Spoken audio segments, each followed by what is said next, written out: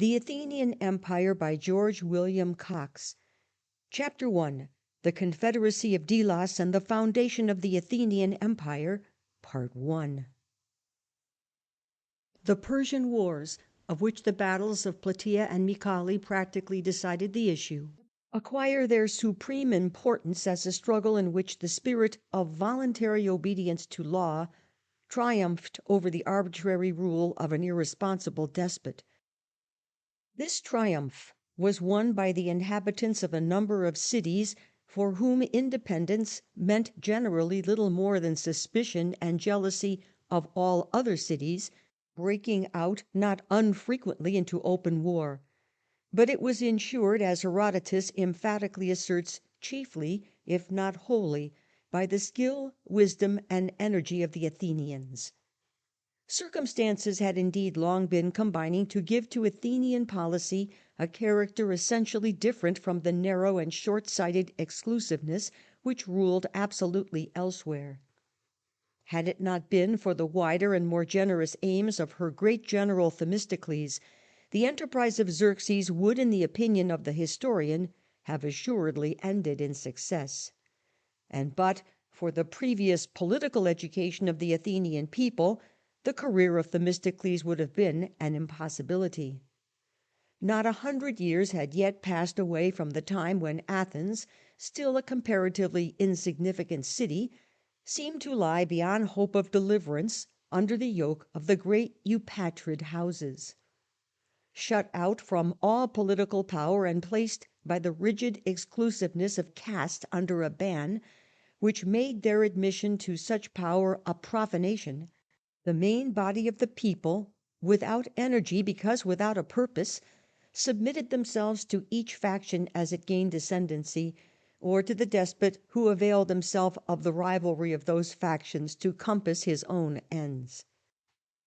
So great was the danger involved in this apathy that Solon denounced the neutrality of citizens in the strife of contending factions as the worst of political crimes. But although his legislation had called into existence a class of peasant landowners, and by making wealth an indispensable condition for filling the highest offices in the state, had dealt a severe blow against the old social system, still his lessons and his warnings seemed for the moment to avail nothing. But when the tyranny of Pisistratus, and perhaps even more that of his sons, had brought home to them the dire mischiefs of irresponsible rule, the people, to whom Solon had at the least given a voice in the election of magistrates and the right of passing judgments upon them at the end of their term of office, threw themselves heart and soul into the designs and plans of Cleisthenes. These plans had for their object nothing less than the complete subversion of the Eupatrid theory, which regarded the enfranchisement of persons not belonging to the old religious tribes as an act of defiance against the gods, rather than as a mere resistance to oppressive rulers.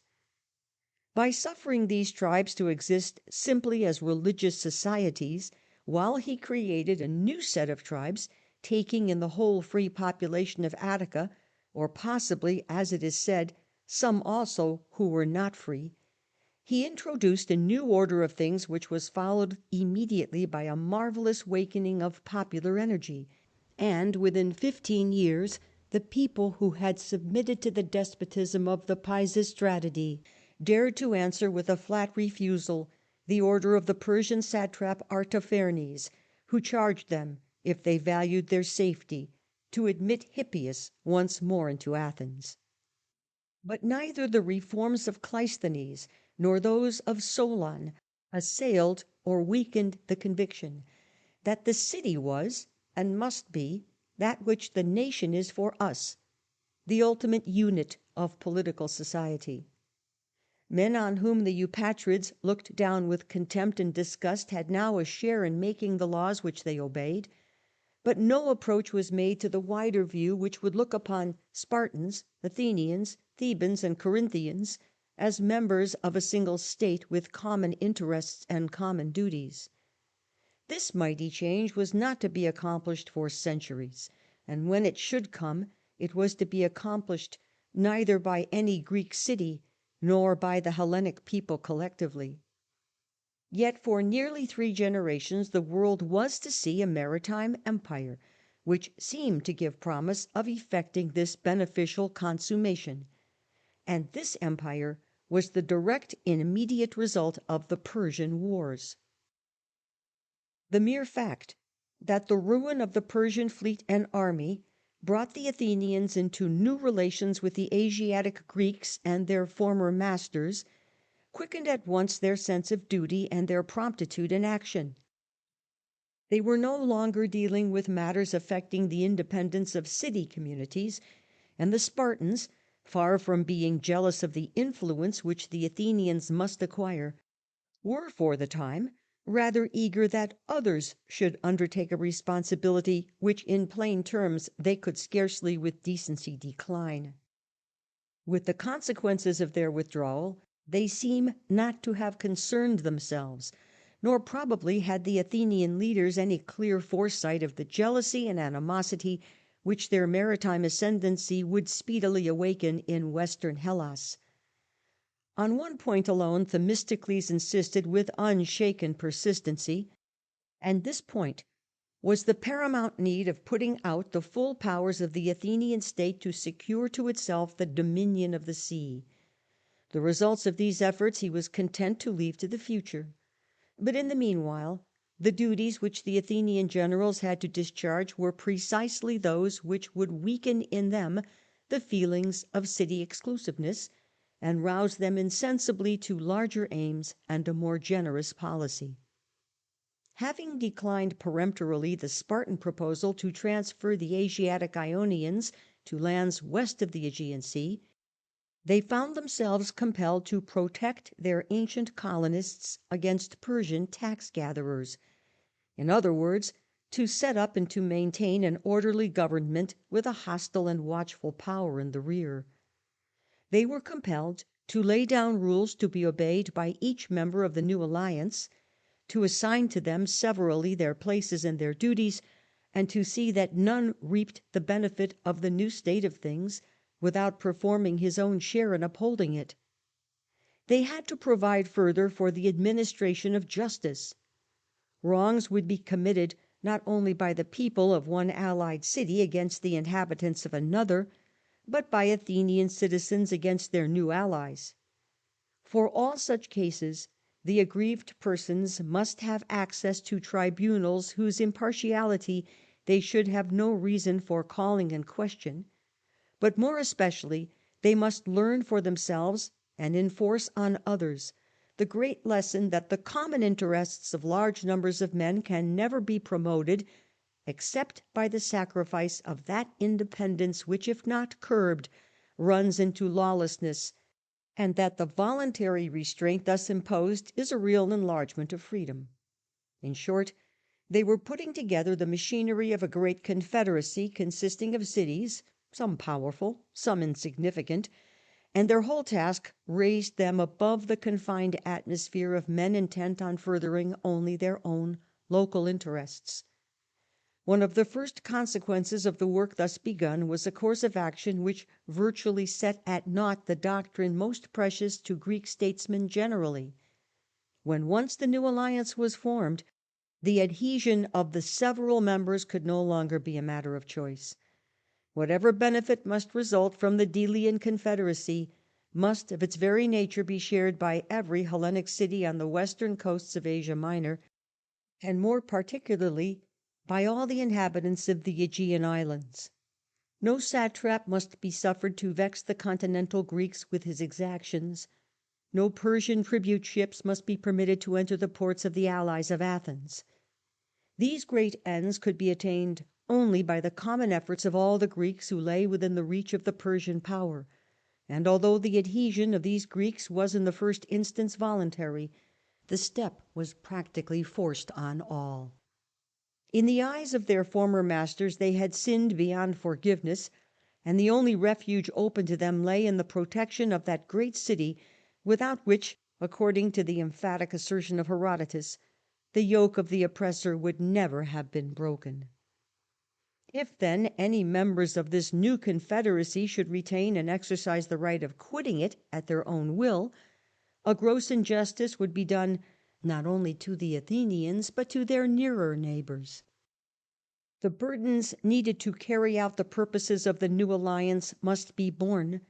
The money without which the work could not be done must be forthcoming, and if any repudiated or even shirked these duties, they would continue to share all the benefits of the confederacy, while they added to the toils and anxieties of those who remained faithful.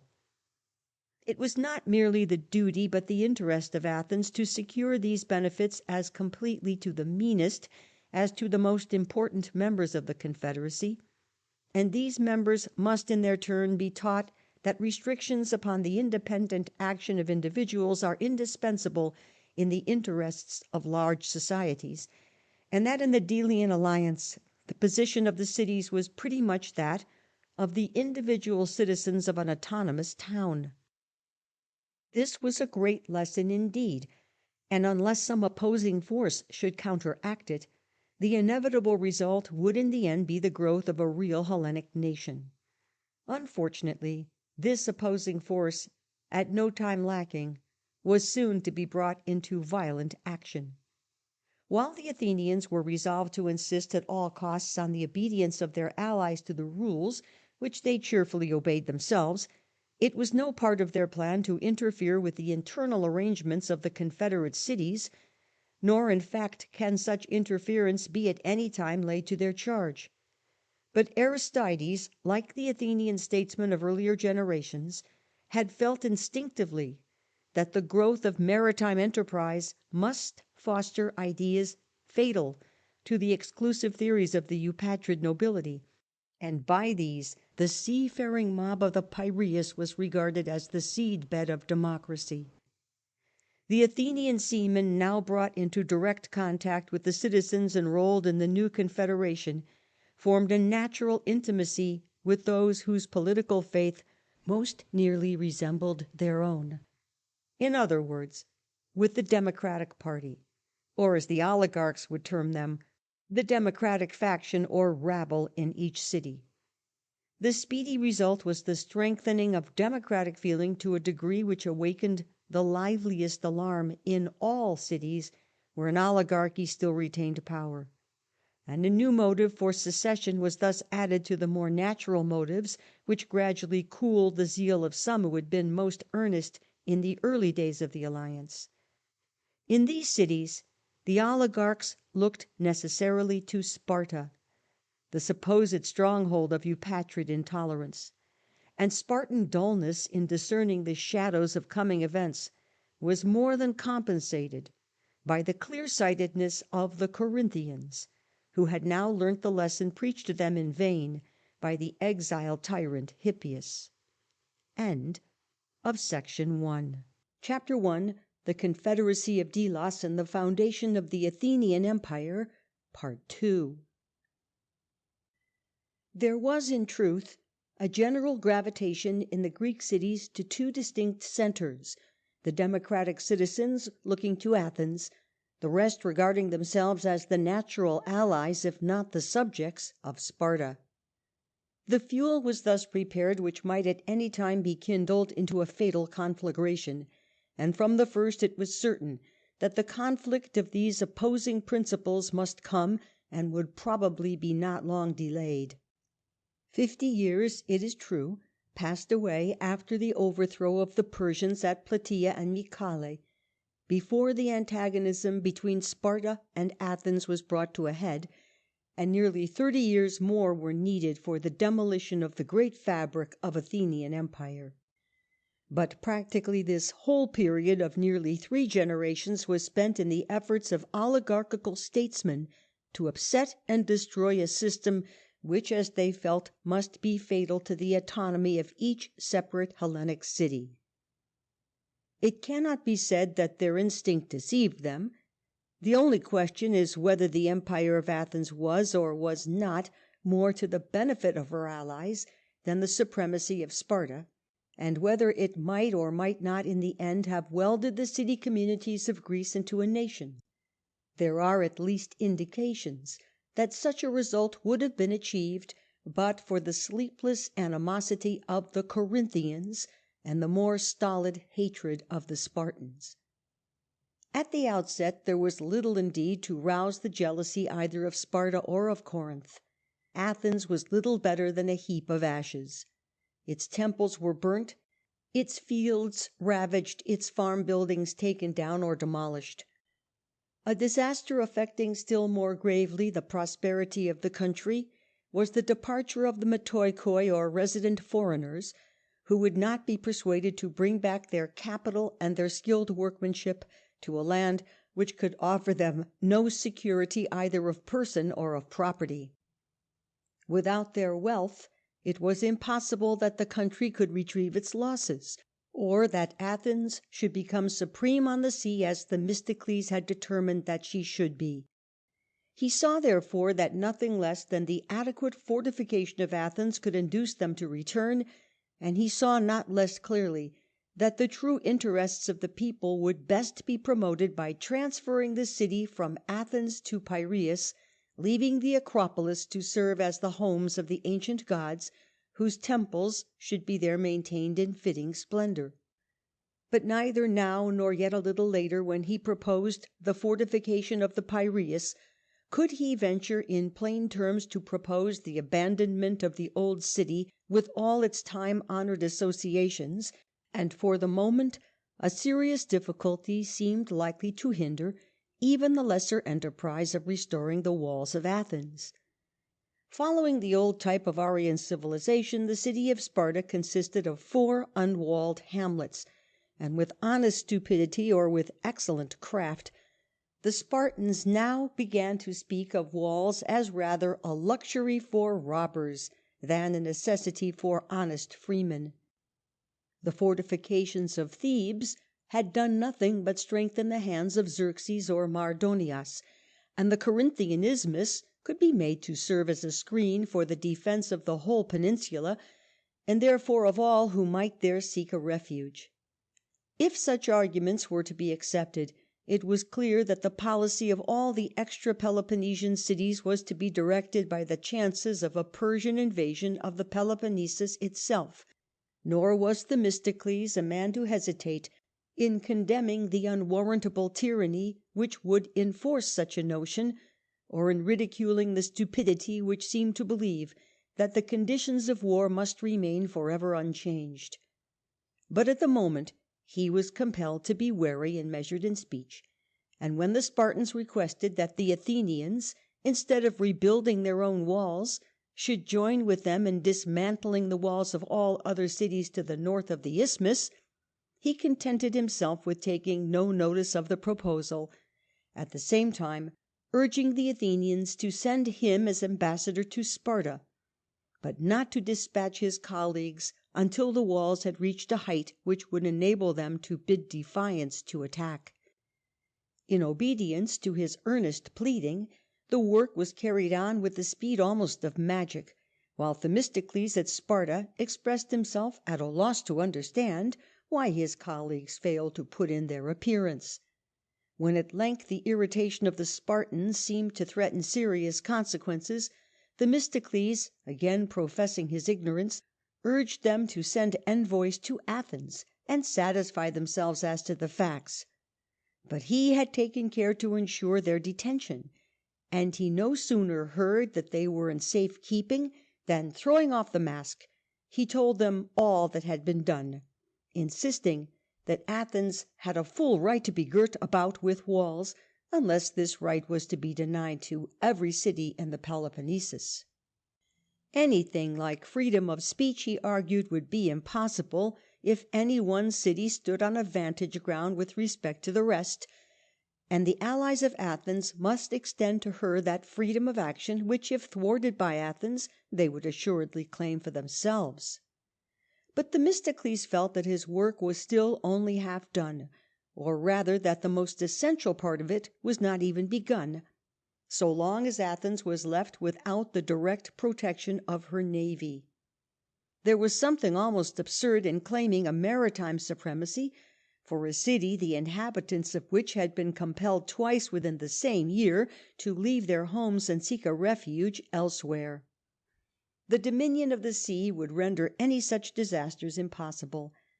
But if the old city could not, as he would have wished, be abandoned, the harbours on which it must depend for its future prosperity must be placed beyond reach of attack.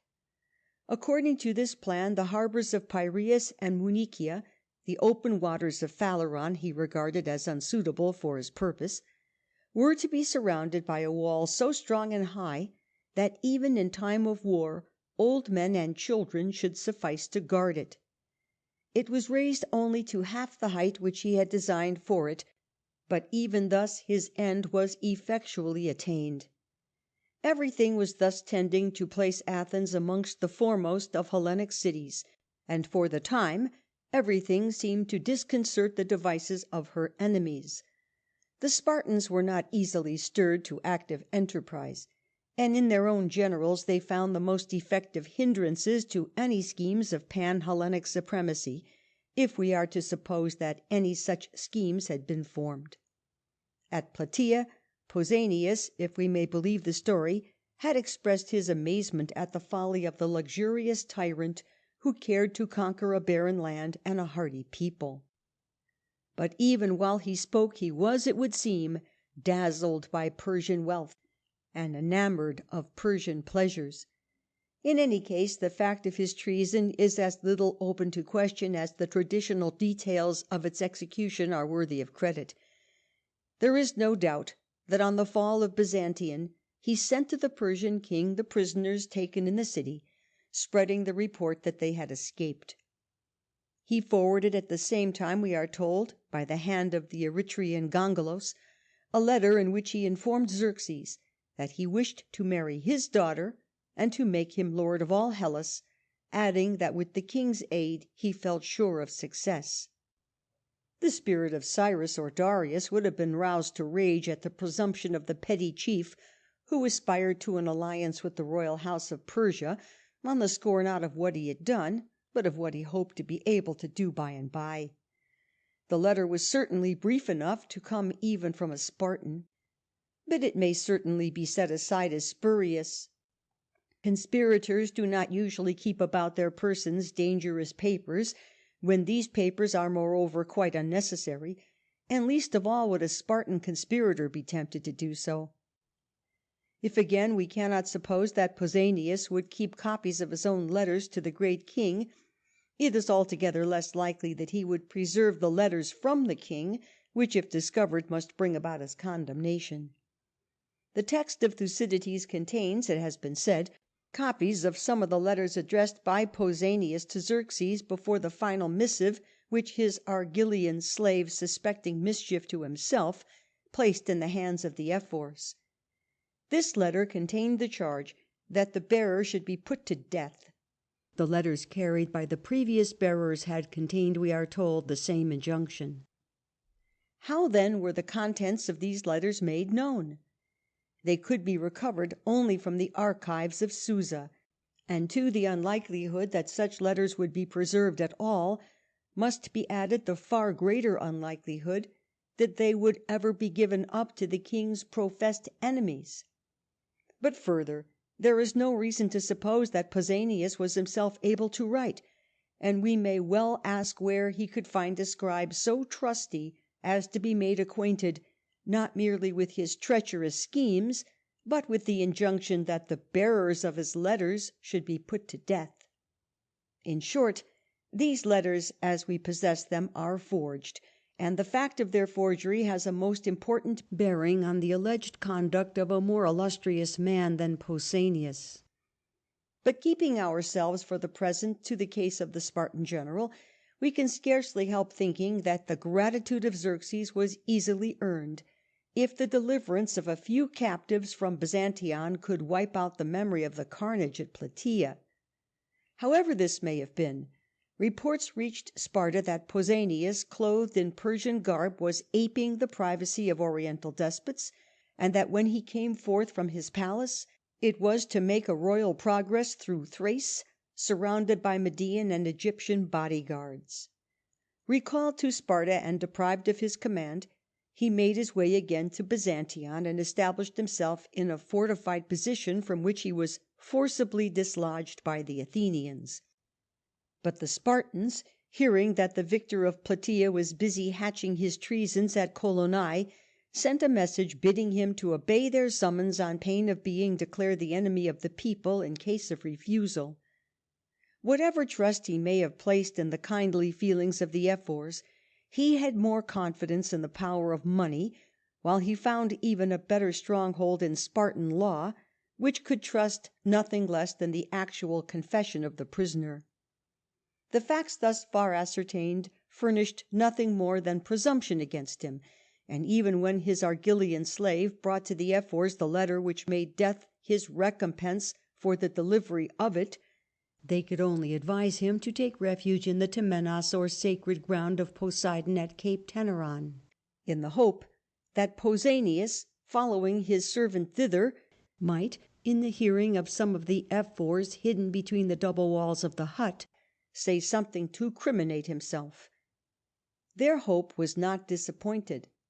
Pausanias soon came to ask the Argilian why he had taken sanctuary. The slave retorted by asking what he had done to deserve the treachery which for his faithful service designed to reward him with death. Pledging himself solemnly that no harm should happen to him, if he would but depart at once on his errand to the Persian king, Pausanias made an admission of his guilt which satisfied the Ephors hidden behind the partition wall. But getting a hint of what was to happen, Pausanias in his turn took sanctuary at the shrine of Athena of the Brazen House (Chalkioikos), where, the roof being stripped off and the doors walled up, he was left to die of hunger. It cannot be said that he had more than a just recompense for treason of the blackest sort, but the religious feeling of the time was shocked by the violence which left a criminal to starve in a sanctuary, and a curse was supposed to cleave to all who had taken part in it. End of Section 2. Chapter 1: The Confederacy of Delos and the Foundation of the Athenian Empire, Part 3. The fate of Pausanias was more or less closely connected with that of Themistocles. It is perhaps enough to say that of his supposed complicity in the schemes of the Spartan general there is no evidence whatever. Nor after the death of Pausanias were any documents discovered which established the guilt of the great Athenian statesman. But the very splendour of his services had arrayed against him forces which could scarcely fail sooner or later to bear him down. The enthusiastic admiration of the Spartans had given place to feelings of dislike or even hatred after the diplomacy which had outwitted them during the rebuilding of the walls of Athens, and the influence of Sparta was at all times paramount with that faction or party of Athenian citizens who, even without external pressure, would be sure to regard Themistocles with extreme suspicion and dislike. No one man had ever done so much to strengthen the democratic element in the state. In other words, none had been more successful in lowering the ascendency of the Eupatrid oligarchs. The animosity of these men once roused was sleepless and pertinacious. They could afford to work slowly, so long as they knew that they were working surely. They could first get rid of the obnoxious citizen, and then string together narratives of his alleged misdeeds, which, as time went on, would sufficiently blacken his memory. And although in the historian Thucydides, from whom comes practically our whole knowledge of the later career of Themistocles, we have a writer of unswerving honesty and of almost unwearying care in the sifting of evidence, we have in him also a man whose sympathies lay wholly with the aristocratic or oligarchic party. If again it cannot be said that Thucydides is strictly a contemporary historian when he writes about a man who died perhaps during the year which witnessed his own birth, it must further be remembered that the keenness of his scrutiny was directed to the examination rather of oral traditions than of written documents. In the case of the latter he was too much disposed to think that they must be what they profess to be, and we have already been obliged to dismiss as spurious some letters from Pausanias to the Persian king which he readily accepted as genuine. It is not to Thucydides, therefore, that we could look for a summing up from the point of view of democratic Athenian citizens, and it is therefore no slight thing if his narrative furnishes strong presumption that the stories circulated about Themistocles were one-sided and exaggerated, and in no small part groundless. It cannot, however, be denied that in Aristides the victor of Salamis had a rival formidable not only from the uprightness of his personal character, but from his wisdom in reading the signs of the times, and his promptness in acting in accordance with them. Before the invasion of Xerxes, Aristides had thrown the weight of his influence against that development of the Athenian navy which seemed to him likely to secure undue preponderance to the democratic element in the state.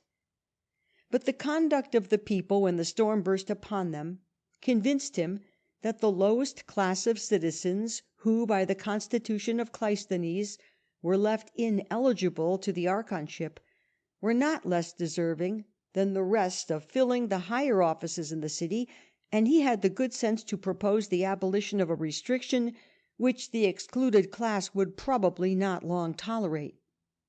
If, as seems not unlikely, he was prepared for the further change which should determine the election of the archons by lot, this readiness in adapting himself to the times could not fail to extend his popularity, and thus to throw a larger measure of power into the hands of the oligarchic party in their struggle with Themistocles.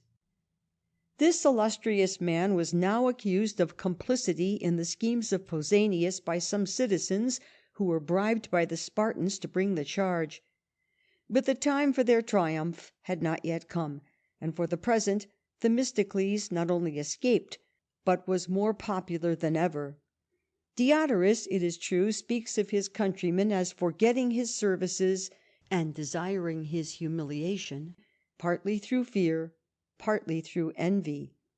But these feelings, it is obvious, could be entertained towards him only by those who took pride in their Eupatrid descent, and in corroboration of this belief Diodorus asserts distinctly that by the main body of the people he was still and always regarded with a singular love and affection.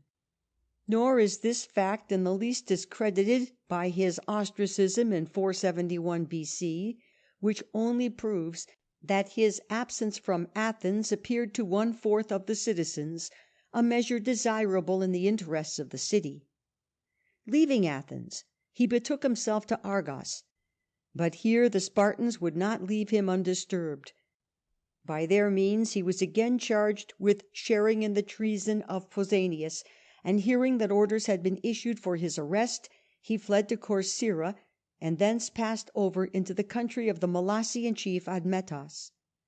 In after years the story ran that, making his way after many difficulties and dangers to Ephesus, and journeying on thence into the interior, he sent to Artaxerxes, who had become king after the murder of his father Xerxes, a letter thus worded: "I, Themistocles, have come to thee, the man who has done most harm to thy house, while I was compelled to resist thy father, but who also did him most good by withholding the Greeks from destroying the bridge over the Hellespont while he was journeying from Attica to Asia.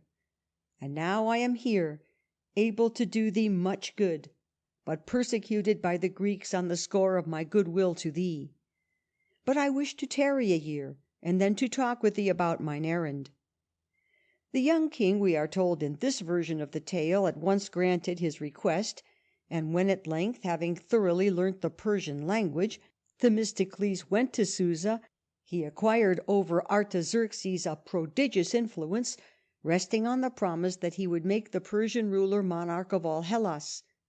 Returning to Asia Minor, he spent the rest of his life in great magnificence, having the 3 cities of Magnesia, Myus, and Lampsakos to supply him with bread, wine, and vegetables, but doing nothing to fulfil his promise, until at length he died by a voluntary death to escape from an impossible task.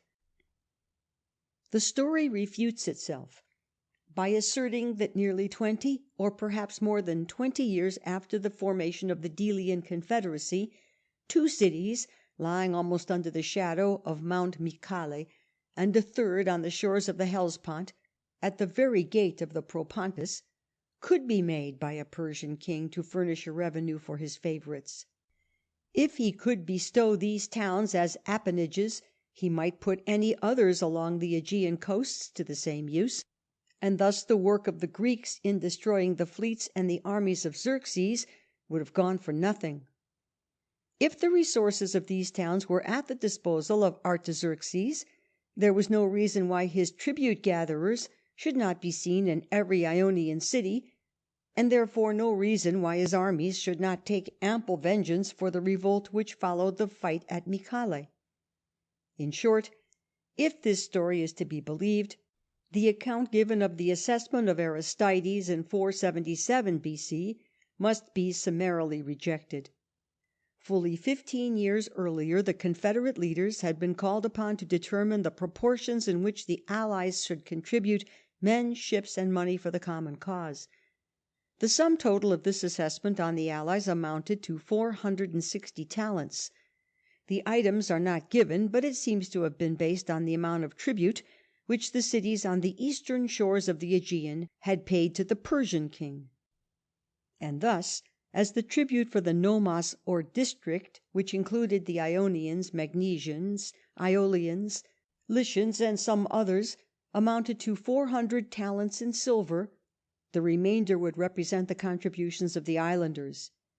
Yet here we have the inhabitants of certain towns assessed as members of the Delian confederation, still at the beck and call of the Persian despot, and we are left to wonder what the allies had done during the long period of some 20 years towards breaking the yoke which Cyrus had placed on the necks of the Hellenic subjects of Croesus. Long ago, when Pausanias was hatching his treasons, Spartan authority was able to reach him at Colonnae in the Troad, and he felt himself constrained to obey the messenger who bade him follow on pain of being declared the enemy of the people if he should refuse. But now, spending years of luxurious ease at Magnesia, Themistocles could bid defiance to his countrymen, whose order for his arrest had, as we have seen, driven him away from Argos. Thus at the outset we find ourselves dealing with a story open to the gravest suspicion, and this suspicion must be increased when we learn that in another version the Persian king, far from regarding Themistocles as a benefactor to the royal house, had put a price of 200 talents upon his head, and that Themistocles was accordingly unable to reach Susa except in the disguise of a stranger designed for the king's harem. Other stories were told which represented Mandane, the sister of Xerxes, as demanding him for the indulgence of the savage vengeance of Eastern peoples, and which spoke of Themistocles as escaping only through his singular ease in the use of the Persian language. End of Section 3. Section 4 of the Athenian Empire by George William Cox. Chapter 1. The Confederacy of Delos and the Foundation of the Athenian Empire. Part 4. Nor is it enough to note merely that the vast wealth which Themistocles is said to have carried away with him into exile renders superfluous the bribes for which he pledged his services to the Persian despot. No judgment passed on his supposed conduct during his later years can have a claim on our consideration unless it surveys his whole career. The faculties which concentrate all the powers of a man on one especial purpose are just those which leave the least chance of a radical change in more advanced life, and for this fixity of purpose no man has ever been more remarkable than Themistocles. So mighty had been the impulse which he imparted to Athenian enterprise, so completely had it strengthened the Athenian character, that his great rival, as we have seen, gave his aid in the working of that maritime policy the introduction of which he had opposed.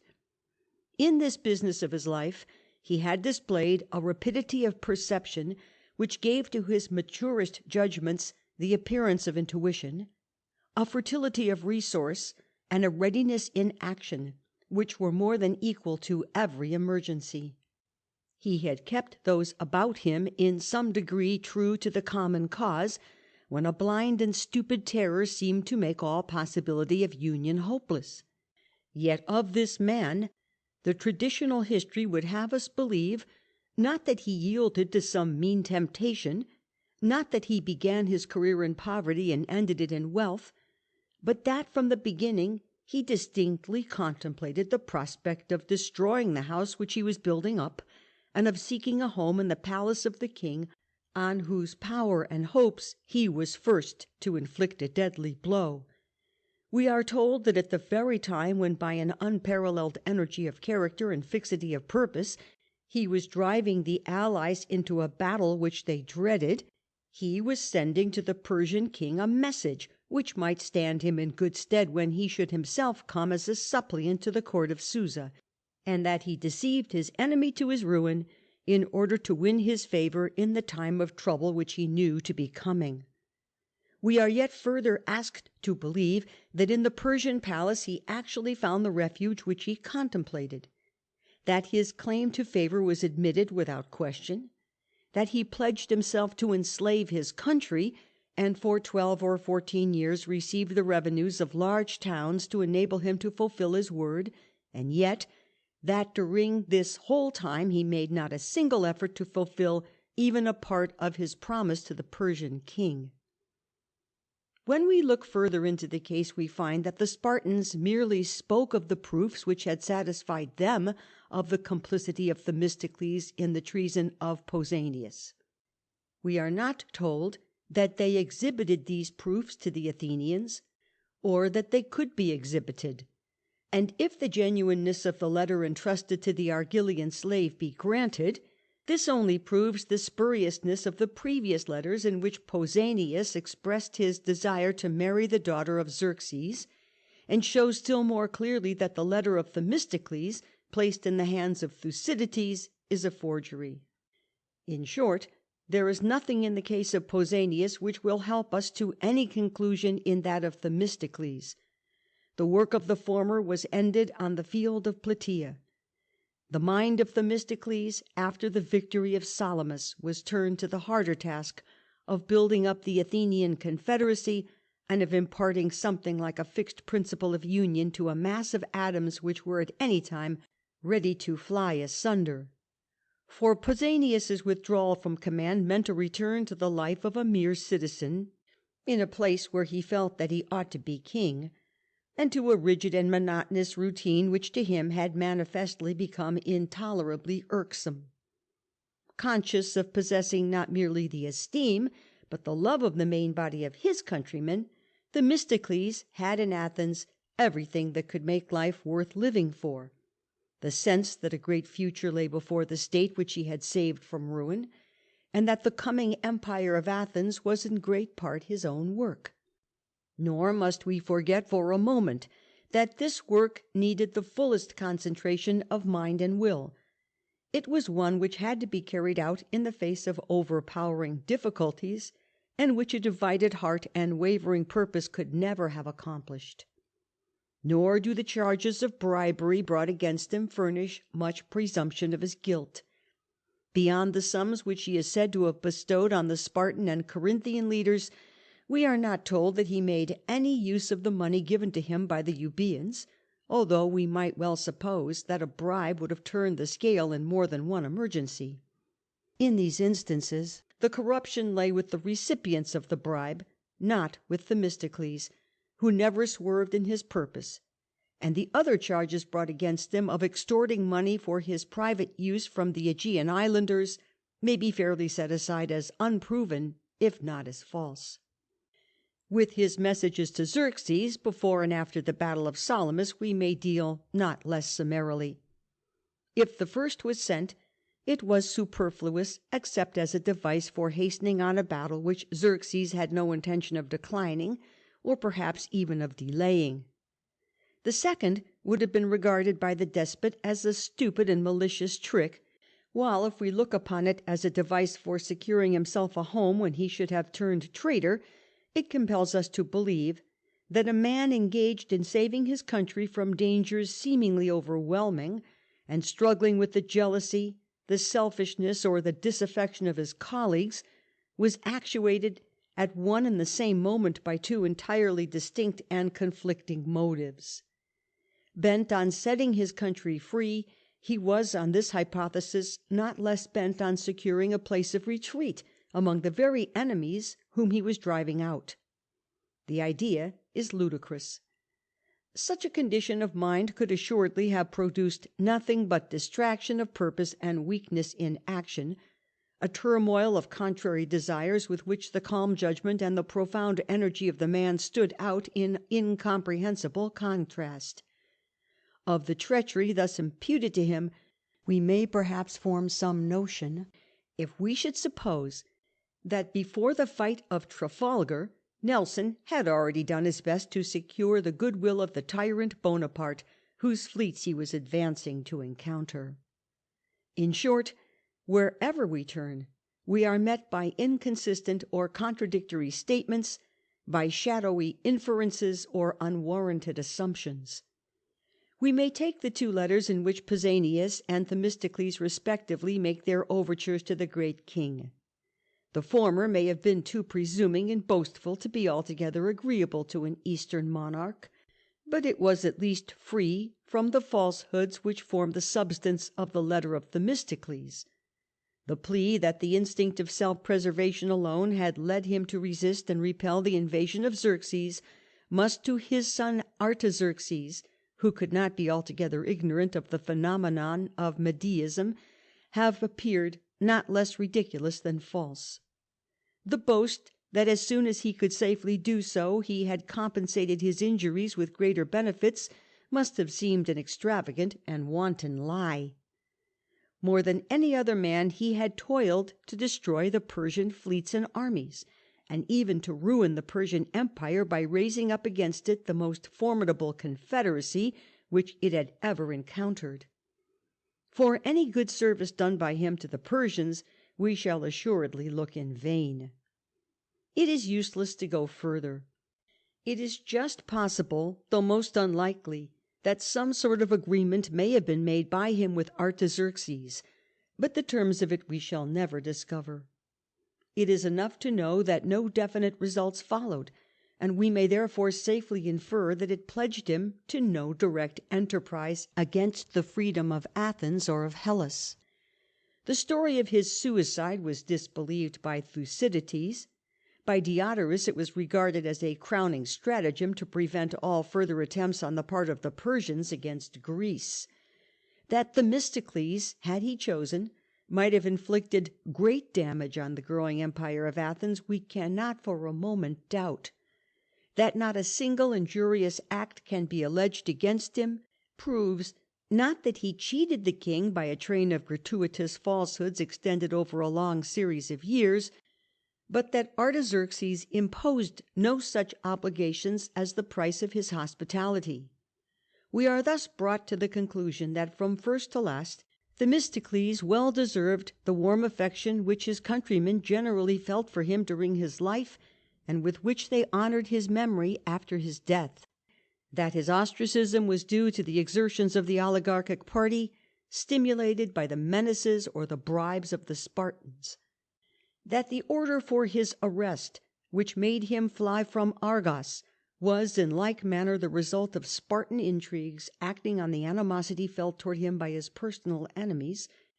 That in his absence those enemies strung together those slanders which could be most readily propagated by the oligarchic factions in every city, and that these reports, in the course of 30 or 40 years, were worked into the shape of the traditional narrative preserved to us by Thucydides.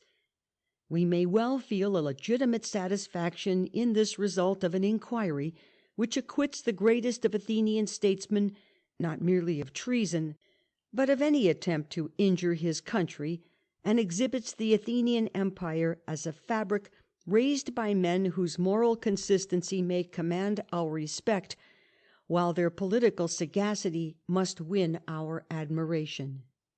End of Section 4. Section 5 of the Athenian Empire by George William Cox. Chapter 1.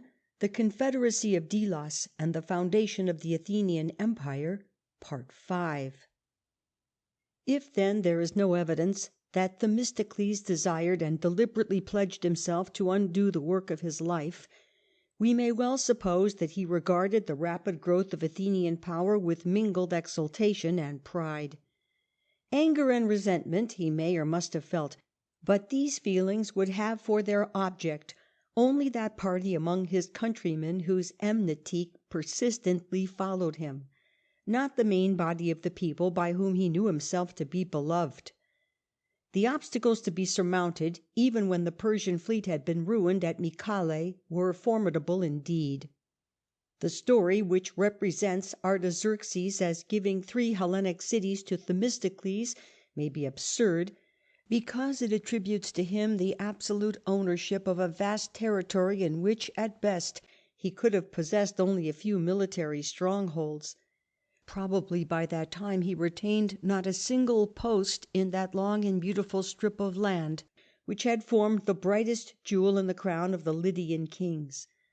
But 15 or 20 years earlier it was found to be a hard, in some instances an impossible task, to dislodge the Persian garrisons from the cities which they occupied, and Doriscos, where Xerxes had reviewed his mighty force, was still in the hands of a Persian governor when Herodotus was composing the later books of his history.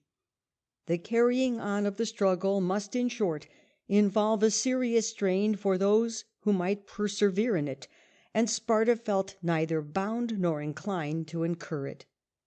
The Asiatic Greeks, on their side, were not slow to perceive the real state of Spartan feelings, and when the Spartan commissioners, headed by Dorcus, came to supersede Pausanias, they were met by a passive resistance which made them still more anxious to be rid of a costly and unprofitable duty. With Athens the case was in every way different. In reliance on her earnestness and her power to help them, the Asiatic Hellenes were again in revolt against the Persian king.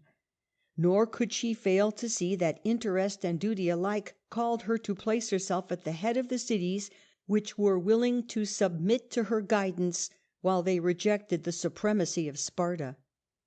The whole history of the war had made it clear that her power, as Themistocles had insisted, was based upon her fleet, and that this power was capable of indefinite expansion.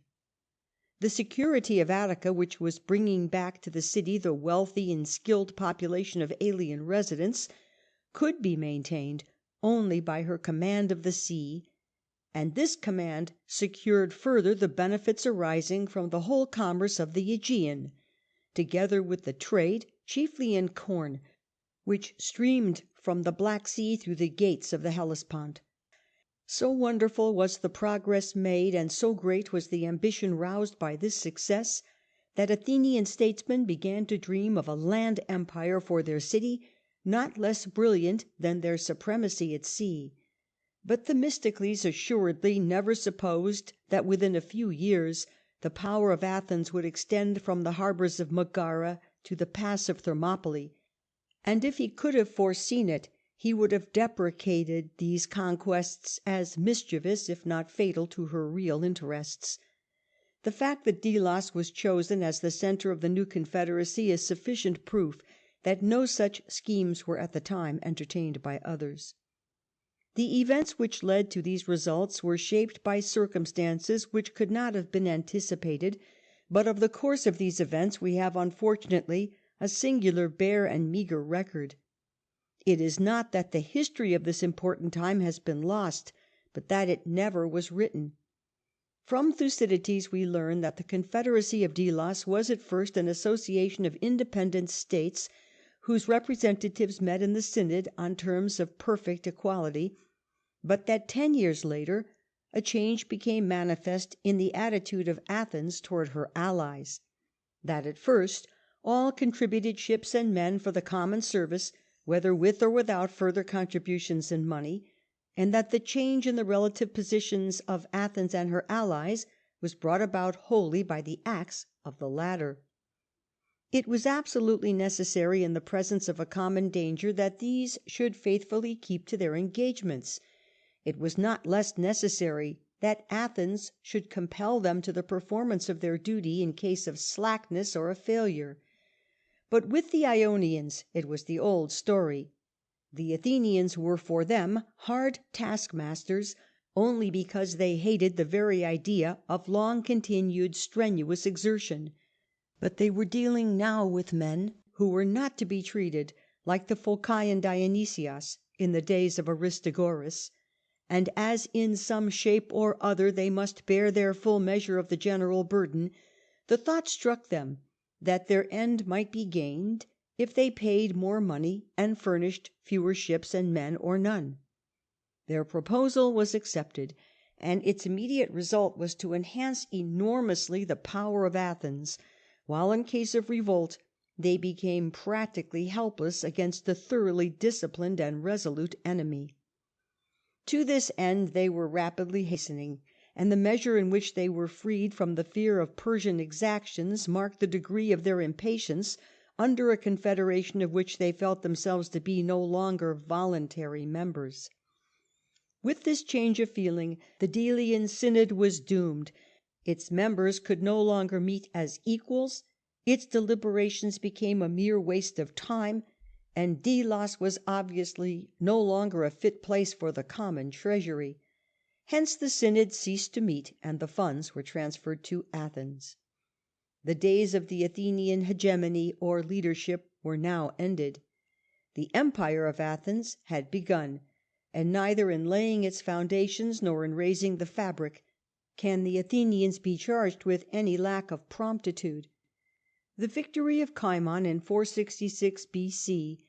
destroyed, it is said, on one and the same day, at the mouth of the Eurymedon in Pamphylia, the Phoenician fleet of 200 ships and the land forces with which it was destined to co-operate.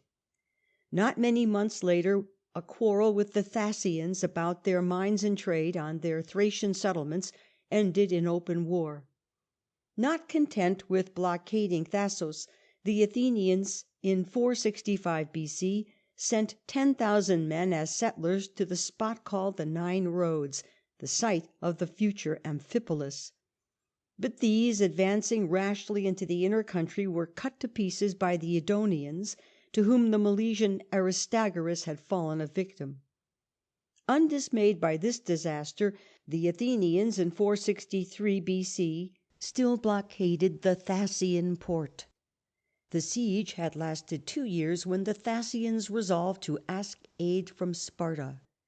They saw that the quarrel between themselves and the Athenians was one which must be decided in a struggle between the two foremost cities of Hellas, and the readiness with which the Spartans entered into a secret engagement to invade Attica proves that, apart from the specific causes of offence, the mere greatness of Athens was a wrong which they could not forgive, and that they had advanced not a step beyond the narrow exclusiveness of the old Aryan civilization.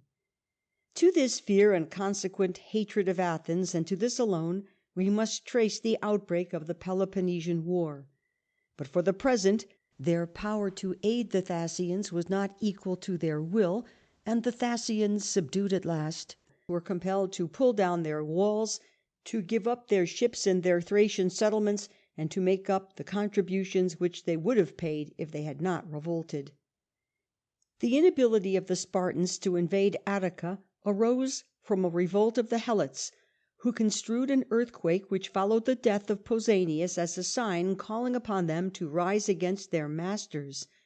The insurgents were shut up in the old Messenian stronghold of Ithome, and the Greeks, always at a loss in siege operations, in 464 B.C. besought the help of the Athenians, against whom they had made a secret pact with the Thasians. This petition was warmly seconded by Cimon, the winner of the double victory at Eurymedon, who prayed his countrymen not to suffer Hellas to be lamed of one leg, or Athens to draw the cart without her yoke partner. Cimon himself, sent with an Athenian army, failed to carry Ithome by assault, and was dismissed by the Spartans on the plea that they had no further need of his services. Conscious of their own premeditated treachery, they imputed the same double dealing to the Athenians. But they miscalculated the effect of this insult. The indignant Demas at once proposed an alliance to the Argives, who eagerly welcomed it as a means of recovering their old supremacy in the Peloponnesus. Megara at the same time, tired out with Corinthian encroachments on her boundaries, flung herself into the arms of Athens, which thus became possessed of the two Megarian ports, Nisaea on the Saronic Gulf and Pegae on that of Corinth, while her possession of the passes of Geraneia rendered Spartan invasion of Attica practically impossible. Still further to strengthen their hold on Megara, the Athenians joined the city by long walls to its southern port of Nisaea, and within the fortress thus made they placed a permanent garrison. Section 6 of the Athenian Empire, by George William Cox.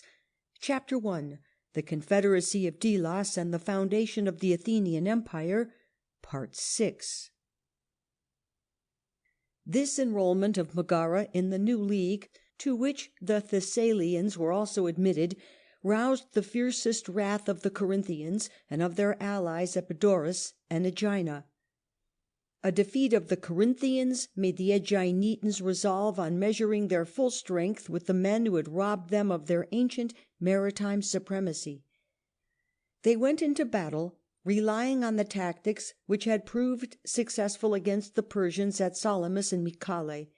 They came out of it ruined as a maritime power, and dreading Athenian strategy as much as they dreaded the fleets of Xerxes 22 years before. The island was strictly blockaded, and the Spartans had thus another opportunity for striking a blow at Athens, while her forces were busied elsewhere. But the Helots were not yet subdued, and they were obliged to refuse help not only to the Aeginetans, but also to a Persian envoy who prayed them to invade Attica in order to draw off a large Athenian force which had been sent to aid the Egyptians in their revolt against Artaxerxes. In truth, the history of this time, with its rush of events and its startling changes, exhibits on the Athenian side a picture of astonishing and almost preternatural energy. One army was besieging Aegina, another was in Egypt, and yet this was the time chosen by Pericles for carrying out at home the plan which on a small scale had been adopted at Megara. To join Athens with Piraeus on the one side and Phaleron on the other, one wall was needed of about 4½ and another of about 4 English miles in length. Such an enterprise could not fail to exasperate the fears and jealousy of the Spartans, and to alarm the conservative statesmen of Athens, who were especially anxious to keep on good terms with Sparta. But it was a necessary result of the policy of Themistocles, and it became evident to the Spartans that if the growth of Athens was to be arrested, it could be done only by setting up a counterpoise to her influence in northern Hellas. Hence, in order to check Athens, they swallowed down their horror of organized federations, and set to work to restore the supremacy of the Boeotian city, which had been most disgracefully zealous in the cause of Xerxes. The Spartan force sent across the Corinthian Gulf defeated the Athenians at Tanagra, within sight of the Euripus, and returned home through the passes of Geraneia.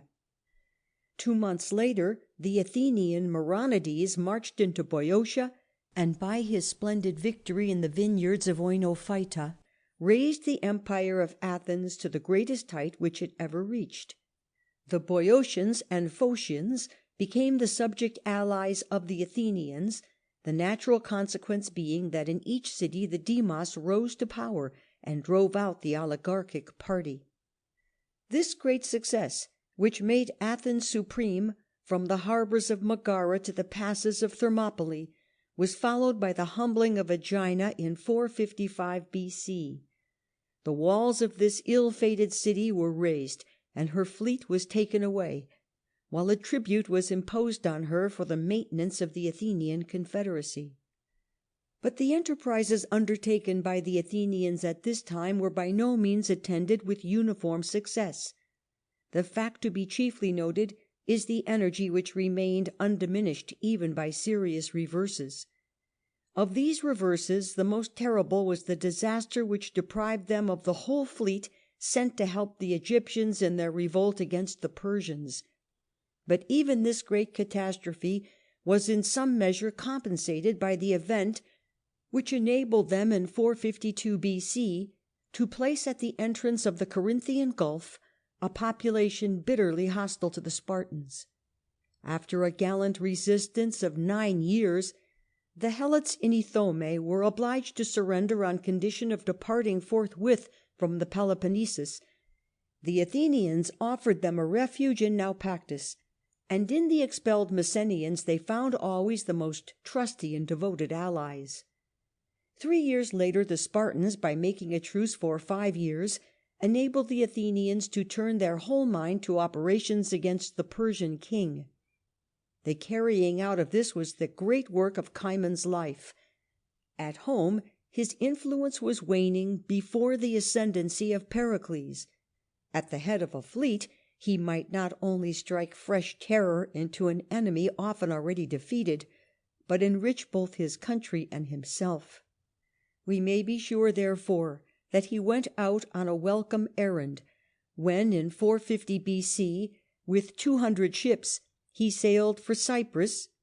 But we have from Thucydides only a few sentences which tell us that while he was blockading Kition, Cimon died, and that the Athenians, compelled to abandon the siege from lack of food, won a victory both by land and sea over the Phoenicians and Cilicians.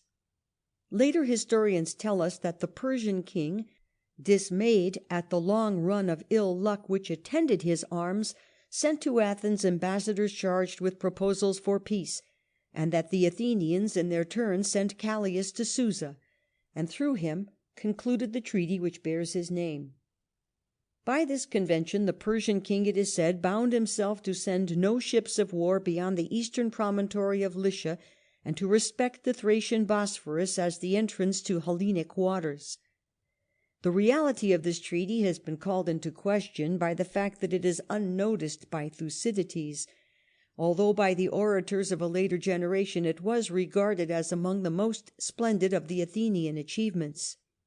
The explanation of this seeming inconsistency may perhaps be found in the fact that the convention wrought no change, and simply gave a formal sanction to arrangements which, under existing circumstances, seemed advantageous to both parties. To the Athenians living at the time, the treaty was in itself of so slight importance as to be scarcely deserving of notice.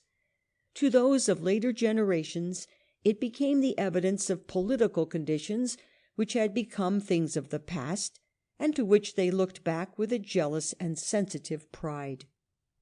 Athens had thus reached the zenith of her greatness, not by an unbroken series of victories, but by the persistent resolution which will draw from success the utmost possible encouragement, while it refuses to bend even beneath great disasters.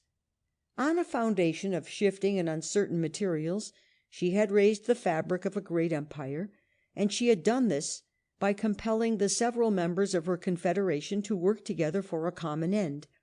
In other words, to sacrifice their independence, so far as the sacrifice might be needed, and refusal on their part had been followed by prompt and summary chastisement. She was indeed offending throughout, and offending fatally, the profoundest instinct of the Hellenic mind, that instinct which had been impressed on it in the very infancy of Aryan civilization. Whatever might be the theories of her philosophers or the language of her statesmen, Athens was doing violence to the sentiment which regarded the city as the ultimate unit of society. And of this feeling Sparta availed herself in order to break up the league which threatened to make her insignificant by land, as it had practically deprived her of all power by sea. The temper of Sparta was indeed sufficiently shown in her readiness to restore to her ancient dignity the city which had been most zealous in the cause of Xerxes.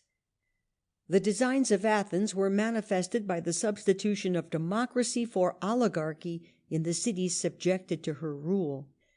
These changes, it is obvious, could not be accomplished without the expulsion of the Eupatrid citizens, who might refuse to accept the new state of things. And as few of them were prepared to accept it, a formidable body of exiles, furious in their hatred of Athens, was scattered through Hellas, and was busily occupied near home in schemes for upsetting the new constitution. In 447, 9 years after the battle of Oinophyta, the storm burst on the shores of Lake Copais. A battle fought at Coronea ended in a ruinous defeat for the Athenians, those who survived the battle being for the most part taken prisoners. Roman feeling would probably have left these unhappy men to their fate, as it refused to ransom the prisoners taken by Hannibal at Cannae. The Athenians were more humane, or could less afford thus to drain their strength, and to recover these prisoners they made no less a sacrifice than the evacuation of Boeotia, the immediate consequence being the return of all the exiles to the several cities and the restoration of the ancient oligarchies. Of this change the revolt of Euboea in 446 B.C. was the natural fruit, but scarcely had Pericles landed with an Athenian army on the island when the more terrible tidings reached them that the Megarians, renouncing their alliance, had massacred the Athenian garrison within the long walls, and that a Spartan army was ravaging the fertile lands of Eleusis and Thrius on Attic territory. Unappalled by these dangers, Pericles returned hastily from Euboea, and after the departure of the Peloponnesians, brought about, as some said, by bribes, went back to the island, which he subdued thoroughly. The Athenian spirit, it was clear, was as vigorous as ever, but it was also certain that the idea of an Athenian empire by land must be classed in the ranks of dreams which are never to be realized. Her hold on the Peloponnesus was to all intents already gone, although she still held the 2 ports of Megara, and hence, like the alleged treaty of Callias, the truce of 30 years in 444 B.C., which followed the reconquest of Euboea, gave only a formal sanction to certain accomplished facts. As things had now gone, the Athenians gave up little when they surrendered Troezen and Achaea, together with the Megarian harbours. But it was easier to evacuate Megara than to forgive the Megarians, to whom 10 years of friendship had given the power of inflicting a deadly blow on the imperial city, with which of their own free will they had allied themselves. During all that time Athens had done them no wrong, and had conferred on them many benefits. No changes in Megara are known to us which might account for this sudden desertion. For some unexplained reason they abandoned the alliance which they had so eagerly embraced, and they roused in the Athenian mind a feeling of hatred which exacted a stern vengeance in after years. End of Section 6. Section 7 of the Athenian Empire by George William Cox. Chapter 2. The beginnings of the struggle between Athens and Sparta. Part 1. In Athens, since the expulsion of the Pisistratidae, each step of the development of the constitution had been followed by an increase of energy and more united action on the part of the people. Any serious check to this general harmony would have made the oligarchic party predominant, and their policy, studying the interests rather of Sparta than of Athens, would have rendered impossible that series of enterprises which brought upon her a coalition of the oligarchical states of Hellas. But although the Philo-Laconian party was strong, the party of progress was stronger still, and at the head of it stood Pericles and Ephialtes. Of the former of these 2 men it may be enough to say that with the wisdom and foresight of Themistocles he combined an integrity of character altogether beyond that of his great master. Moving amongst venal men, Pericles escaped even the imputation of corruption.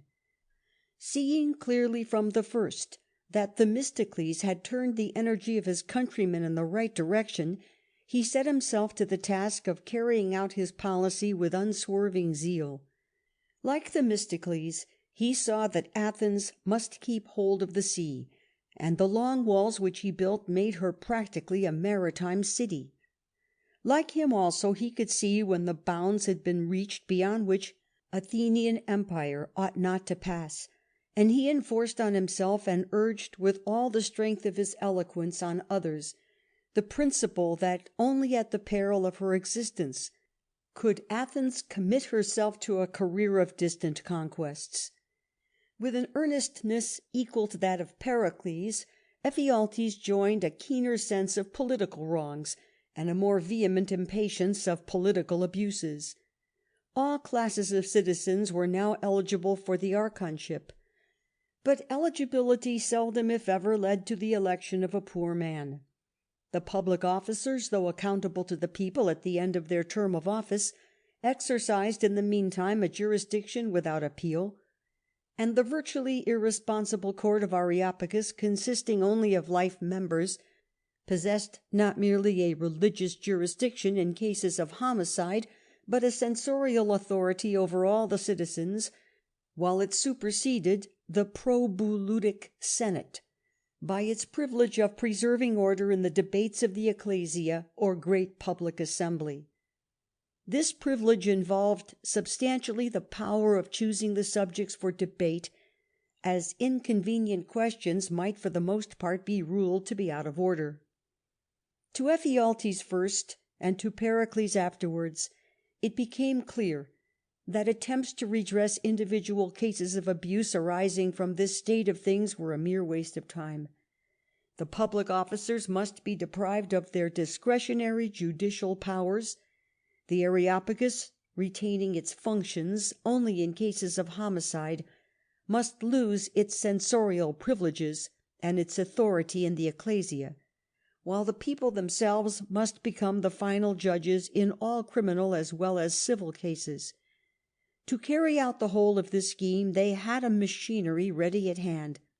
The Heliaea, in its dicasteries or jury courts, had partially exercised this jurisdiction already, nor was anything further needed to make these dicasteries permanent courts, the members of which should receive a regular pay for all days spent in such service. It was natural that the excitement produced by these plans of reform should make it necessary to resort to the remedy of ostracism. The measure was eagerly welcomed by the conservative party, who thought that the vote must fall upon Ephialtes or Pericles. In fact, it fell on the oligarchic Cimon, and the proposed political changes were accomplished. The formidable jurisdiction of the archons was cut down to the power of inflicting a small fine, and they became simply officers for managing the preliminary business of cases to be brought before the jury courts.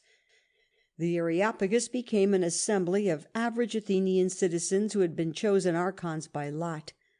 In short, the old times were gone, and the rage of the oligarchic faction could be appeased only with blood.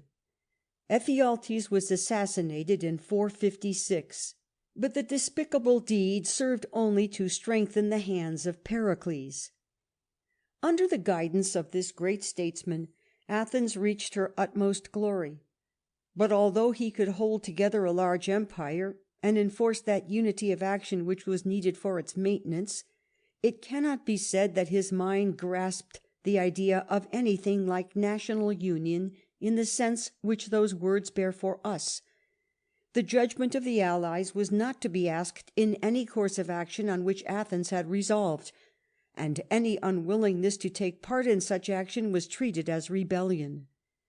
Pericles had indeed his Pan-Hellenic theories, but these theories were to be carried out rather by magnifying Athens than by treating the allies as if they also were Athenians. Athens with him was to be the school of Hellas, by uniting within her walls all that was greatest in science, all that was most brilliant in culture, all that was most magnificent in art. This great task involved vast expenditure, and here he found himself opposed by Thucydides, the son of Milesius, who, taking the place of Cimon, held that the revenues of Athens should still be used in distant enterprises against the Persian king. Again, in 443, it became necessary to take the vote of ostracism. The decision went against Thucydides, and the public works proposed by Pericles were all carried out. To prevent an enemy from occupying the large extent of ground enclosed between the two long walls already built, a third wall was carried from the city parallel to the western wall at a distance of 550 feet to the harbour of Munichia. But the costliest works of Pericles were confined within a much narrower circuit. A new theatre was built for the exhibition of plays during the Pan-Atheniac festival.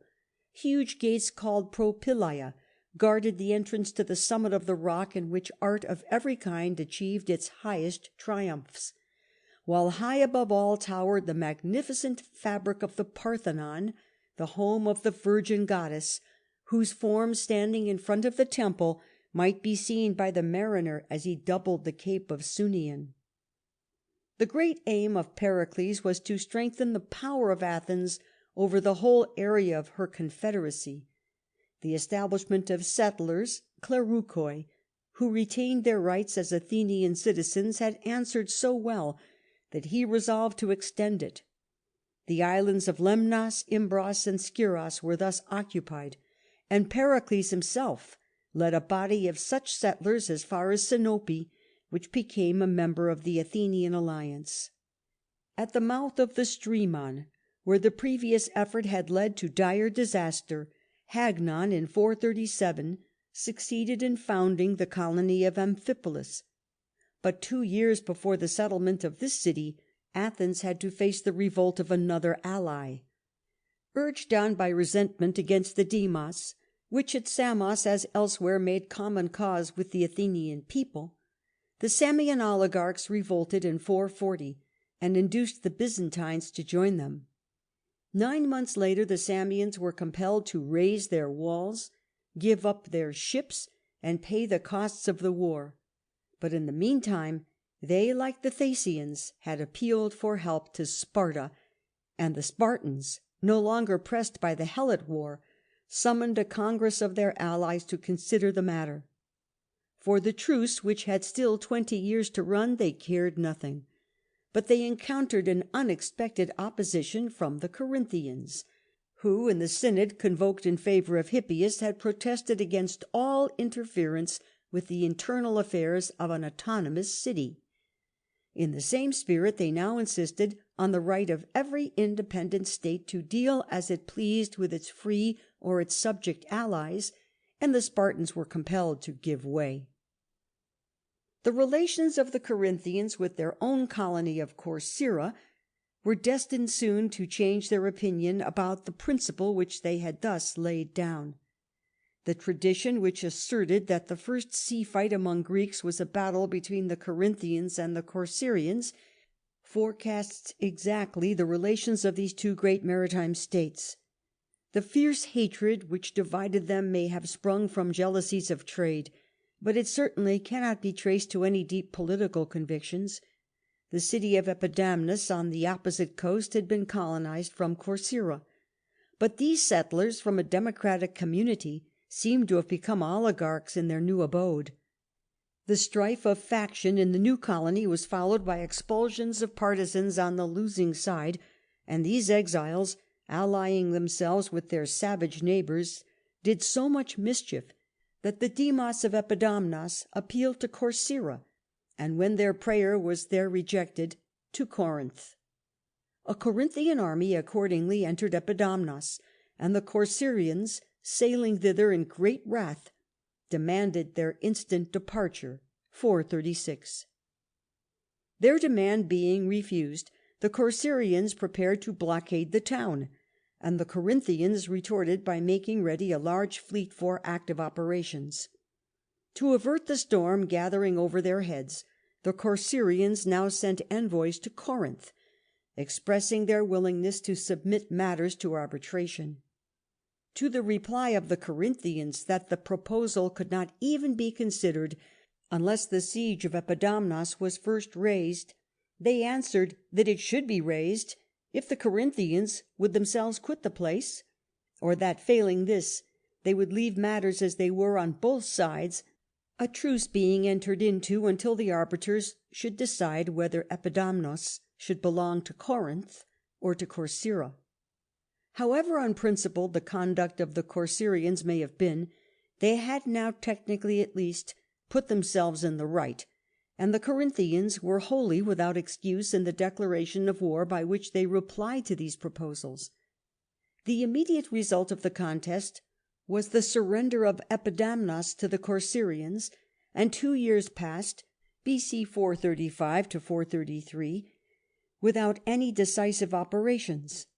The Corinthians, in the meantime, getting together a fleet so powerful that the Corcyraeans saw no way of escape except through an alliance with the Athenians. End of Section 7. Section 8 of the Athenian Empire by George William Cox. Chapter 2. The beginnings of the struggle between Athens and Sparta.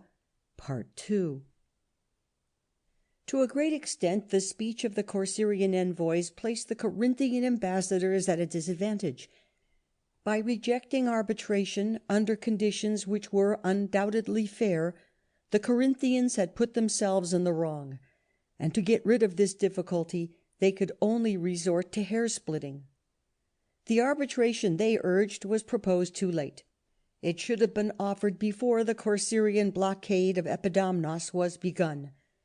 This plea might have been reasonable if arbitration were a means for preventing the commission of wrongs rather than of redressing them when committed.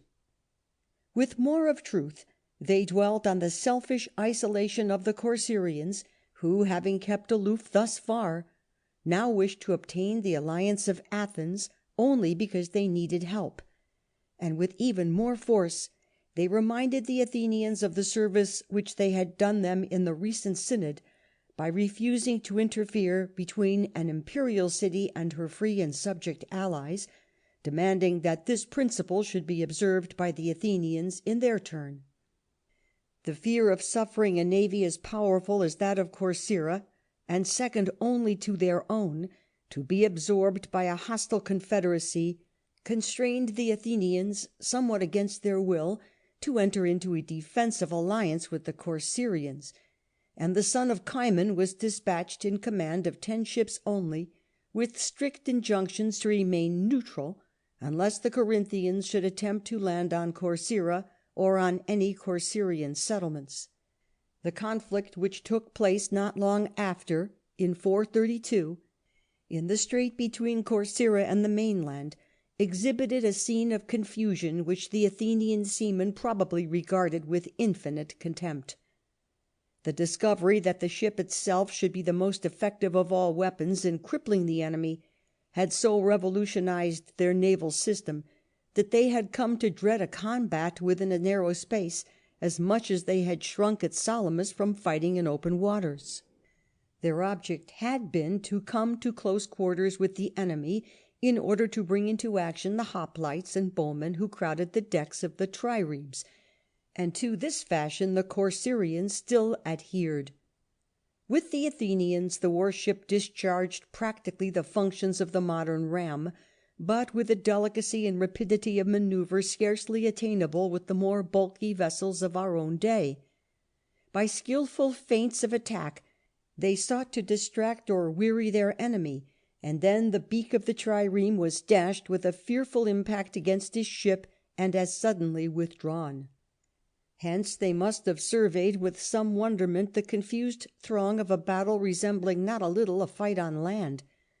But the left wing of the Corcyraeans, chasing the ships opposed to them to their camp on shore, left their right wing to be borne away by numbers so overwhelming that to save them from destruction the Athenians joined in the fray.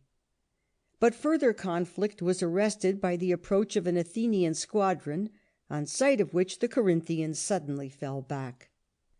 On the following day, instead of renewing the fight, they sent to ask if the Athenians wished to hinder their movements, and on receiving the answer that they were free to go wherever they pleased, so long as they left Corcyra and her settlements unmolested, they hastened on their way homewards. They went back with feelings of animosity to the Athenians, which only grew more intense with time. Their efforts were bent on bringing about the revolt of their own colony of Potidæa, which was now a tributary ally of Athens, and this result was achieved when the Potidæans received from Sparta in 432 a positive promise that any attack made on their city would be followed by an immediate invasion of Attica. Thus, for the third time, Sparta either pledged herself to break the truce with Athens, or showed her readiness to do so. The revolt of the Potidæans was shared by the Chalcidians and Bottiaeans, and the incautiousness of the Athenians, who for a time transferred the war into Macedonia, allowed the Corinthians to throw into Potidæa reinforcements which enabled it to withstand a siege of 2 years, from 432 to 430. Before its fall, the fatal war had been begun, which was to end in the ruin of Athens herself. In truth, men's minds were becoming exasperated on both sides. Smarting under the chastisement inflicted by the Athenians on enemies who had once been friends, the Megarians complained loudly of their exclusion from the Athenian ports as a direct breach of the truce. But in this matter Athens, although she might perhaps have shown more forbearance, had done nothing which she had not a full right to do, and the Megarians, by making Athens mistress of the highway into the Peloponnesus, and then suddenly breaking compact with her, had inflicted on her a most serious mischief. Nor can it with justice be said that Athens had done actual wrong to the Spartan confederacy in any of the other matters laid to her charge. The quarrel between Corcyra and Corinth was a quarrel between two single cities, one of which happened to belong to the Spartan League, and both by the terms of the truce and by the international morality of the time, Athens had the right of making a defensive alliance with any state not included in that confederacy. That this view was for a long time the Spartan view may be inferred from the stress which the Corinthians laid on the indifference with which their wrongs had been treated by the Spartans. On the other hand, by bringing about the revolt of Potidæa, the Corinthians had interfered between Athens and a city which had been included in the Athenian alliance, while they had also striven to detach from her the other allied cities on the northern shores of the Aegean. In other words, they had made a deliberate effort to break up the Athenian Empire, and thus in the council summoned by the Spartans for the purpose of ascertaining the grievances of their allies, they could only slur over their own injustice and misrepresent the conduct of the Athenians. This they did by affirming that the Athenians had seized Corcyra for the sake of its fleet, and were holding it by force, while they had blockaded Potidæa as being a most useful station for their dealings with the Thrace-ward settlements. The statement clearly implied that in both cases the action came from the Athenians, and that Potidæa in particular had done nothing to provoke the blockade. The rest of their speech resolves itself into a series of contrasts between Athenian energy, versatility, and foresight on the one hand, and Spartan dilatoriness, obstinacy, and stupid self-complacence on the other. Whatever might be the truth of the picture thus drawn, this speech, so far as the existing truce was concerned, was invective, not argument. Hence the Athenian envoys, who, happening to be present on some other errand, obtained leave to speak, addressed themselves to the task, not of rebutting the charges of the Corinthians, but of explaining the real motives of Athenian policy. They reminded the Spartans that they had deliberately declined to carry on the work which the Athenians had felt bound to take up, that great schemes begun in pure self-defence cannot always be laid aside when their immediate purpose has been attained, and that although her allies must feel the pressure of a common burden, yet the solid benefits secured to them far outweighed this annoyance.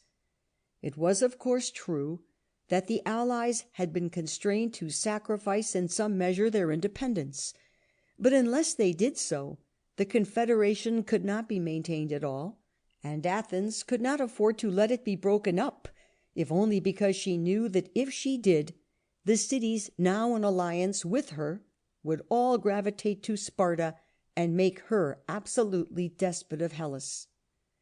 The subjects of Athens might chafe at the slight constraint now imposed on them, but the yoke was light indeed in comparison of that which they had borne as subjects of the Persian king, or of that which would be laid upon them if Sparta should succeed in ruining her rival.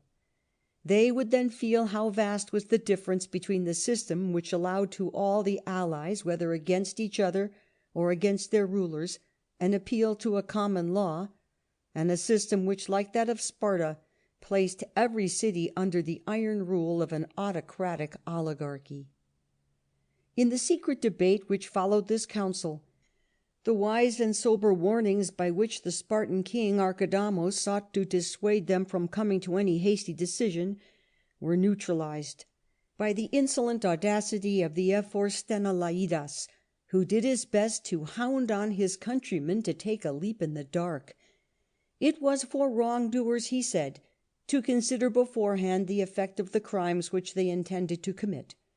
It was for Spartans to decree without further thought a war in which the gods would defend the right.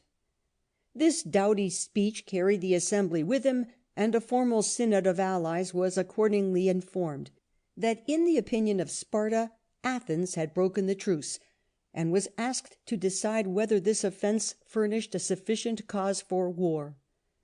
The historian Thucydides takes no notice of any speech except that of the Corinthians, and this may fairly be described as full of falsehoods. In short, now that personal hatred had led them to abandon that principle of non-interference on which they had so long insisted, they felt that it would be foolish to stick at anything, and that it would be well to talk of the sacred mission which bound the Spartans to liberate Hellas from an all-embracing despotism. By such pleadings the fears of the allies were excited to the necessary point, and the decision of war was accepted by a large majority. But the Spartans and their allies were not prepared to begin the struggle at once, and in the meantime it was worth while to make every effort to get Pericles expelled from Athens in 431.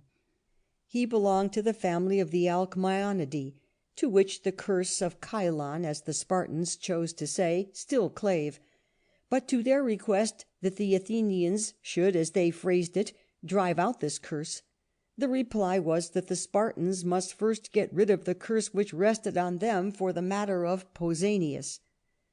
A second embassy insisted that the Athenians should raise the siege of Potidæa and withdraw the decree excluding the Megarians from their ports. A third embassy demanded briefly the autonomy of all Hellenes now included in the Athenian confederacy. By the advice of Pericles, an answer was given to the demands of Sparta as moderate as it was dignified. By Hellenic law, the Athenians had as much right to exclude the Megarians from their ports as the Spartans had to entrust to the ephors the power of driving all strangers from Sparta without assigning any reason for their decrees. If the Spartans would give up these xenolasiae, or expulsion of strangers, the decree against the Megarians should be withdrawn. The allies of Athens should also be left wholly free or autonomous, if they were in this condition when the 30 years' truce was made, and also if the Spartans would leave to their own allies generally the power of settling their internal affairs to their own liking. Lastly, Athens was as ready now as she had ever been to refer the whole dispute to the judgment of arbiters approved by both cities. In the conduct of Pericles at this decisive crisis, it is difficult to determine whether we should more admire the determined energy with which he braced himself to meet a conflict which must be terrible in its course, even if it should be happy in its issue, or the generous and unselfish patriotism which could stir him to efforts thus sustained, in spite of personal wrongs not easily to be forgotten. If his own integrity was unassailable, he might be struck through his friends. The philosopher Anaxagoras was accordingly driven into exile. The illustrious sculptor Phidias was thrown into prison, where he died before his trial could come on. And although Aspasia, the mother of his son Pericles, was acquitted on the charge of aiding Anaxagoras in undermining the faith of the people, the prosecution caused him extreme anguish. To the city, which, in spite of the blows thus dealt against him by his political antagonists, Pericles served with such single-minded generosity, the shuffling and disingenuous conduct of her adversaries cannot possibly be imputed. At no time had she entertained any desire of reducing Sparta or her confederate cities to the condition of her own subject allies. It was little more than a happy accident which made her for a short time supreme from the Corinthian isthmus to the gates of Thessaly, and when, with the battle of Coronea, this supremacy passed away, she confined herself resolutely to the task of maintaining her empire by sea. This empire in no way endangered the position of Sparta, nor could it be said that it had either directly or indirectly done her any harm. The real breach of the peace had come not from Athens but from Corinth, and the revolt of Potidius, stirred up by the Corinthians, was a formal violation of the 30 years' truce. The Athenians might therefore enter on the war with a good conscience, and some years later the Spartans admitted that in the controversy which preceded the outbreak of the strife, Athens was in no way to blame. Her strict moderation was shown by the steadiness with which, to the last, she refrained from doing anything which might be construed as an act of war. During the 9 or 10 months which passed after the formal congress at Sparta and the actual outbreak of the war, Athens might have anticipated matters with her unprepared enemies and crushed them when they were comparatively powerless. She could not do this without making herself as unjust as they were, and this she would not do. Sparta had promised repeatedly to aid the enemies of Athens if she could, and one of these promises she made while Athenian citizens were helping her against the revolted Helots. Athens had been guilty of no such double dealing with Sparta, and she refused to avail herself of the opportunity of striking her down when she could have done so without danger or even risk to herself. End of Section 8. Section 9 of the Athenian Empire by George William Cox. Chapter 3. The Peloponnesian War, from the surprise of Plataea to the capture of Sphacteria. Part 1. For nearly 80 years Plataea had been in the closest friendship with Athens, but the little city was only 8 miles distant from Thebes, the stronghold of that reckless oligarchy which, after the fall of Mardonias, had refused with desperate deliberation to abandon the cause of despotism. Nor even in Plataea was the party extinct which desired to escape from all connection with Athens, and this party concerted with the Thebans in 431 an arrangement for surprising the town during a time of festival. The citizens were asleep when the traitors admitted their Theban friends within the gates, and a herald invited the Plataeans to return to the Boeotian confederacy. Thinking that opposition would be useless, the Plataeans at first accepted the terms offered to them, but discovering the scanty numbers of the assailants, the Plataean demos set to work to barricade the streets, and then, by piercing the internal walls of their houses, to provide the means of combined action without rousing the suspicion of the Thebans. In that blackest darkness which immediately precedes the dawn, they burst upon the Thebans, who resisted stoutly, until showers of stones hurled on them from the roofs by screaming women and howling slaves filled them with dismay, and their want of acquaintance with the town left them like a flock of routed sheep. A few only escaped through an unguarded gate, but the greater part, hurrying into a building which formed part of the city wall, found themselves in a prison where they had looked for an open passage, and were compelled to surrender unconditionally. The reinforcement which was to have supported them had been detained partly by the darkness, and still more by the swollen stream of the Asopas. Their first impulse, when on reaching Plataea they found that their scheme had miscarried, was to seize every Plataean found without the walls. But a herald warned them that if they did any harm to person or property within Plataean territory, the prisoners in the city would be instantly slain, adding that in spite of their shameful breach of the truce, their departure would be followed by the restoration of their countrymen. On the strength of this promise, ratified, as they declared, by a solemn oath, the Thebans returned home. The Plataean version of the story was that they made no positive pact, but merely said that the prisoners should not be killed until negotiations for a settlement of matters should have failed.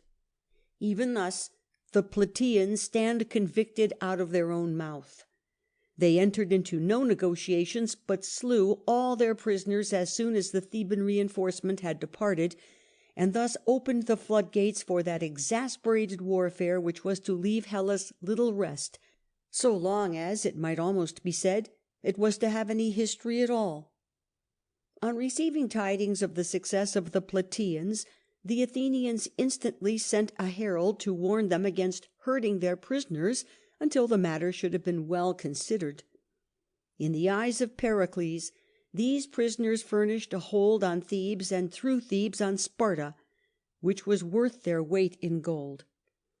But the Athenian messenger reached the city only to find that the Plataeans had thrown away a splendid opportunity for the sake of satisfying a savage rage. It is gratifying to find that Athens was not yet thus blinded to self-interest as well as to justice. The mischief could not, however, be undone, and the Athenians, taking away all who were unfit for military service, left the town provisioned simply as a fortified post. Both sides now prepared vigorously for the conflict, and for both it was a time of fierce excitement. Nor did the Spartans shrink from inviting the aid even of the Persian king against their Hellenic kinsfolk. The Corinthians had shown that they were acting from an unreasoning fury, and at Athens a large population had grown up which knew nothing of warfare carried on at their own doors. The stern reality was pressed upon them when the order was issued that the dwellers in the country must break up their pleasant homes.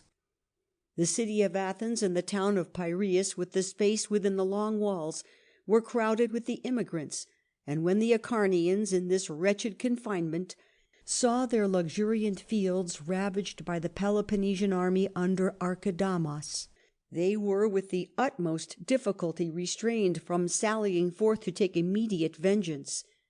Their corn was being reaped by the hands of other men.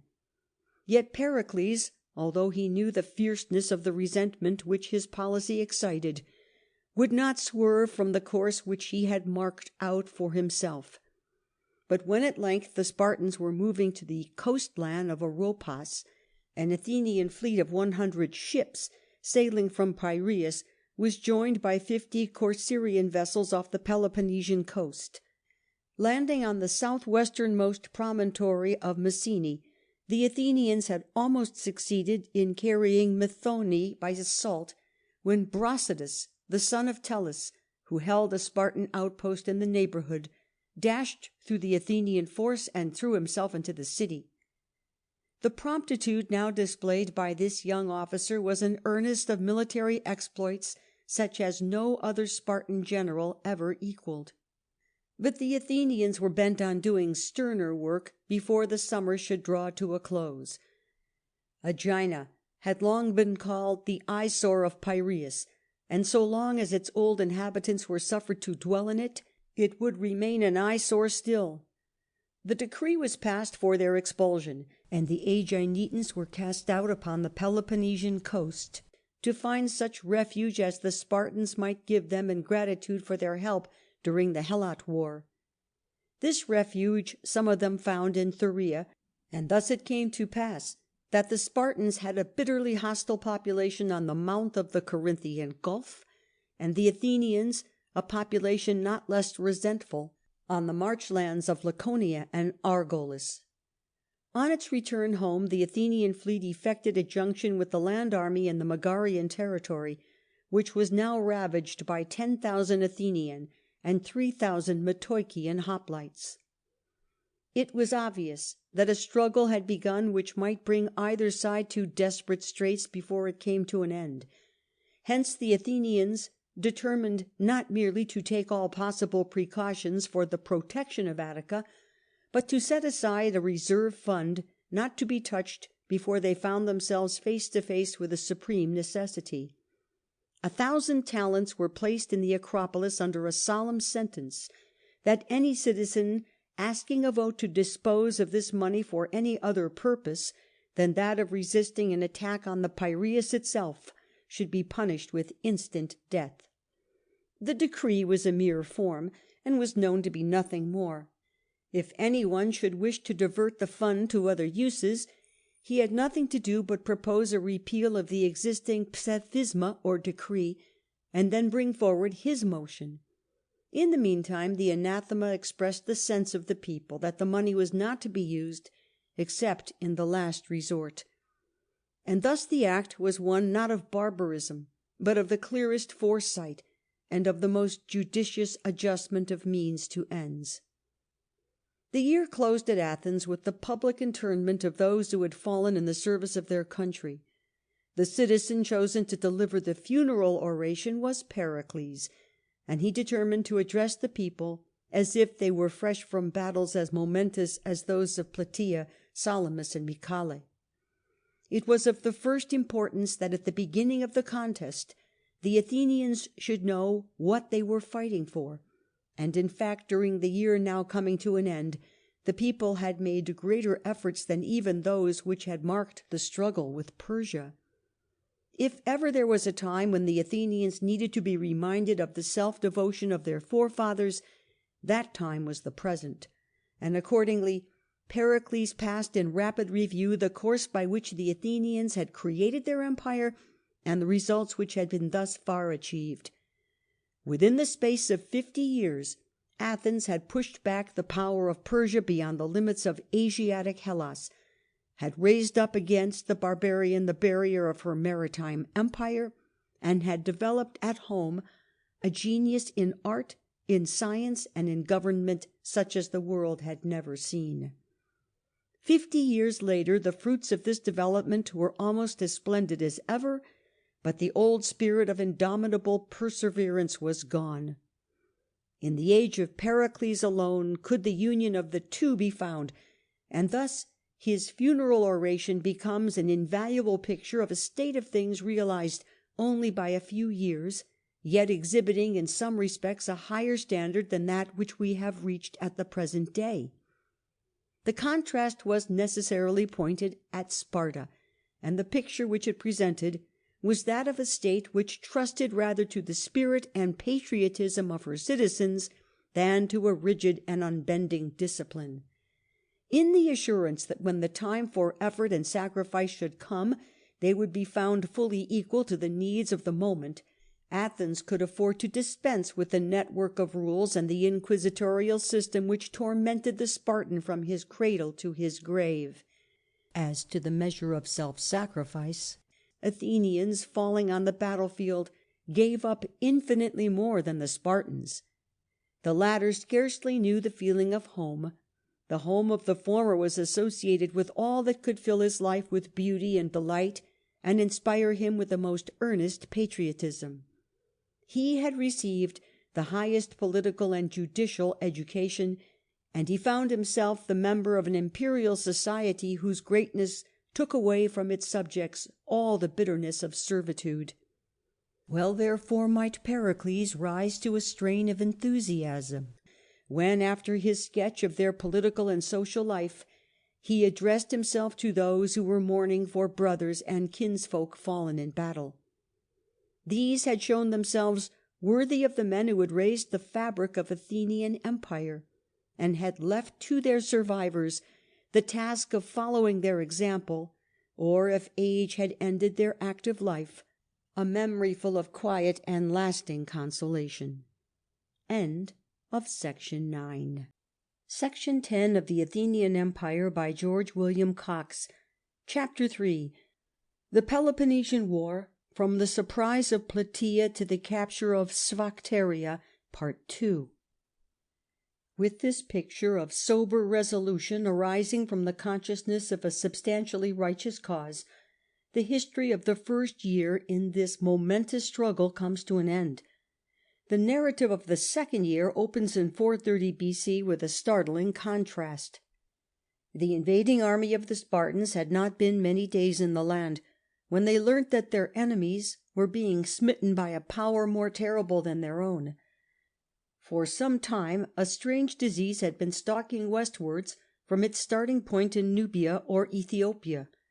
It had worked its way through Egypt and Libya. It had ranged over a great part of the Persian Empire, and now, just as the summer heats were coming on, it burst with sudden and awful fury on the Piraeus.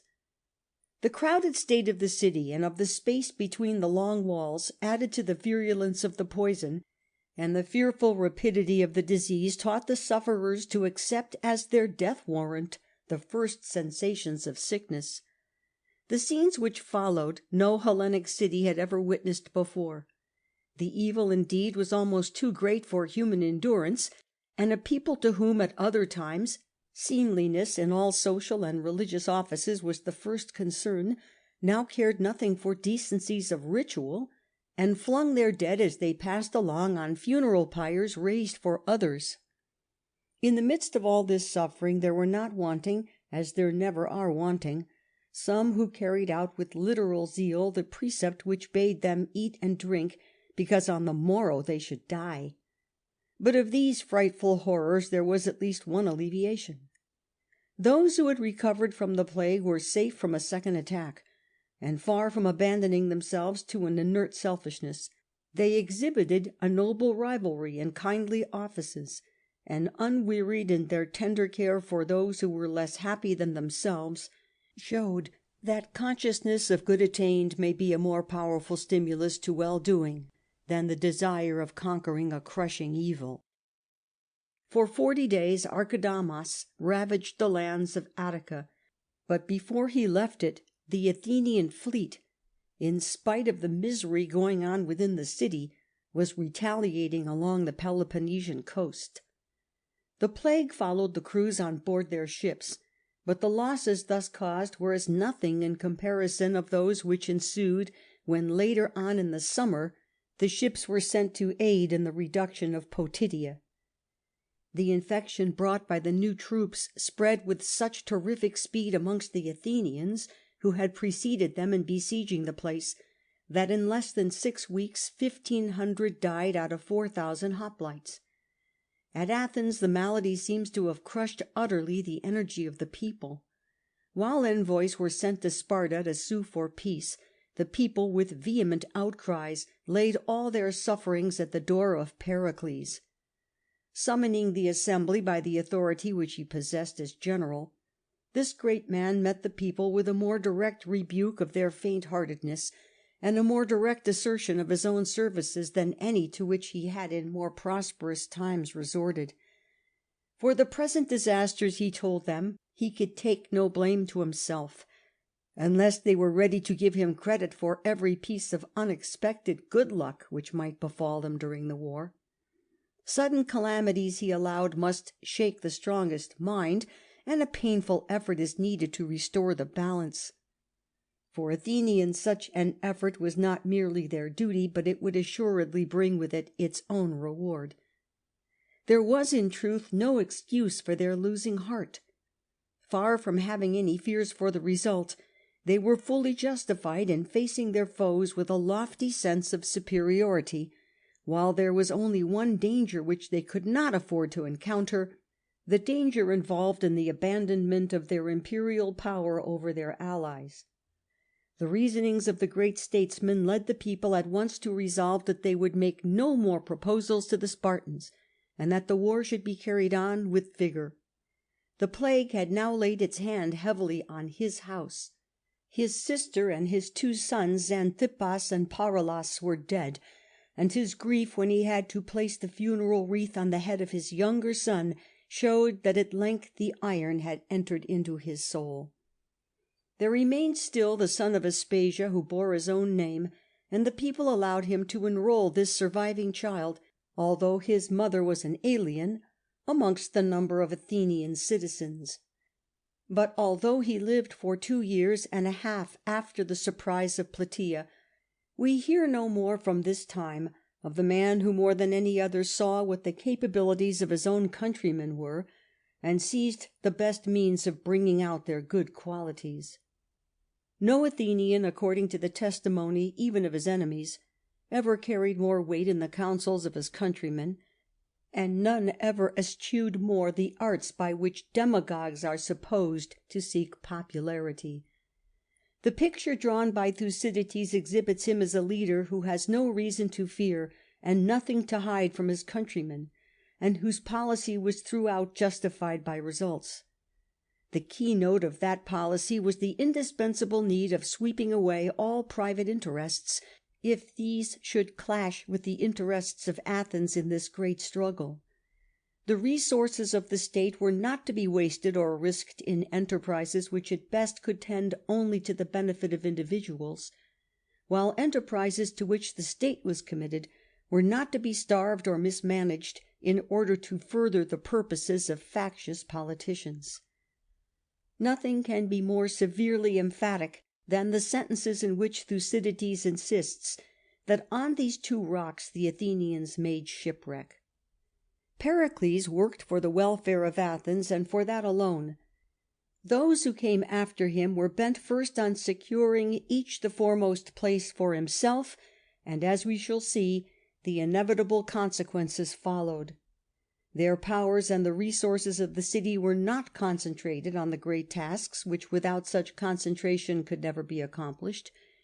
If we may say that the true greatness of Athens began with Themistocles, we must also allow that with Pericles it closed. Henceforth her course was downward.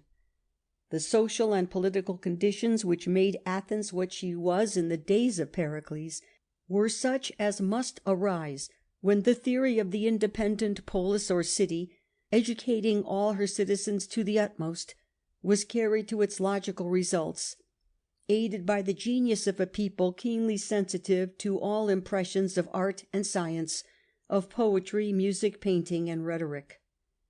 But they were conditions which could not be combined again in the same harmony.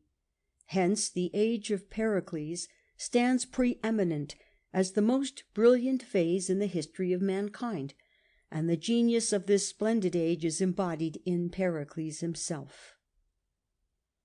2 invasions of Attica had now failed to produce the results aimed at by Sparta and Corinth. In 429, at the beginning of the 3rd year of the war, the invading force was sent to Plataea, the territory of which had been declared sacred ground. The Spartans had nothing to gain from the enterprise, and it is surprising that the Thebans, who acted simply from inveterate hatred of the Plataeans, should be able thus to divert the Peloponnesian army to an unprofitable as well as costly task. For the Plataeans, unjustifiable though the conduct of the Spartans certainly was, it was unfortunate that they should be obliged to appeal to the Athenians before they gave their answer to the Spartan demands. These were that the Plataeans should either join them in breaking down the tyranny of Athens, or remain neutral if they could not duly appreciate the blessings of oligarchic liberty. But the Plataeans felt that as neutrality meant the reception of both sides as friends, the gates of their city would be thus opened to their worst enemies. To the fears thus expressed, Archidamus, the Spartan king, replied by pledging himself and his allies to restore to them at the end of the war without loss all their property in land, houses, or fruit trees, if in the meantime the Plataeans would leave them in trust to the Spartans and seek a refuge elsewhere. Under the circumstances it would assuredly have been wise to close with this proposal, but their wives and children were in Athens, and without the consent of the Athenians they could give no answer. Their envoys sent to Athens brought back the simple message that the Athenians had never yet betrayed Plataea, and would never abandon her to her enemies. These words ensured the ruin of the Plataeans, while they pledged the Athenians to a course of action which was either impossible or too costly. In fact, no attempt was made to relieve the town, and the chief hope of the little band of men shut up within its walls lay in the proverbial stupidity of the Spartans in siege operations. The history of the siege shows how little numbers availed in a blockade under the rude conditions of ancient warfare. The mound which the Spartans sought to raise between the wooden walls, carried out at right angles from the wall of the city, was rendered useless, first by the raising of the city wall to a greater height in front of the mound, and then by excavations at the base. By way of further precaution, the Plataeans, starting from 2 points on either side of the portion of wall assailed by the Spartans, raised a crescent-shaped wall to the height of the old city wall, so that when the enemy should have carried the outer wall, they would find precisely the same task before them in a more cramped and exposed position. The Spartans succeeded no better with their battering engines, which were turned aside by means of nooses, or decapitated by heavy beams let down by chains fastened to 2 horizontal poles stretched out from the wall. An attempt to set fire to the city having also failed, Archidamus gave orders, it is said, for the complete circumvallation of the town, and on the completion of this work led away the main body of the besiegers. End of Section 10. Section 11 of the Athenian Empire by George William Cox. Chapter 3. The Peloponnesian War, from the surprise of Plataea to the capture of Sphacteria. Part 3. Some disasters which at this time befell the Athenian arms in Chalcidice were more than compensated by the brilliant successes of Phormyon, in whom his countrymen found the most able of all their naval commanders. At the invitation of the Ambraciots and other clans, the Spartan admiral Cnemas crossed the Corinthian Gulf with a force which was to aid them in reducing the Acarnanian town of Stratos, and in wresting Acarnania itself from the Athenian confederacy. The Chaonians and other wild tribes who took part in the expedition went first, thinking of nothing but a headlong rush which should carry the place by storm. To the Stratians their disorderly haste suggested the idea of ambuscades to take their assailants in flank, while their main body should sally from the city gates. The plan was completely successful, and Cnemas was compelled to fall back to the Anapas, a stream flowing into the Achelous about 10 miles below Stratos. The reinforcements which should have reached them had fallen into the hands of Phormyon. No sooner had the Corinthian ships moved from the Achaean Patrae than they saw the Athenian squadron bearing down upon them from Chalcis on the opposite coast. The day was drawing to an end, and the Corinthians pretended to take their station for the night on the Achaean shore, their intention being to steal across under cover of darkness. Phormyon kept at sea all night, and at daybreak his triremes confronted the Corinthian ships, which were then creeping across the gulf. These ships were awkwardly built and poorly equipped, and when they formed themselves into a circle with their prows outward, leaving just space enough for 5 of the best vessels reserved within the circle to dart upon the enemy, Phormyon saw that the issue of the day was in his own hands. Soon after sunrise the breeze blows strongly from the gulf, making it impossible for ships to maintain the steady position which even in still water is full of difficulty for unskilful seamen. Phormyon therefore sailed round their fleet with his ships in a single line, gradually contracting his circle, and when the breeze came down upon them, the Corinthian ships, confined within a space narrowing from moment to moment, were thrown into the wildest confusion. In the midst of this tumult Phormyon gave the order to attack. What followed was not a battle but rout. 12 Peloponnesian ships were taken with most of the crews. Those which were not taken or sunk escaped to the Elean docks at Kyllene, where they were joined by Cnemas on his return from Acarnania. Indignant at an event which they could ascribe only to cowardice or sluggishness, the Spartans sent Brasidas with 2 other commissioners as bearers of peremptory orders to Cnemas to bring on a second engagement. Phormio, on his side, had sent to Athens earnest entreaties for reinforcements, but Pericles was now dying, and the Athenians seemed to think that they were doing right in sending the ships first on an unimportant errand to Crete. Phormio was thus left with his 20 triremes, while 75 Peloponnesian triremes watched him from the opposite Achaean shore. For 6 or 7 days not a movement was made on either side. The Spartans feared an engagement on the open sea. Phormio was not less afraid of being drawn within the strait gate of the Gulf.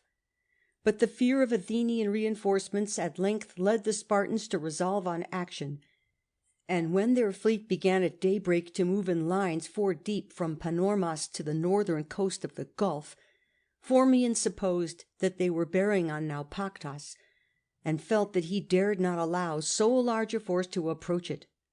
But he had no sooner fairly entered the Gulf than the Peloponnesian fleet faced about. Nothing but their swiftness could now save the Athenian ships. 11 escaped by the speed of their movements even with this supreme peril. The rest were taken, those of the crews who could not swim being slain. The Spartans now moved as if their work was done, but the rearmost of the Athenian triremes, finding itself chased by a single Leucadian vessel far in advance of the rest of the Peloponnesian fleet, swept swiftly round a merchantman which chanced to be lying at its moorings, and dashed into the broadside of its pursuer. The Leucadian ship was disabled at once, but the exploit so impressed the crews of the vessels which were coming up behind that they ceased from rowing, while some found themselves among the shoals. Seizing the favourable moment, the 10 Athenian triremes, which had taken up a defensive position near Naupactus, flew to the attack. The conflict was soon over. The Spartan ships fled for Panormus, 6 being taken by the Athenians, who also recovered all their own triremes but 1. The great plan of the Spartans, which was to drive the Athenians from the Corinthian Gulf, had thus completely failed. But Brasidas thought that a blow might be struck against Athens itself by a sudden attack on Piraeus. The seamen were embarked at the Megarian port of Nisaea, but either the weather or their fears led them to substitute the easier task of a raid on Salamis. The assault was made known at Athens by means of fire signals, and excited extreme alarm. Hurrying down in full force to Piraeus, the Athenians hastened to Salamis, only to find that the enemy had departed already, taking with them the 3 guard ships stationed off the promontory of Buderon for the purpose of barring access to the harbour of Megara. The Athenians were not more successful in a larger enterprise, which was destined to bring upon the Macedonian king Perdiccas and the Chalcidian towns the vast power of the Thracian chief Sitalces. But armies of mountaineers are not easily gathered or held together. The Athenian ships which were to co-operate with them were behind their time, and Seuthes, the nephew of Sitalces, having received the promise of Stratonike, the sister of Perdiccas, in marriage, urged with determined earnestness the necessity for retreat. Thus, in 30 days from the time when the army set out, the order was given for return, and the great host melted away. The 4th year of the war, 428 B.C., brought with it for the Athenians not only another Spartan invasion, but a crisis so sudden and so serious that for a time their power of action was almost paralysed. All Lesbos was in revolt, with the exception of the single town of Methymna. Besides Chios, this island was the only one which now retained the privileges of free members of the Delian confederacy. But the Lesbian oligarchs valued still more highly the old system of isolation, which the Athenians seemed destined everywhere to break up. Even before the beginning of the war, the oligarchs of Mytilene, like the men of Thasos, Samos, and Potidia, had besought the aid of Sparta in their meditated revolt, and they now again sent thither ambassadors charged with an appeal still more earnest and pressing. These envoys were admitted to plead their cause before the Hellenes assembled to celebrate the great Olympian festival. If the report of their speech by Thucydides may be trusted, they stand practically self-condemned. The most zealous advocate of the imperial city could scarcely have framed a harangue more completely justifying her policy, or exhibiting in a clearer light the general moderation and equity of her rule. For themselves, these Lesbians have no grievance whatever to urge. They even admit that they had been treated with marked distinction. All that they could say for themselves was, first, that the idea of revolt had been forced on them by the slavery to which other members of the Delian confederation had been reduced, and secondly, that they had been compelled to carry out their plan prematurely. Of the real relations of Athens with her free and her subject allies they said not a word. On the independence of these allies and the management of their internal affairs they kept careful silence, but the checks put on quarrels and wars between two or more allied cities were resented as involving loss of freedom. With even greater unfairness, they charged the Athenians with deliberately abandoning all operations against the Persian king and confining themselves to the subjugation of their allies. They might with equal reason have charged them with Medism during the invasion of Xerxes. The Lesbian envoys further urged on the Spartans the need of invading Attica a second time, on the ground that the Athenians, exhausted by the plague, had further spent all their reserve funds. This last statement was true.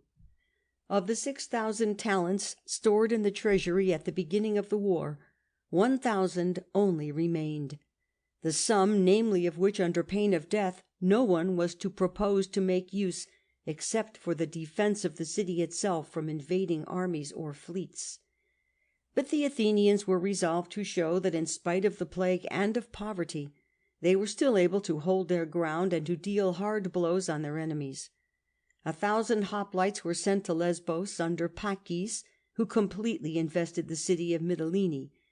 But the rocky bed of a winter torrent so far broke the work of circumvallation that a Lacedaemonian named Salaithos managed to scramble up into the town. The Spartan invasion of the 5th year of the war, 427, was even more merciless than those which had preceded it. It was also prolonged in the hopes that tidings of success might be brought from Lesbos, but none such came. Alcibiades, who had been sent out with a Spartan fleet, failed to make his appearance, and Salaithos, despairing of his arrival, armed the Demos as hoplites, in order that they might sally out from the city against the besiegers. The step was fatal. The commons, instead of obeying the orders issued to them, insisted on an immediate distribution of corn to alleviate the famine which already pressed hard upon them, or threatened in default of this to throw open the gates to the Athenians. Thus pushed, the oligarchs at once made a convention with Agis, who pledged himself to inflict no punishment on any Lesbian until the Athenian people had given their judgment in the matter. Soon afterwards Alcibiades, learning what had taken place, resolved on returning home.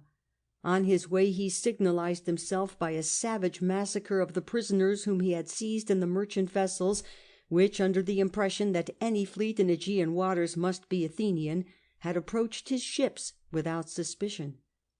Having vainly pursued him as far as Patmos, Agis returned to Lesbos after disgracing himself at Notion by an act of treachery worthy of Alcibiades himself. In Lesbos he now reduced the towns of Pyrrha and Erissos, and having obtained possession of the Lacedaemonian Salaithos, sent him to Athens with 1,000 Mytilenean prisoners. Salaithos could scarcely expect mercy, and although he promised, probably with little likelihood, to draw off the besiegers from Plataea if his life were spared, he was instantly slain. End of Section 11. Section 12 of the Athenian Empire by George William Cox. Chapter 3.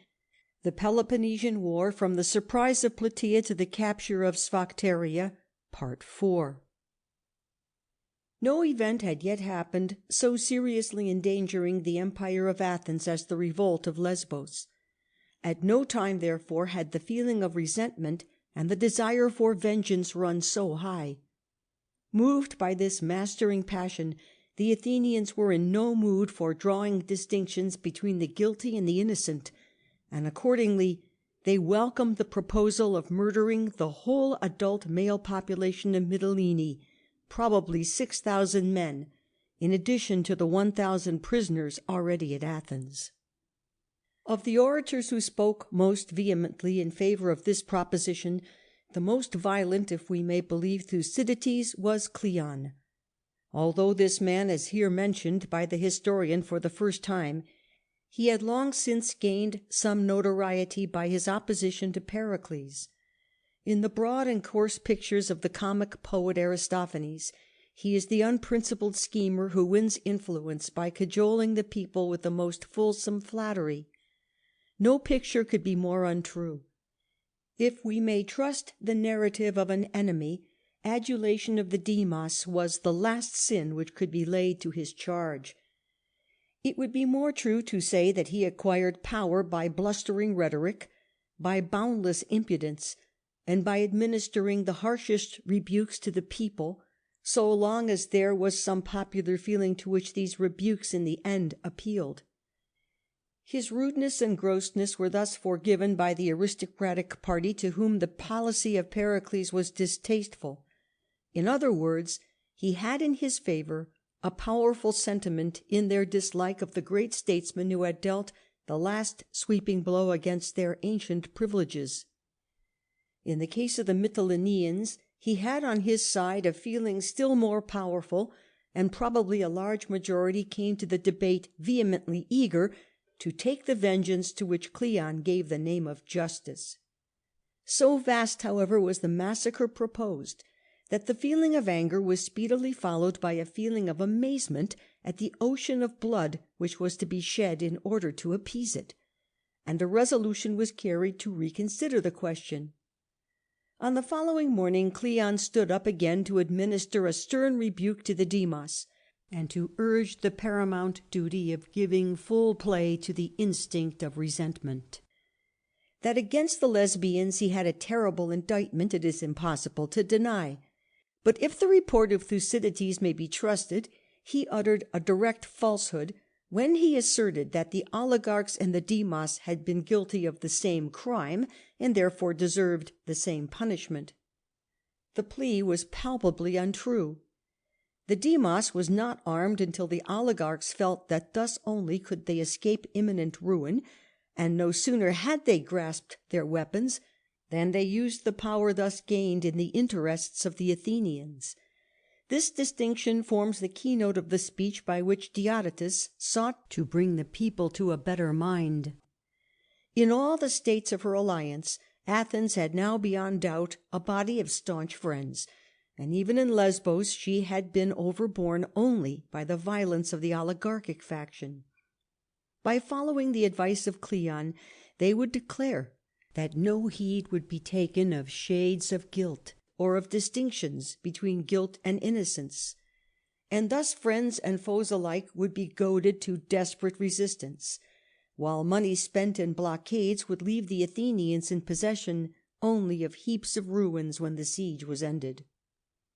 The question to be decided turned, he insisted, not on the wickedness of the rebels, but on the measures needed for the welfare of Athens. It was absurd to form expectations of future gain on the mere severity of punishment. The black codes which punished all offences with death had not been specially successful in lessening the number and atrocity of offences. Unless they were prepared to encounter everywhere a monotony of hatred and disgust, they would adopt his amendment, that the prisoners then at Athens should be put on trial, and that the lives of the Mytileneans in Lesbos should be spared. This amendment was carried by a small majority, but the trireme which had been dispatched with the decree for ordering the massacre had had a start of nearly 24 hours, and there seemed to be little chance that the more merciful decision could take effect. Stocking the second ship with an ample supply of wine and barley meal, the Lesbian envoys promised the crew rich rewards if they reached the island in time.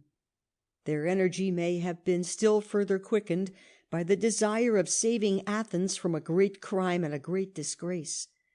They reached Lesbos, not indeed before the first trireme, but before Paces had begun the execution of the decree which he had already published.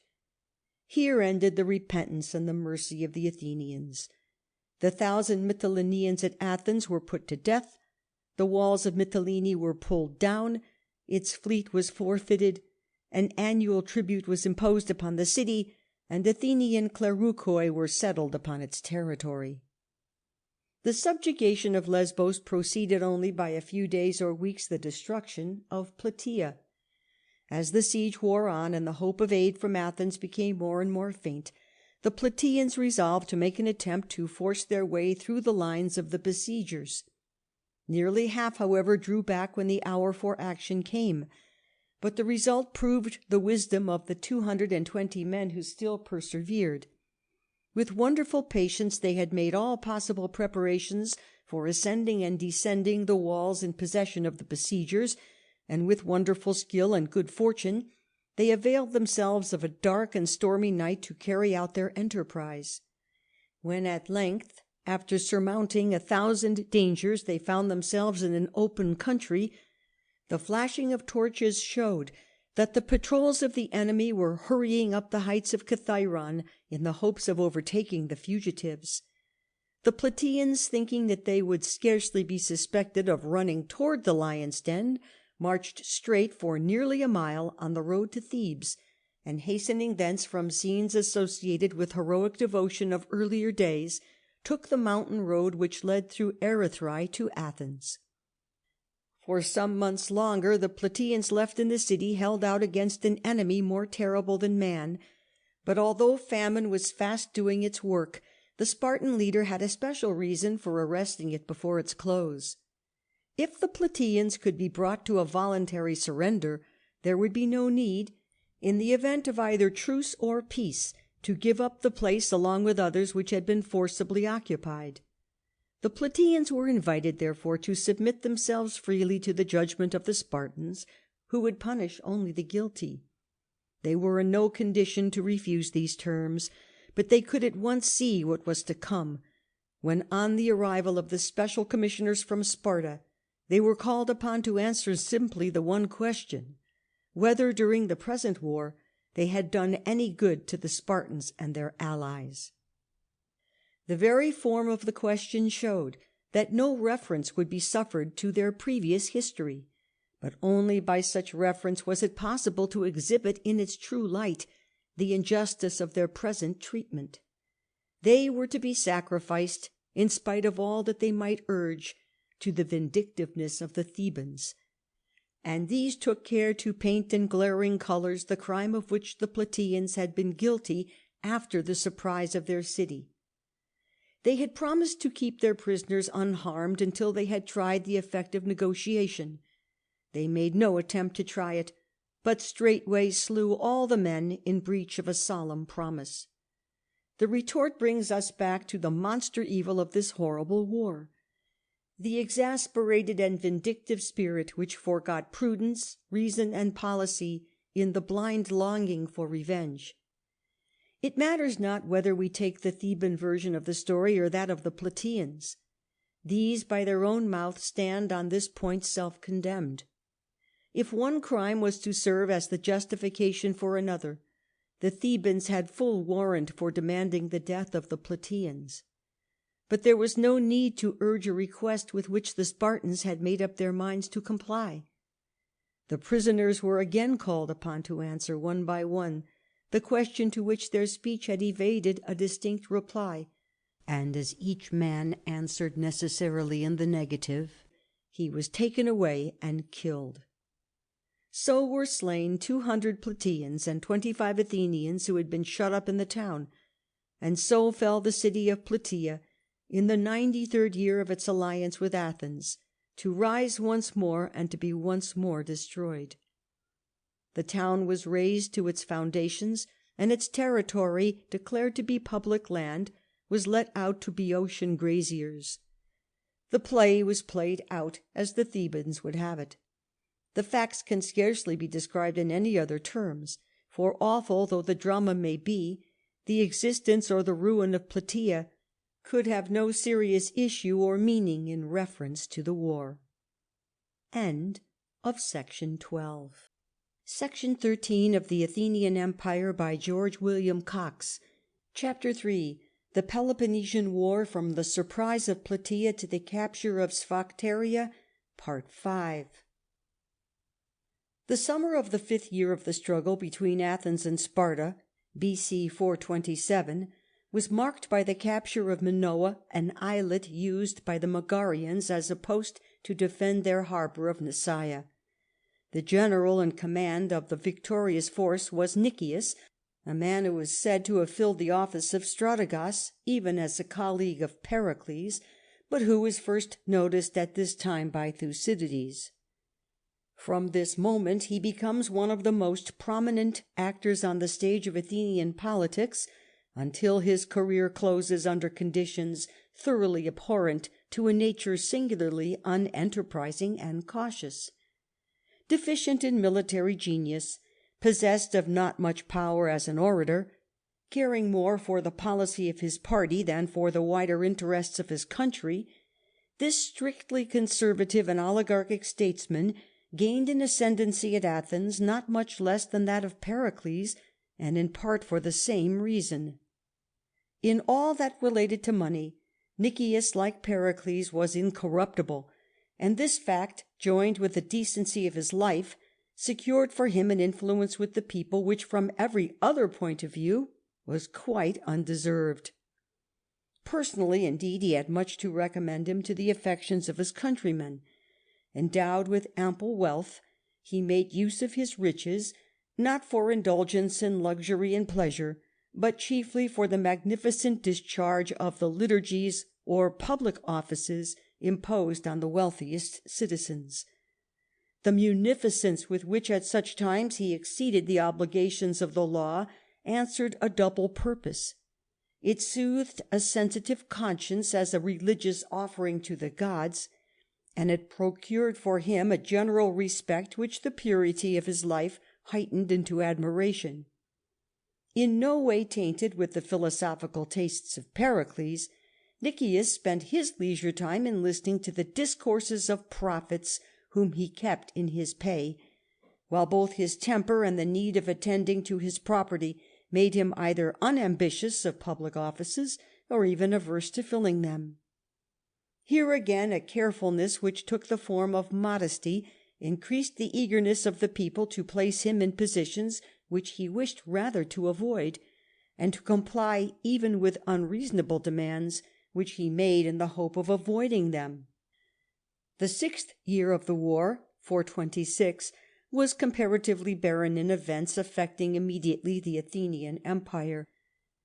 An unsuccessful attempt of Nikias to bring Melas and Thera, the two southernmost of the great central group of Aegean islands, into the Athenian confederacy, was matched by an attempt, not much more successful on the part of the Spartans, to found a military colony at Heraclea in Trachis, not far from the mountain passes associated with the exploits of Leonidas. A more serious scheme was that by which Demosthenes, the commander of an Athenian squadron off Leucas, dreamt of restoring the supremacy of Athens in Boeotia by an attempt made not from Attica, but from the passes of the Aetolian mountains. The enterprise ended in terrible failure, and Demosthenes, not daring to face the people, remained in the neighbourhood of Naupactus.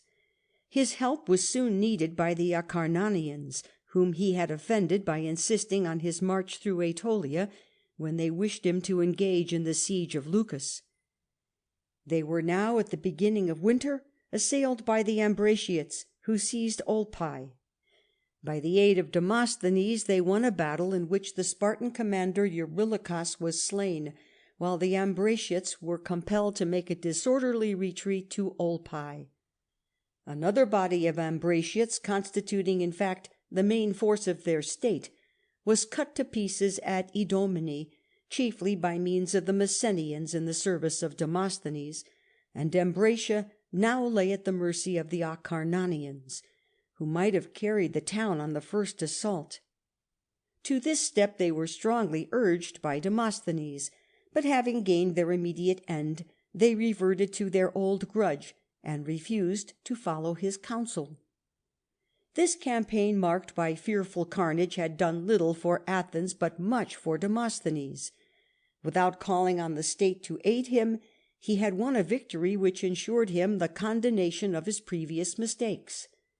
The Athenians had gained nothing beyond a pledge on the part of the Ambraciots that they would take no part in any operation directed against Athens, and even this gain was balanced by the engagement which bound the Acarnanians to abstain from all movements against the Peloponnesians.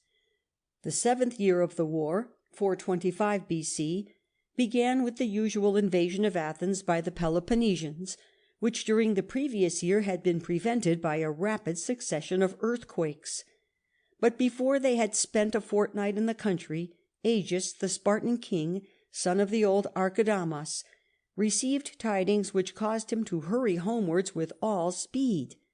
The Messenians of Naupactus, who had suggested to Demosthenes his unfortunate Aetolian expedition, now urged upon him the vast advantages which would accrue to Athens from the occupation of a strong military post on Spartan territory, and the reputation which he had gained by his victories at Olpae and Idomene procured for him the consent of the people for employing in any operations along the Peloponnesian coasts the fleet of 40 ships which they were sending to Corcyra and Sicily. But the generals with whom he sailed were less disposed to listen to him when he suggested that Pylos would serve well for the object which he had in view. Although, however, they insisted upon sailing on, a storm brought them back to Pylos, and there Demosthenes again vainly urged his scheme upon them. Nor had he more success at first with the subordinate officers or with the men.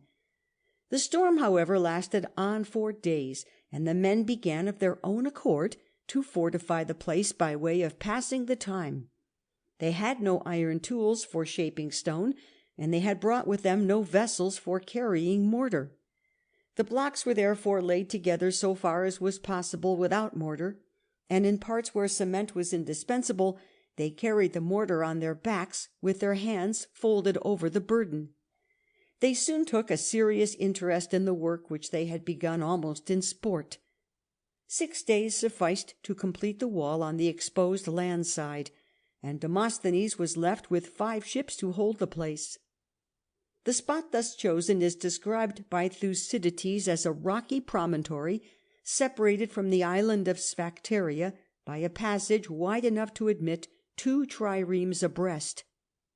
This island stretched from north west to south east, a passage capable of admitting 8 or 9 warships abreast, dividing it from the mainland. Within this breakwater lay the spacious harbour of Pylos. Either time has altered considerably the configuration of the land, or the historian was not accurately informed as to its measurements, but there can be little doubt, or none, that the bay of Pylos is the present bay of Navarino, and that the spot which witnessed the success of Demosthenes has witnessed also the destruction of the Turkish fleet by Sir Edward Codrington and his French and Russian colleagues. The tidings that the Athenians were masters of Pylos had brought Agis and his men away from Attica. The plan of the Spartans was to strain every nerve to crush the Athenians by a simultaneous attack by land and sea before they could receive any reinforcements. And for this purpose a body of hoplites under the command of Epitatus was placed on the island of Sphacteria. On his side Demosthenes had done all that an able and brave leader could do. Having sent 2 ships to summon with all speed to his help the Athenian squadron at Zakynthos, he drew up his remaining triremes on the shore under the walls of his fort, and hedged them in with a stout blockade. The greater part of his force he reserved for the defence of the landward wall, while with 60 hoplites and a few archers he himself went down to the beach. The day went precisely as he had anticipated. Peloponnesian besiegers were never much to be feared, and we are only told that they did nothing. The attack by sea was made by detachments of 4 or 5 ships at a time, but the Athenians were ready to encounter them at the narrow openings by which alone they could approach the fort, and they had a powerful ally in the rocks and reefs which gird in this dangerous promontory. The captains of the ships shrank naturally from risking the destruction of their vessels. Furious at the sight, Brasidas asked them whether, for the sake of saving some timber, they meant to allow the enemy to establish himself in their country, and insisting that his own ship should be driven straight upon the beach, he took his stand on the gangway, ready to spring on land. But in this position he was exposed to showers of darts and arrows, and as he fell back, fainting, with his left arm hanging over the side of the vessel, his shield slipped into the water. Dashed up presently by the waves on the beach, it was seized by the Athenians, who with it crowned the trophy reared after the battle. Evening closed on the strange victory of Athenians on the Peloponnesian coast over Peloponnesians, who sought in vain to effect a landing from their own ships on their own shores. For 2 days more the Spartans vainly strove to obtain a footing on the beach. On the 3rd the Athenian fleet arrived from Zakynthos. For that night the Athenian commanders were compelled to fall back on the island of Prote. On the 4th day they advanced with the intention of forcing their way in, unless the enemy should come out to meet them on the open sea. With a strange infatuation the Spartans awaited their attack within the harbour, and the Athenians, sweeping in at both entrances, dashed down their ships, disabling many and taking 5. The Spartans saw with dismay and grief that their hoplites were now cut off in the island, and something must be done at once if these men, many of whom belonged to the first families of Sparta, were to be saved from starvation or from the risk of being captured by an overwhelming force. Hurrying at once to Pylos, the Ephors arranged a truce, pending the return of envoys from Athens with a decision of the people whether for peace or for the continuance of the war. The terms were that the whole Lacedaemonian fleet should be handed over to the Athenians, to be given up again at the end of the truce, and no attack was to be made on their fortifications, the Spartans being allowed on these conditions to send in a fixed daily allowance of food and wine to the hoplites cut off in Sphacteria. The infraction of any one clause of the agreement was to nullify the whole. End of Section 13. Section 14 of the Athenian Empire by George William Cox. Chapter 3. The Peloponnesian War, from the surprise of Plataea to the capture of Sphacteria. Part 6. Not many days had passed since the Athenians had witnessed the premature retreat of Agis with the Spartan army, but they little thought that the next scene in the drama would be the sight of Spartan envoys suing for peace, with a tone of moderation in little harmony with their general character. The blockade of their hoplites in Sphacteria had opened their eyes to many duties of which they had thus far been strangely forgetful. They had learnt the value of forbearance and kindliness, and the folly and wickedness of carrying a quarrel too far. The Hellenic world, they added, was sorely in need of rest, and the boon would be not the less welcome because they knew not now who had begun the quarrel, and had but a vague notion as to what they were fighting for. The Spartans were no doubt perfectly sincere for the time in their professions of kindly feelings towards the Athenians, and they never spoke more to the purpose than when they said that the time for ending the war had come. It was true that when Athens was down under the scourge of the plague, they had treated with contempt the Athenian proposals for peace. But of the more moderate citizens, many were content to overlook this inconsistency in their desire to further the interests not of Athens only, but of Hellas. Unfortunately, Among these moderate men not one was to be found who could venture to force these interests on the attention of the people. Pericles was dead, and Cleon was living with a spirit unchanged from the day he hounded on his countrymen to slaughter the friendly Demos as well as the rebellious oligarchy of Mytilene. Insisting that the Athenians should demand nothing less than the surrender of the hoplites and Sphacteria with their arms, he added that, when these men had been brought to Athens, the Spartans might make a further truce on condition of giving back to the Athenians Nisaea and Pegae, Troezen and Achaia. In making this demand it would be hard to say that Cleon was either wrong or unjust. With regard to Megara, the justification was twofold. The Megarians, having voluntarily sought their friendship, had requited the good services of the Athenians with an ingratitude which might rather be called treachery. And further, as Megara could never stand alone, the state which held it in subjection and alliance would hold the key of the isthmus. It was not therefore to be expected that the Athenians would allow the Spartans to retain the privilege of throwing their armies into Attica at their will. So far Cleon was thoroughly justified, nor would he have been in the least abandoning his position had he assented to the request which the Spartan envoys now made, that commissioners should be appointed to discuss terms with them and submit the result to the people. But with amazing folly he burst out into loud denunciations of Spartan double-dealing. He had suspected from the first that they had come with no good intent. He was sure now that they wished only to cheat the people, before whom he bade them say out plainly whatever they had to say. The envoys were taken by surprise. They were wholly without experience in addressing large popular assemblies. Nor had any citizen of the moderate or conservative party from Nikias downwards the courage to demand that the request of the envoys should be submitted to the decision of the people.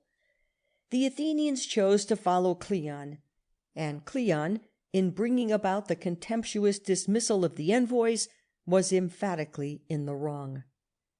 The return of the envoys to Pylos brought the truce to an end, but alleging some infraction of the covenant, the Athenians refused to surrender the Peloponnesian fleet. The extreme importance of preventing the escape of the hoplites and Sphacteria suggested probably this most dishonest measure, which made it impossible for the Spartans to relieve Epitatus and his men unless they could first recover some portion at least of their fleet after storming the fortifications of Demosthenes. But in spite of the vast advantages which they thus gained, it seemed as though the Athenians would find that they had undertaken a task beyond their powers. Their slender garrison was besieged by an army which hemmed them in by land, and their whole supply of drinking water came from one solitary spring on the summit of the little peninsula. On the other hand, the hoplites and Sphacteria had not only an excellent spring in the centre of the island, but received large supplies of food and wine brought to them by helots urged on to the task by the promise of freedom, or by freemen stimulated by assurances of rich reward.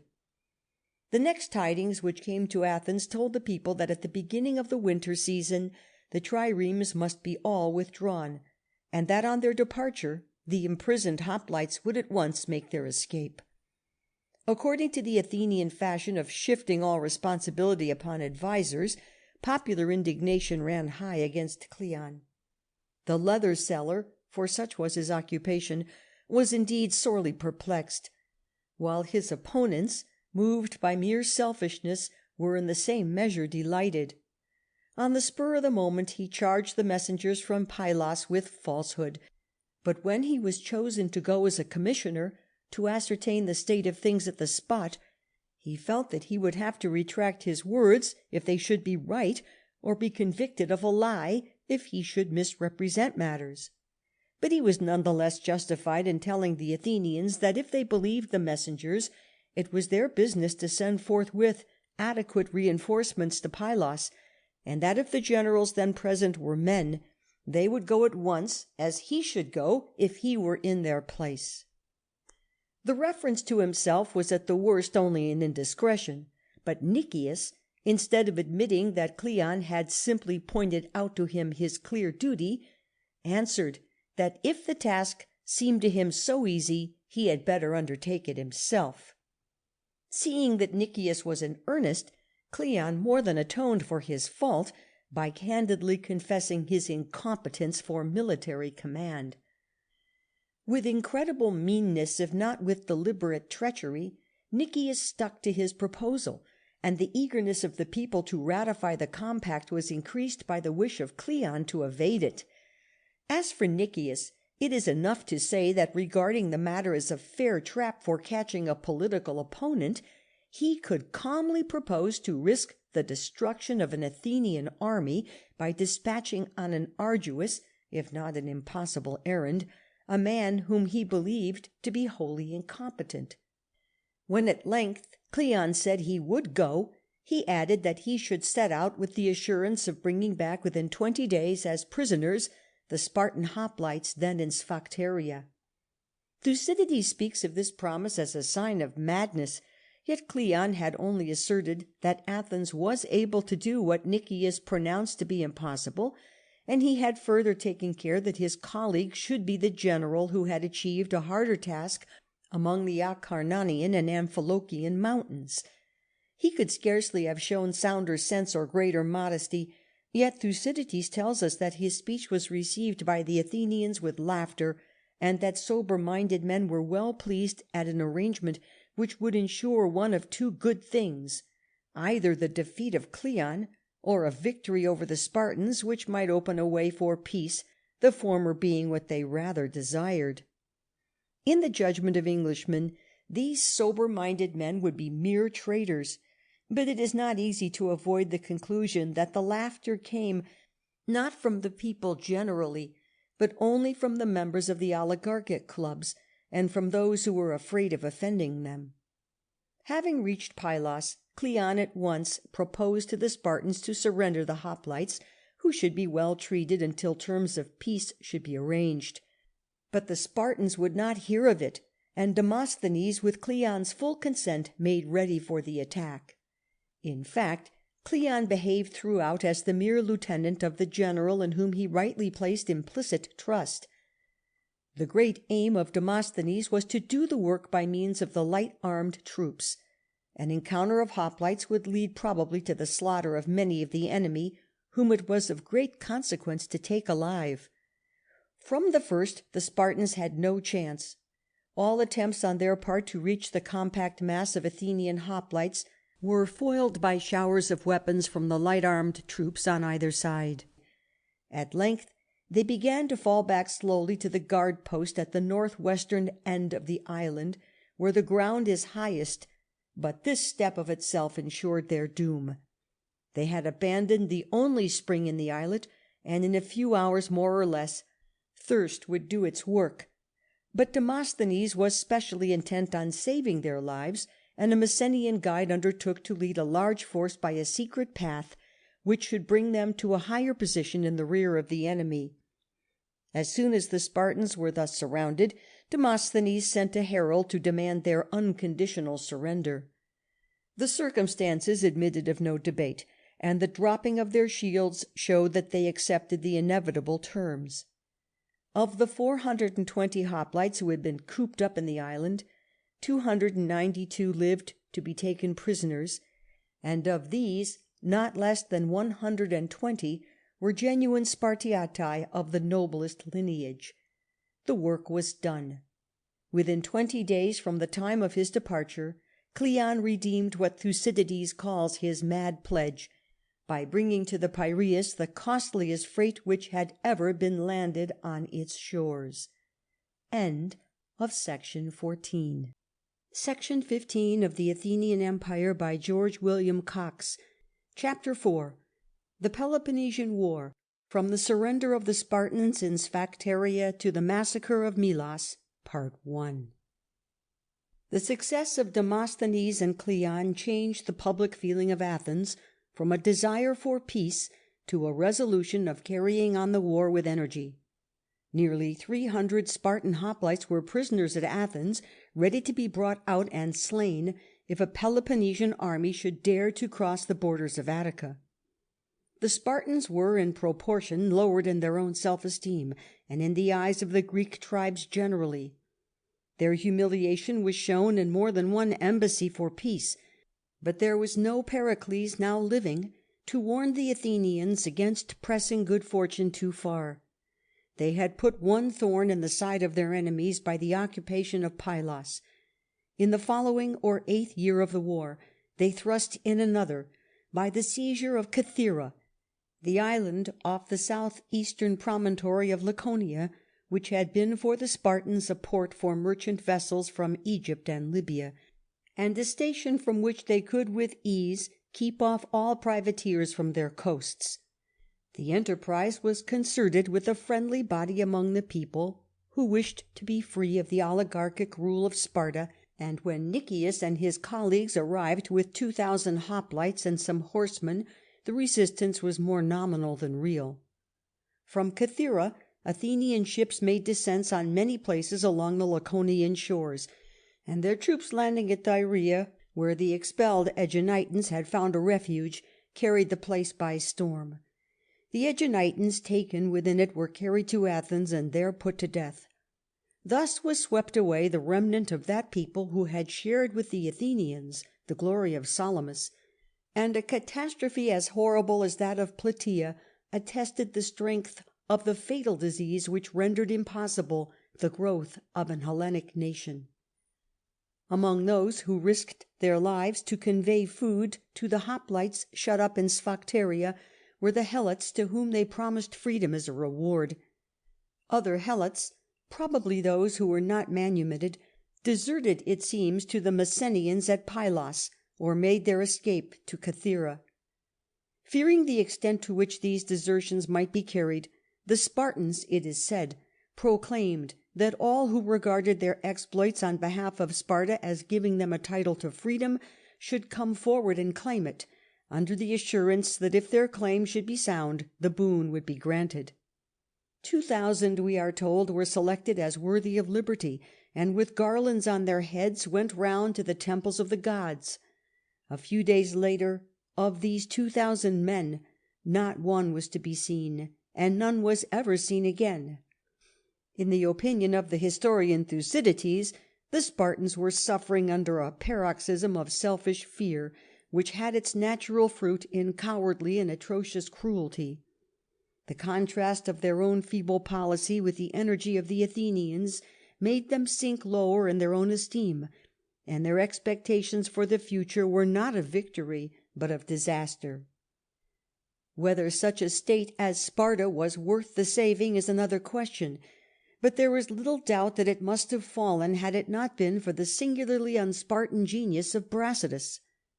This eminent man saw that only a diversion of the Athenian forces to a distant scene would loosen the iron grasp in which they now held the Peloponnesus, and such a diversion was rendered possible by invitations which came at this time from the Chalcidic towns, as well as from the faithless Macedonian chief Perdiccas. These invitations were accompanied by offers to maintain any Spartan force which might be sent to aid the towns in their design of revolt against Athens. The Spartans eagerly entrusted the task to Brasidas, and still more eagerly seized the opportunity of getting rid of another large body of Helots. 700 were armed as hoplites, and the mere fact that after the slaughter of the 2,000 these did not take dire vengeance after they crossed the Laconian border, or at the least desert to the Athenians rather than face them in battle, might lead us to think that the story of that horrible massacre was only a dream. Before Brasidas could get together his Peloponnesian allies for their northern march, his presence was wanted nearer home. The minority which, even when Megara had revolted from the great city, had felt that union with Athens was better than independence under an oligarchy, now concerted with the Athenian generals Hippocrates and Demosthenes a plan for the surrender of the city. This plan was betrayed, and the Athenians, bringing tools and workmen from Athens, had all but succeeded in walling in the port of Nisaea, when Brasidas presented himself at the gates of Megara and demanded admittance. But both the parties within the city were now on their guard, and resolved to admit no one until one or other side should have gained a decisive victory. Rightly divining the reason of his exclusion, Brasidas advanced towards the sea and offered battle. But the Athenian generals doubted whether they could run the risk of a defeat, which would be most severely felt, in order to encounter a force levied from many Peloponnesian cities, which would lose at the most only a small fraction of their troops. They had, moreover, already gained Nisaea and cut off the connection of Megara with its long walls. They abandoned, therefore, all further attempts on Megara itself, and its gates were at once opened to admit the army of Brasidas. Before the end of the year the Megarians obtained possession of their long walls and levelled them with the ground. The enterprise of Brasidas should have awakened the Athenians forthwith to a sense of the paramount need of baffling it at all costs. His success would undo all the results gained by the occupation of Pylos and the seizure of Cythera. But far from fixing their whole mind on this task, they were dreaming of restoring their supremacy in Boeotia, which they had lost by the battle of Coronea. And they were full of hope on finding that in many of the Boeotian cities there were not a few who would gladly free themselves from the heavy yoke of the Eupatrid houses. By the help of these natural allies of Athens, it was arranged that Demosthenes should sail from Naupactus to Siphae, at the eastern end of the Corinthian Gulf. Thus gaining a footing in the south, they would in the north have a like advantage by being admitted into Chaeronea, while in the east they would have even a stronger base of operations by fortifying the sacred ground of the Delion, or temple of Phoebus Apollo. The success of this plan depended on the exactness of its execution, and unhappily the Athenian commanders were not punctual. Arriving at Siphae, Demosthenes found that the plot had been betrayed, and that both Siphae and Chaeronea were held by the Boeotians in full force. In spite of this discovery, 20,000 men set out from Athens to fortify the Delion. In 5 days Hippocrates had practically done the work. But these 5 days were fatal to his enterprise. Hurrying towards Delion, the Boeotian troops found that the main body of the enemy had crossed the border. But the scruples which they felt about attacking them on Attic soil were speedily removed by the Boeotian Pagandus, who told them that the Athenians were their enemies wherever they might be, and professed his inability to understand the subtle distinctions which forbade them to encounter an enemy on his own ground. It was late in the day, but they resolved to fight at once. The Theban hoplites were drawn up, 25 men deep. The Athenian front had a depth of only 8 men. The contrast points to a growing consciousness that with opposing forces consisting of men equal in strength, bravery, and discipline, weight must determine the event. The battle which followed was fiercely contested, but a body of Thebans, whom Pagandus had sent round a hill, appeared suddenly before the Athenians and threw them into a confusion which soon became irretrievable.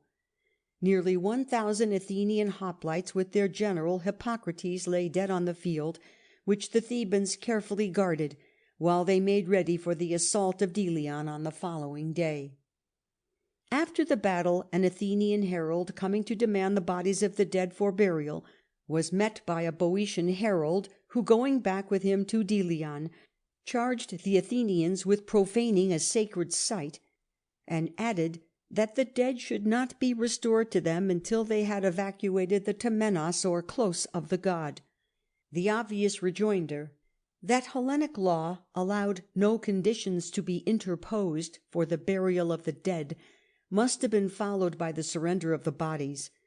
But the Athenians chose rather to say that as they had occupied the ground, the shrine built on it was Attic property, and therefore could not be profaned by them, and that being thus in their own territory, the Athenians could not be asked to abandon it.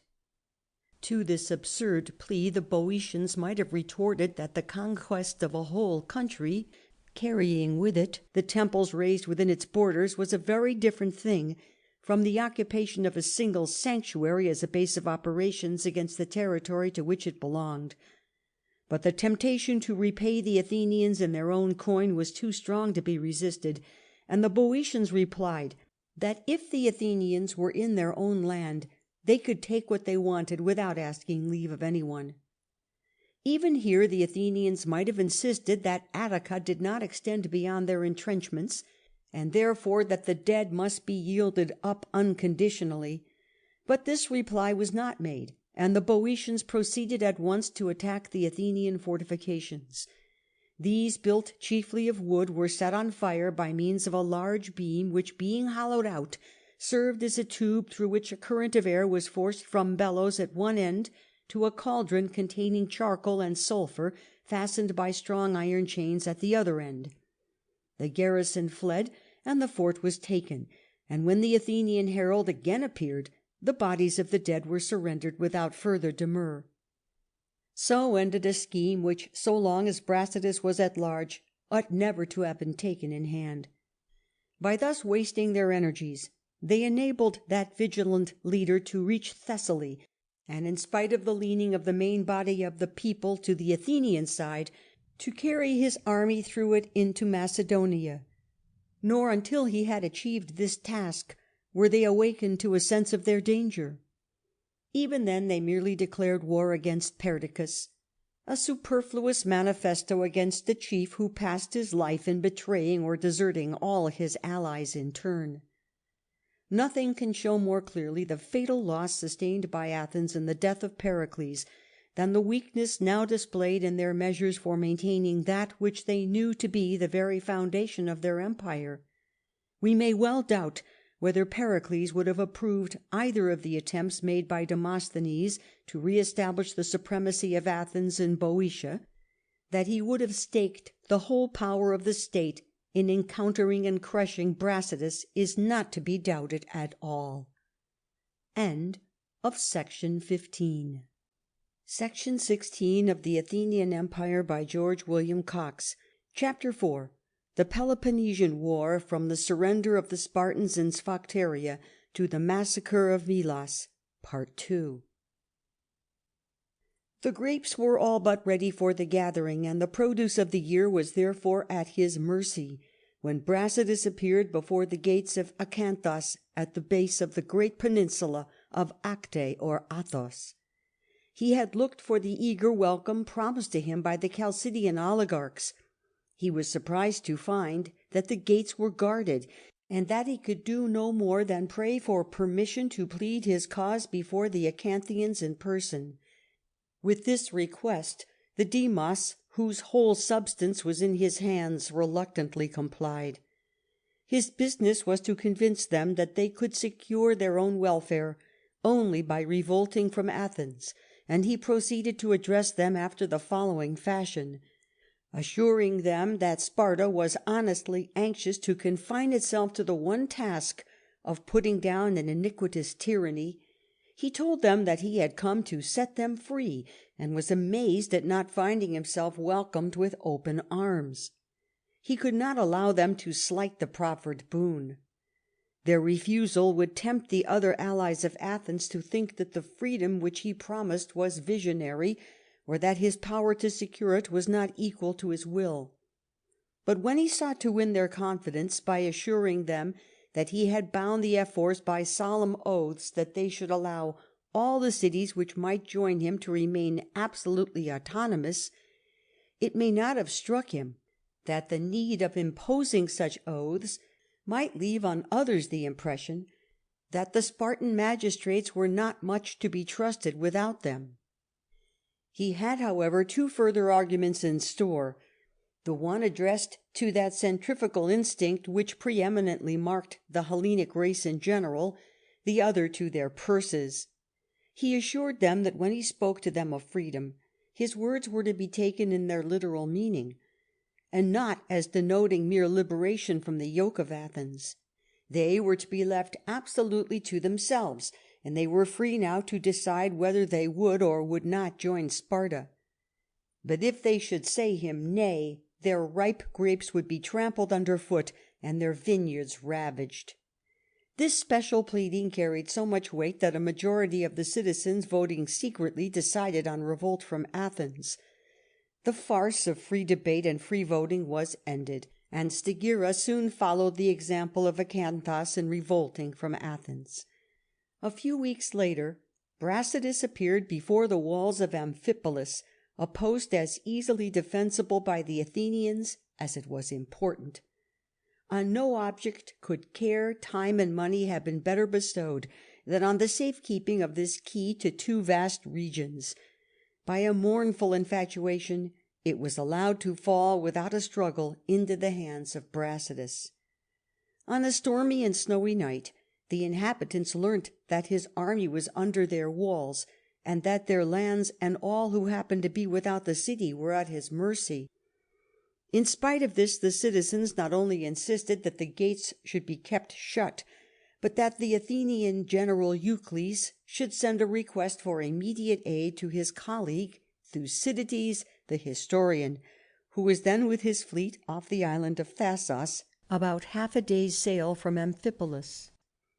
Hurrying thither with all speed, he found that Brasidas had been before him. Feeling the importance of securing Amphipolis at all cost, the Spartan leader offered the full rights of citizenship to all who might choose to remain. To those who preferred to depart he allowed 5 days for the removal of their property. The terms were accepted, and in another 24 hours the Spartans would have been masters of Eion also. But in the evening of the same day the 7 ships of Thucydides entered the mouth of the Strymon, and this fresh humiliation was avoided.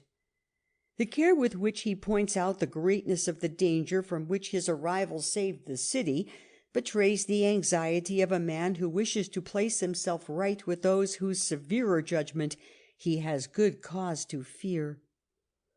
We can scarcely lay too much stress on the fact that in both these towns of Acanthus and Amphipolis the majority of the people is disinclined to alliance with Sparta, and that in neither case is free debate or free voting allowed. No more conclusive evidence could be desired in favour of the imperial city than that which is furnished by the whole history of the campaign. If, in spite of the reiterated promises of Brasidas that there should be no interference whatever with their management of their internal affairs, their opposition was with difficulty overcome, the conclusion follows that, apart from the passion for interpolitical independence, the subject allies of Athens had no special grievance calling for redress. Had they been oppressed by a tribute beyond their means to pay? Had they been preyed on by collectors who drew from them sums beyond their defined assessment? Had the means of redress for injuries committed been denied to them or rendered difficult, they must assuredly have thrown themselves into the arms of Brasidas with a feeling of thankfulness that any change must be for the better. But, as we have seen, the imperial yoke of Athens pressed on the allies as a sentimental rather than a real grievance, and it was precisely thus at Acanthus and Amphipolis. There was no positive love for Athens, but as they felt that their connection with her was on the whole to their own benefit, they were not carried away by enthusiastic admiration of a stranger, who simply promised to leave them in a state of complete isolation. And the introduction of Brasidas was brought about only by the intrigues of a small but overbearing faction, which resolved to hurry the people into revolt under pain of ruin in case of refusal. Even thus, it is asserted, Amphipolis would have remained true to Athens if there had been good reason for thinking that a few hours would bring to them the aid of Thucydides. The tidings of the revolt of Amphipolis filled Athens with dismay. The place was, in fact, the key to their Thracian possessions, and the loss of this position increased the readiness of the allies to revolt as much as it lowered the reputation of Athens.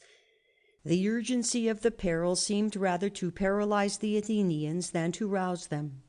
Nothing was done beyond dispatching a few troops to reinforce the garrisons in the Thrace-ward cities, and further disasters were averted only by the reluctance of the Spartans to encourage schemes which probably they did not very clearly understand.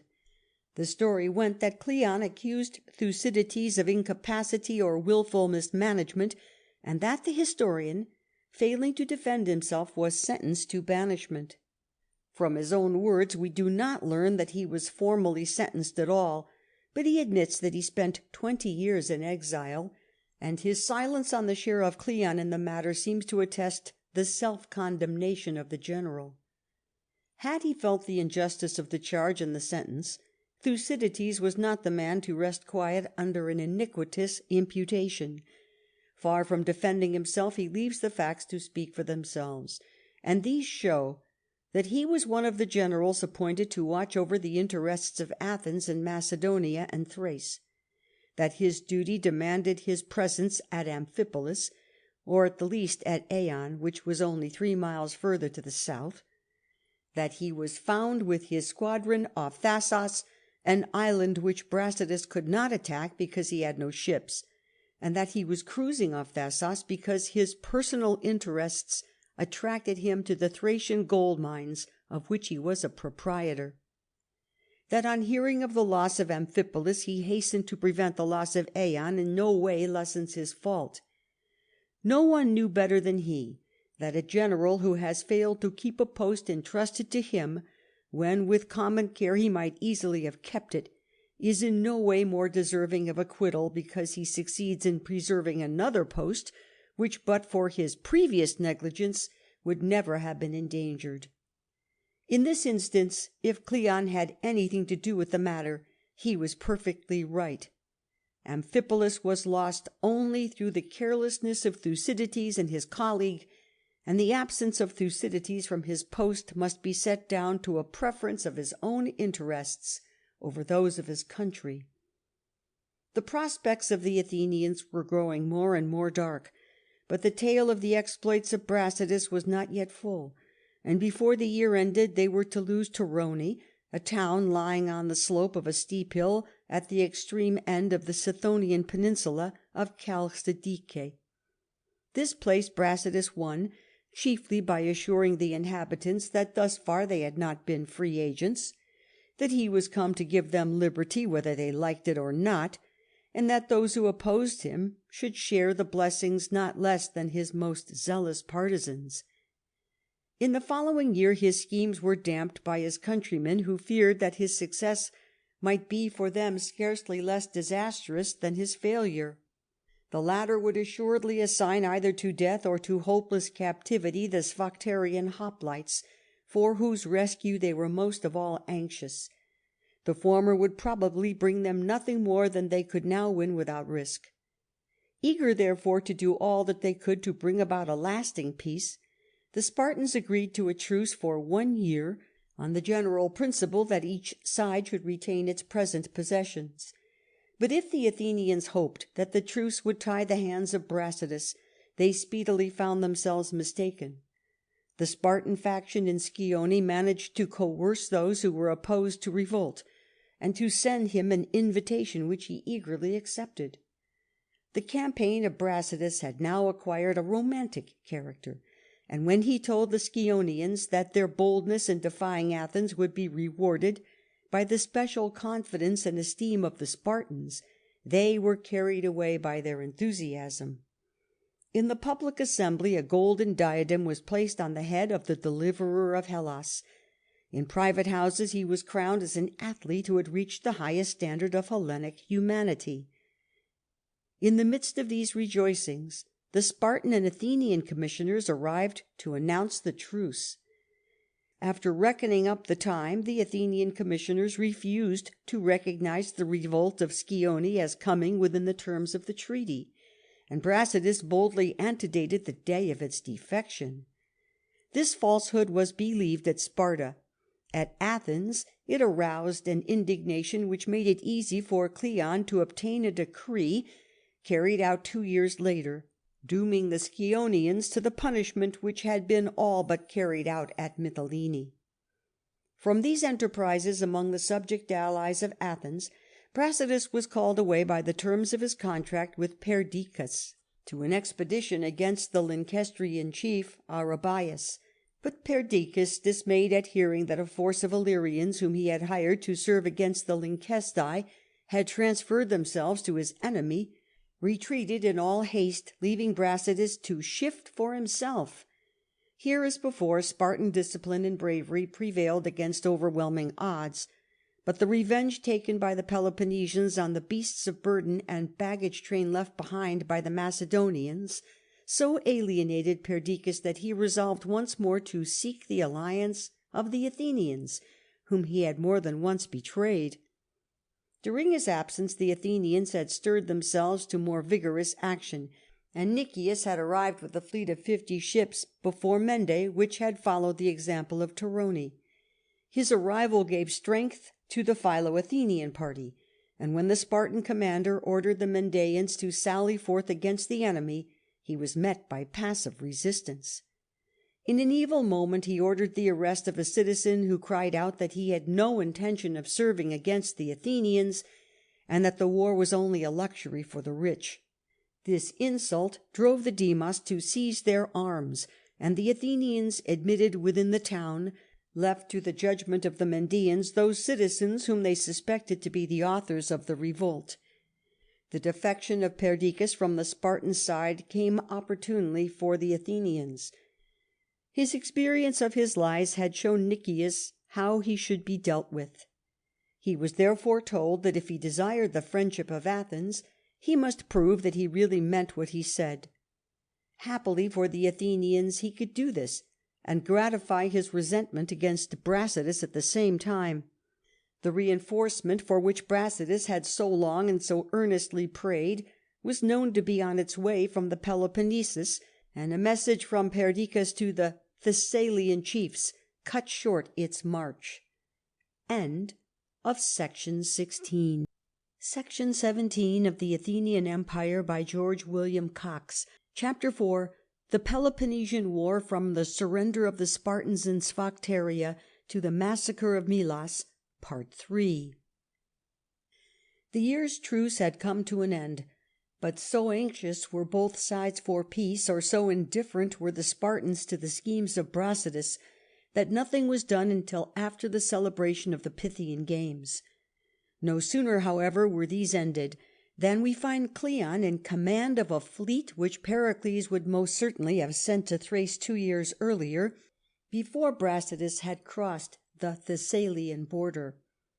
The facts to be noted are these: that after an interval of 3 years, a man who in the public assembly of Athens had candidly confessed his incompetence for military command, and who had been successful at Pylos merely because he had had the sound sense to subordinate himself to a leader of real genius, is now sent on a far more dangerous service without the aid of such a colleague as Demosthenes.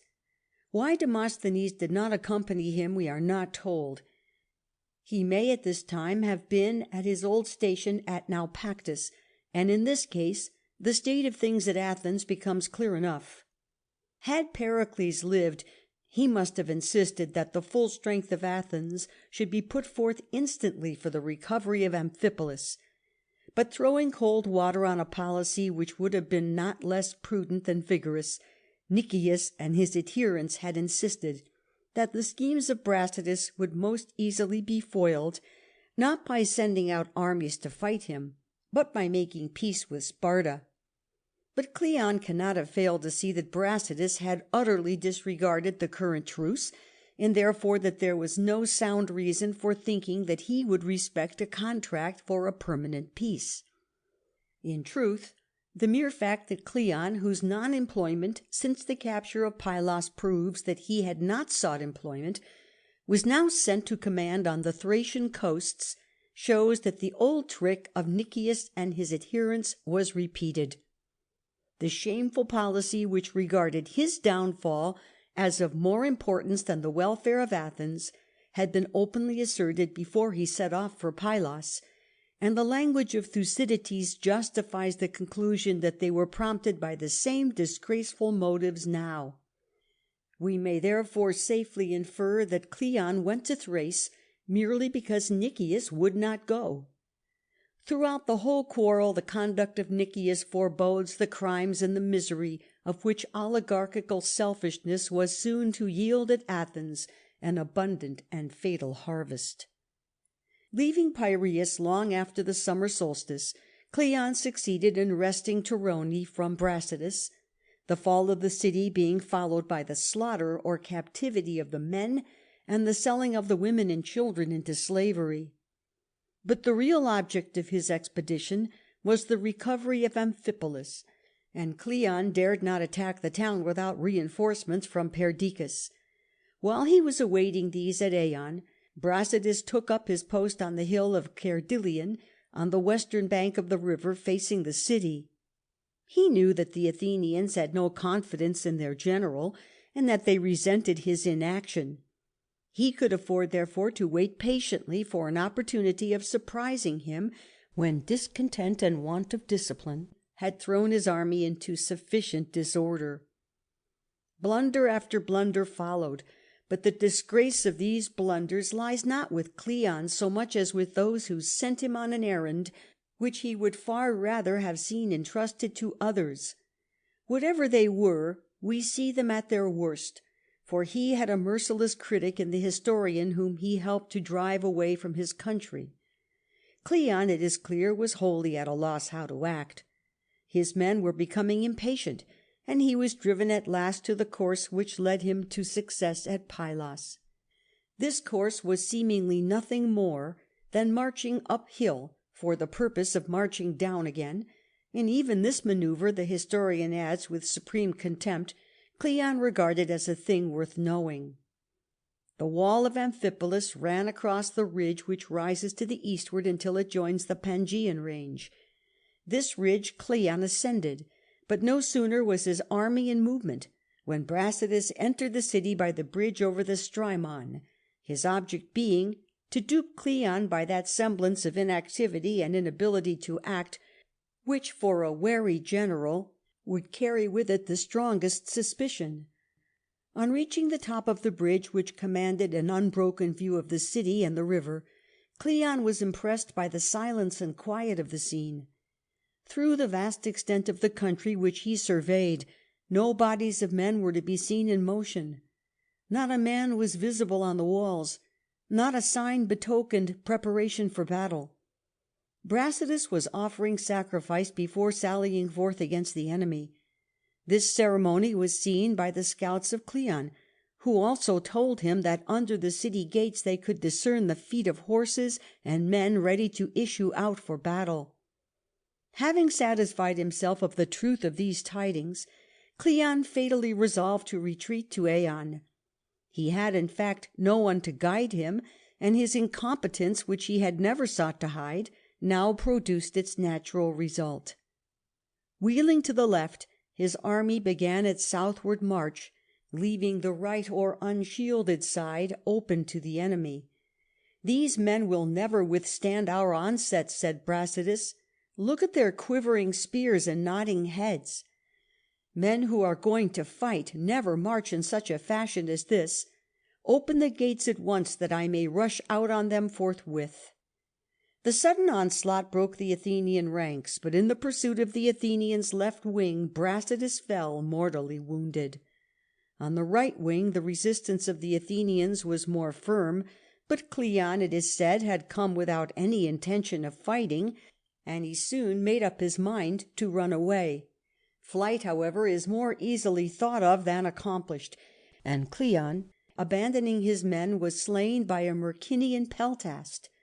So says Thucydides, but the strong bias of his narrative may fairly lead us to suspect that his end was not so ignominious as he describes it to have been.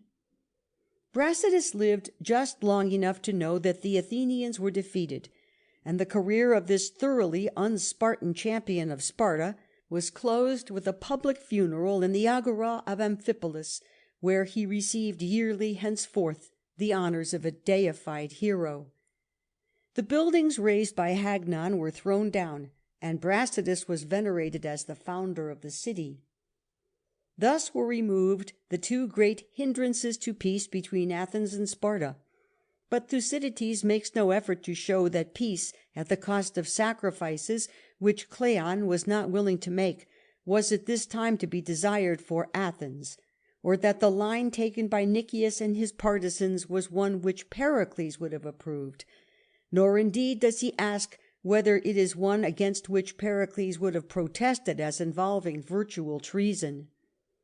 Happily, the unswerving honesty which never allows him to suppress facts has shown us that when Cleon charged the first Spartan envoys with deliberate duplicity, he was disgracing himself and running a risk of fatally injuring Athens; that when the truce was once broken, he was perfectly right in insisting that at whatever cost the Spartan hoplites in Sphacteria should be brought prisoners to Athens; that he was again wrong when, after they had been so brought, he hindered the settlement of peace by imposing conditions too exacting and severe; and finally, that he was from first to last more than justified in insisting that Brasidas must be encountered and put down in Thrace.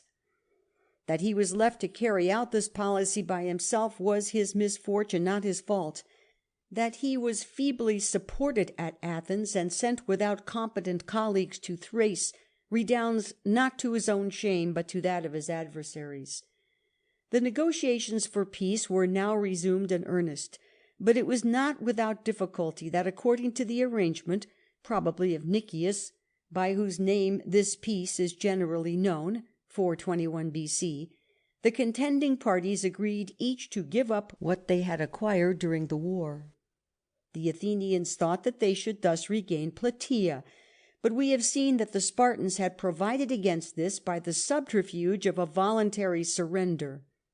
They remembered, however, that if the Thebans had a right to hold Plataea, they had a right to retain Nicaea, and they refused accordingly to give it up.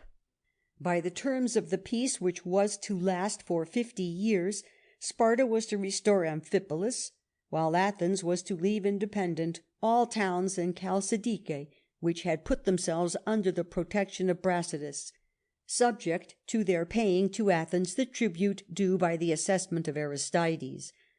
On their part, the Athenians, who were to receive back all prisoners in the hands of the Spartans or their allies, were to restore all captives belonging to Sparta or any city of their confederacy, as well as to surrender Pylos and Cythera. But it was now to be seen that though the Spartans might make promises in the name of their allies, they could not ensure their fulfilment. The Boeotians, as being constrained to give up Panacton, a fort which they had seized in the preceding year; the Megarians, as not recovering Nicaea; and the Corinthians would have nothing to do with the treaty. More than all, the Chalcidians would not give up Amphipolis, and the Spartan general Cleridas declared that he had not the means of compelling them. End of Section 17. Section 18 of the Athenian Empire by George William Cox. Chapter 4. The Peloponnesian War, from the surrender of the Spartans in Sphacteria to the massacre of Melas. Part 4.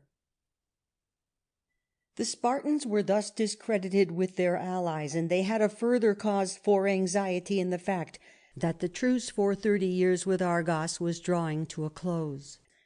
It was therefore of great importance to prevent an alliance between Athens and Argos, which might restore to the latter her ancient supremacy in the Peloponnesus. A special arrangement, hurriedly made with the Athenians, pledged Athens and Sparta to defend each the other's territories against all invaders, and bound the former to put down all risings of the Helots, in other words, to put an effectual restraint on the Messenians at Pylos. Even this would have been a concession far too great for this practically worthless alliance which Sparta offered in mere fear of Argos, but so great was the value which Nikias and his partisans professed to put upon it, that they induced the Athenians to surrender the hoplites taken at Sphacteria.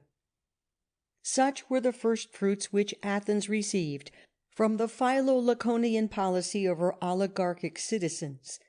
She was now practically ruled by those who prided themselves on being nobly born and nobly bred, and these statesmen set to work to deprive her of one advantage after the other, offering her in their stead apples of the Dead Sea.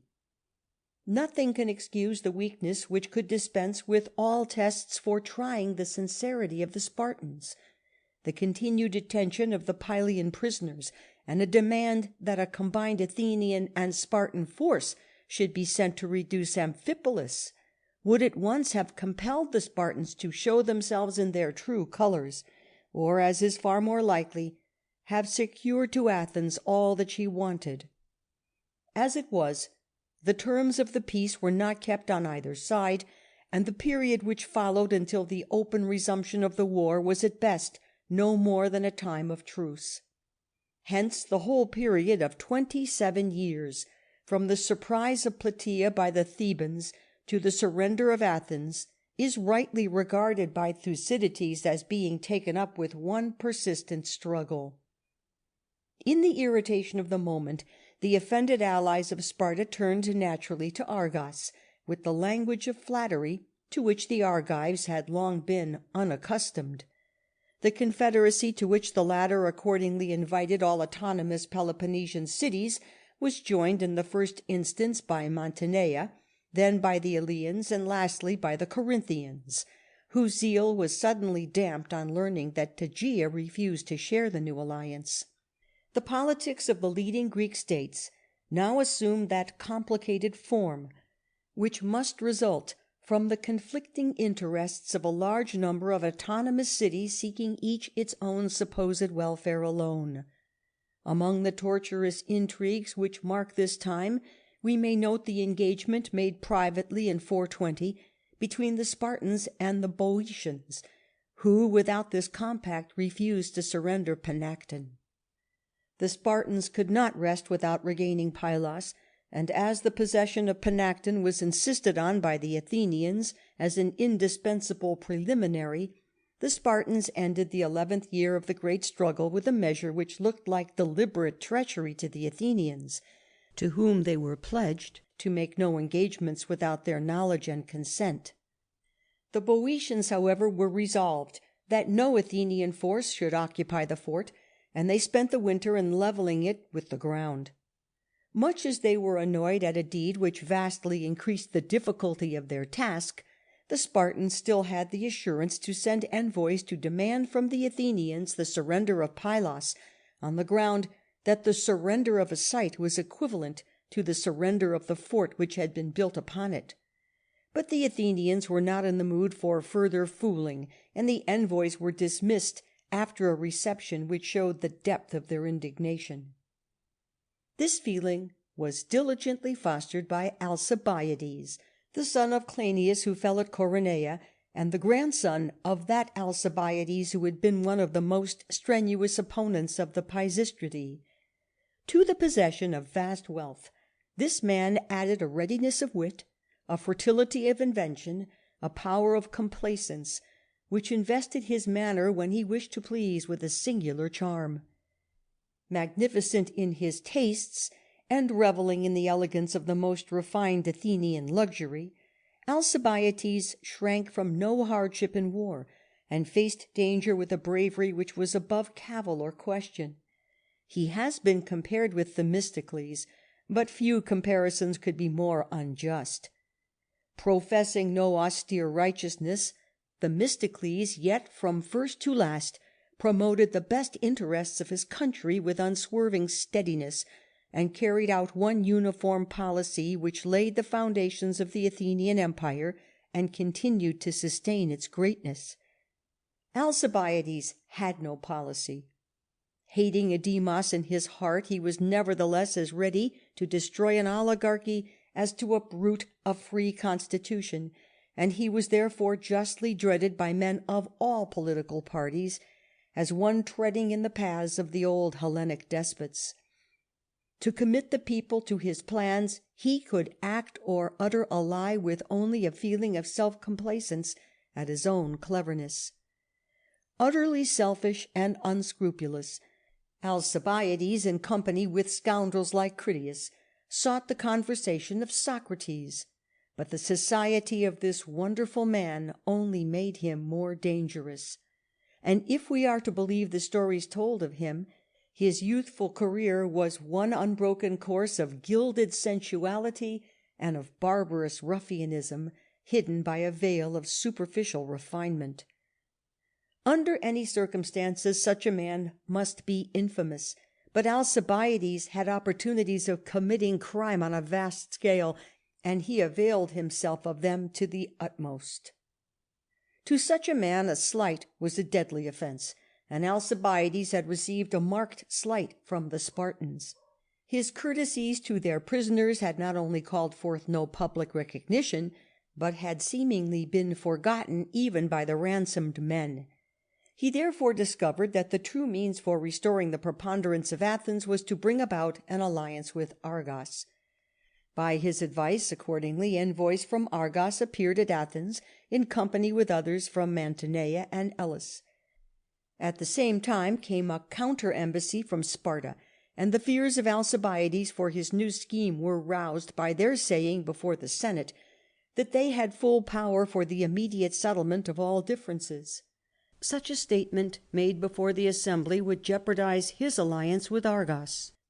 It must not therefore be made. Warning them that this profession might subject them to troublesome demands and importunities, he pledged himself to secure for them the possession of Pylos, and to plead their cause before the people, if they would claim no further mission than that of envoys pledged only to report the wishes of the Athenians. The Spartans fell into the snare.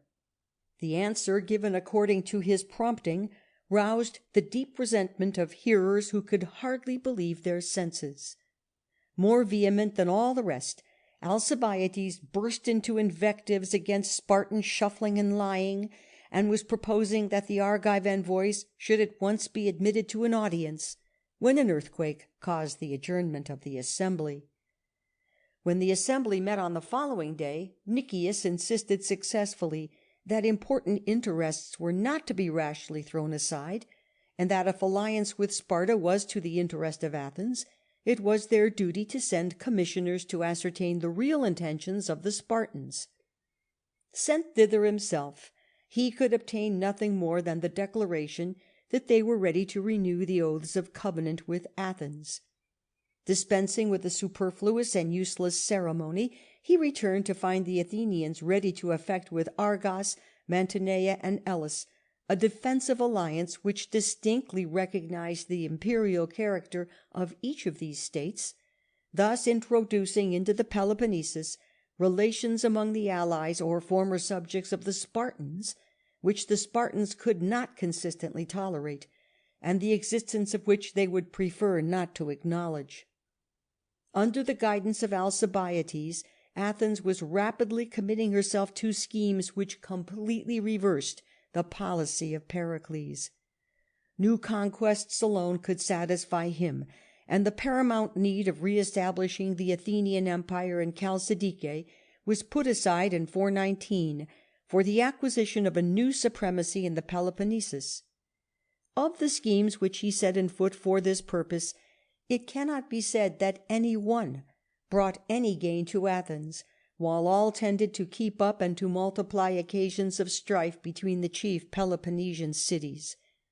The first of these enterprises was the building of long walls to bring the Achaean Petrai within the protection of an Athenian fleet. The second, the erection on the Achaean Rhion of a fortress which might serve as another Pylos. No sooner had both these schemes been foiled by the Corinthians and Sicyonians than Alcibiades discovered that the occupation of Epidaurus would be greatly to the advantage of Athens, and therefore he stirred up the Argives to the invasion of its territory. Irritated with this warfare, which really broke, while it nominally respected, the peace, the Spartans during the winter smuggled a force into Epidaurus, and the Argives complained at Athens that the clause of the treaty between them, which asserted that neither side should allow hostile forces to pass through their territory, had been violated. The Spartans had conveyed these men by sea, and the sea was specially the dominion of Athens. Pleased with this flattery, the Athenians readily adopted the suggestion of the Argives that, by way of punishing the Spartans, the Messenians and the Helots should be brought back to Pylos, a note explaining the reason for this step being added to the inscription on the Pillar of Peace at Athens. But the Spartans now saw that vigorous efforts were needed if they would prevent their confederacy from falling to pieces, and they resolved accordingly to inflict summary chastisement on the Argives. A simultaneous invasion of Corinthian and Spartan forces from two different quarters in 418 caught the Argives in front and rear.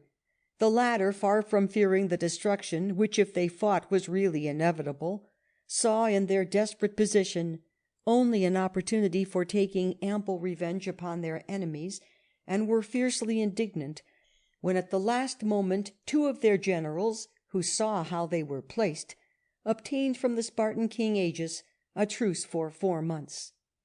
Thus, instead of paying the penalty for their misdeeds, the Argives were left free to listen to the oratory of Alcibiades, who urged them on, in spite of the covenant just made, to attack the Arcadian Orchomenos, which speedily surrendered to the combined forces of the Argives, Eleans, Mantineans, and Athenians.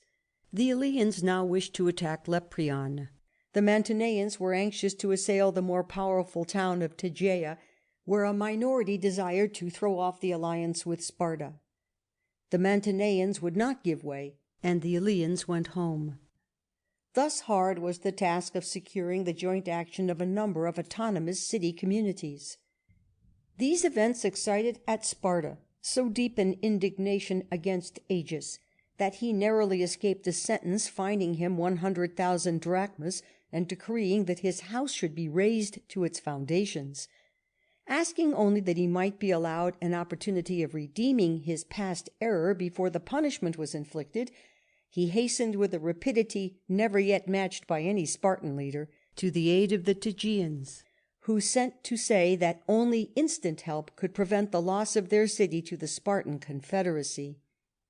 Finding the Argives posted on a steep and precipitous eminence, he was about to attack them without further thought, when a veteran cited in his hearing the old proverb of healing evil by evil.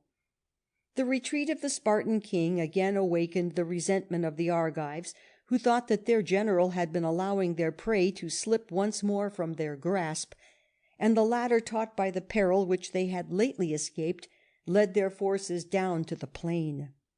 On this ground, on the following day, was fought a battle which Thucydides describes with such singular minuteness and exactness of detail as to justify the conclusion that he must have been an eye-witness.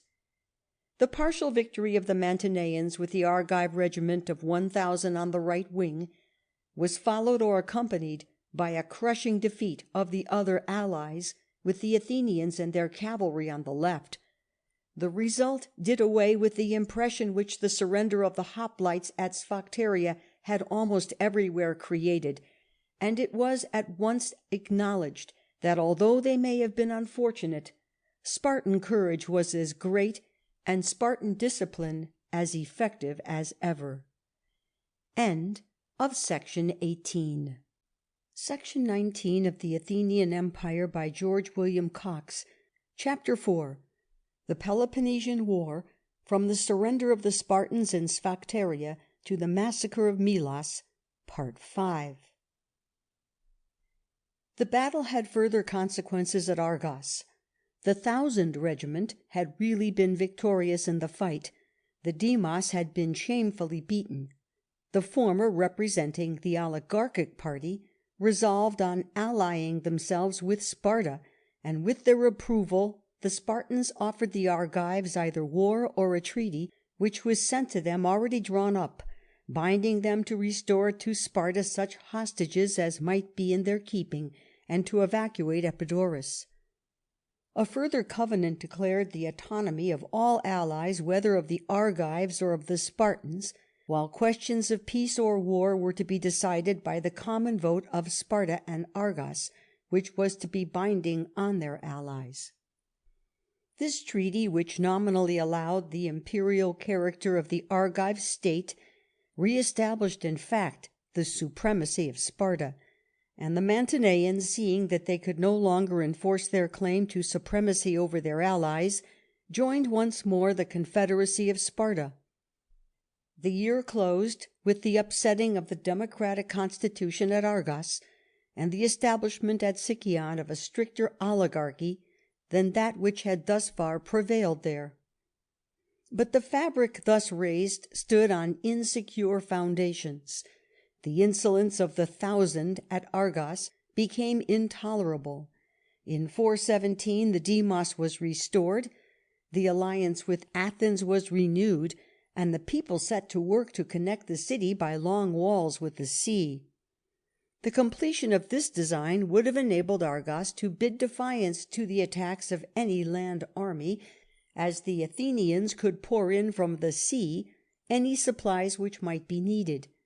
But the oligarchic party was not rooted out, and receiving promises of help which were not fulfilled, Agis, unable to enter Argos, levelled the long walls with the ground. A seeming revival of vigour marked the conduct of the Athenians during the ensuing winter. Seeing now that Amphipolis, if it was to be recovered at all, must be recovered by force, Nikias and his adherents urged an expedition, subject to the co-operation of a chief whose only gifts to Athens had been confined, in the words of the comic poet, to shiploads of lies. Perdiccas, of course, failed to keep his engagements. The enterprise was abandoned, and the strength which might have recovered Amphipolis was put forth in the following year, 416, for the destruction of a petty township in the island of Melos. This place, a colony from Sparta, had never been included in the Athenian confederacy, and if force was to be employed to bring them within it, this force should have been used in the days of Aristides, and not now, when a long war with Sparta had materially altered the complexion of the case. But in the 16th year of the war, Nikias appeared before the city, and on the refusal of the Melians to become allies of Athens, proceeded to blockade it. Time went on, no help came from Sparta, and plots were discovered for betraying the place to the Athenians. The Melians resolved to anticipate them by unconditional surrender, and their recompense for so doing was the murder of all the grown men and the selling of the women and children into slavery. But the case of the Melians is obviously quite different from that of the Mytilenaeans, who were threatened with the same punishment, or of the Scionians, on whom it was actually inflicted. The Melians had done the Athenians no specific wrong, and the worst charge that could have been urged against them was that they shared in the benefits arising from the Athenian confederacy and empire, without sharing, if such was the fact, the burdens necessary for its maintenance. But according to the elaborate report given by Thucydides of the conference which preceded the siege, the arguments urged by the Athenians in justification of their attack were of a totally different kind. The Athenians had preeminently the reputation of people who were always disposed to call ugly things by pretty names, and even average Greeks sought to throw over deeds of wanton iniquity a veil of decency, even if they could not pass them off as righteous and equitable. Least of all in the history of Athens generally do we find the temper which glories in the exertion of naked brute force, and delights to insult and defy the moral instincts of mankind. But in the conference which precedes the siege and massacre of Melos, we have precisely this temper, and the Athenians are represented as trampling on all seemliness of word and action, as asserting an independence which raises them above all law, and as boasting that iniquity to the weak can do the strong no harm.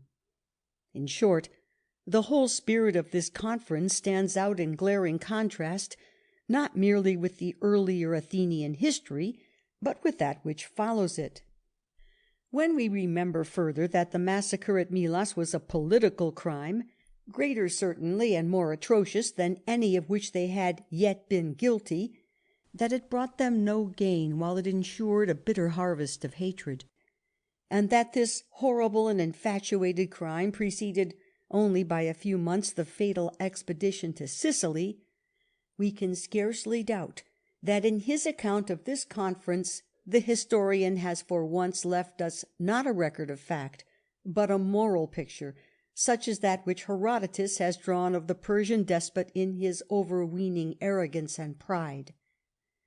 From this time forward the strength of Athens was to be turned aside to impracticable tasks, in which even absolute success could scarcely bring a gain proportioned to the outlay, and the affairs of the city were to be conducted in the gambling spirit which stakes continually increasing sums in the hope of retrieving past losses.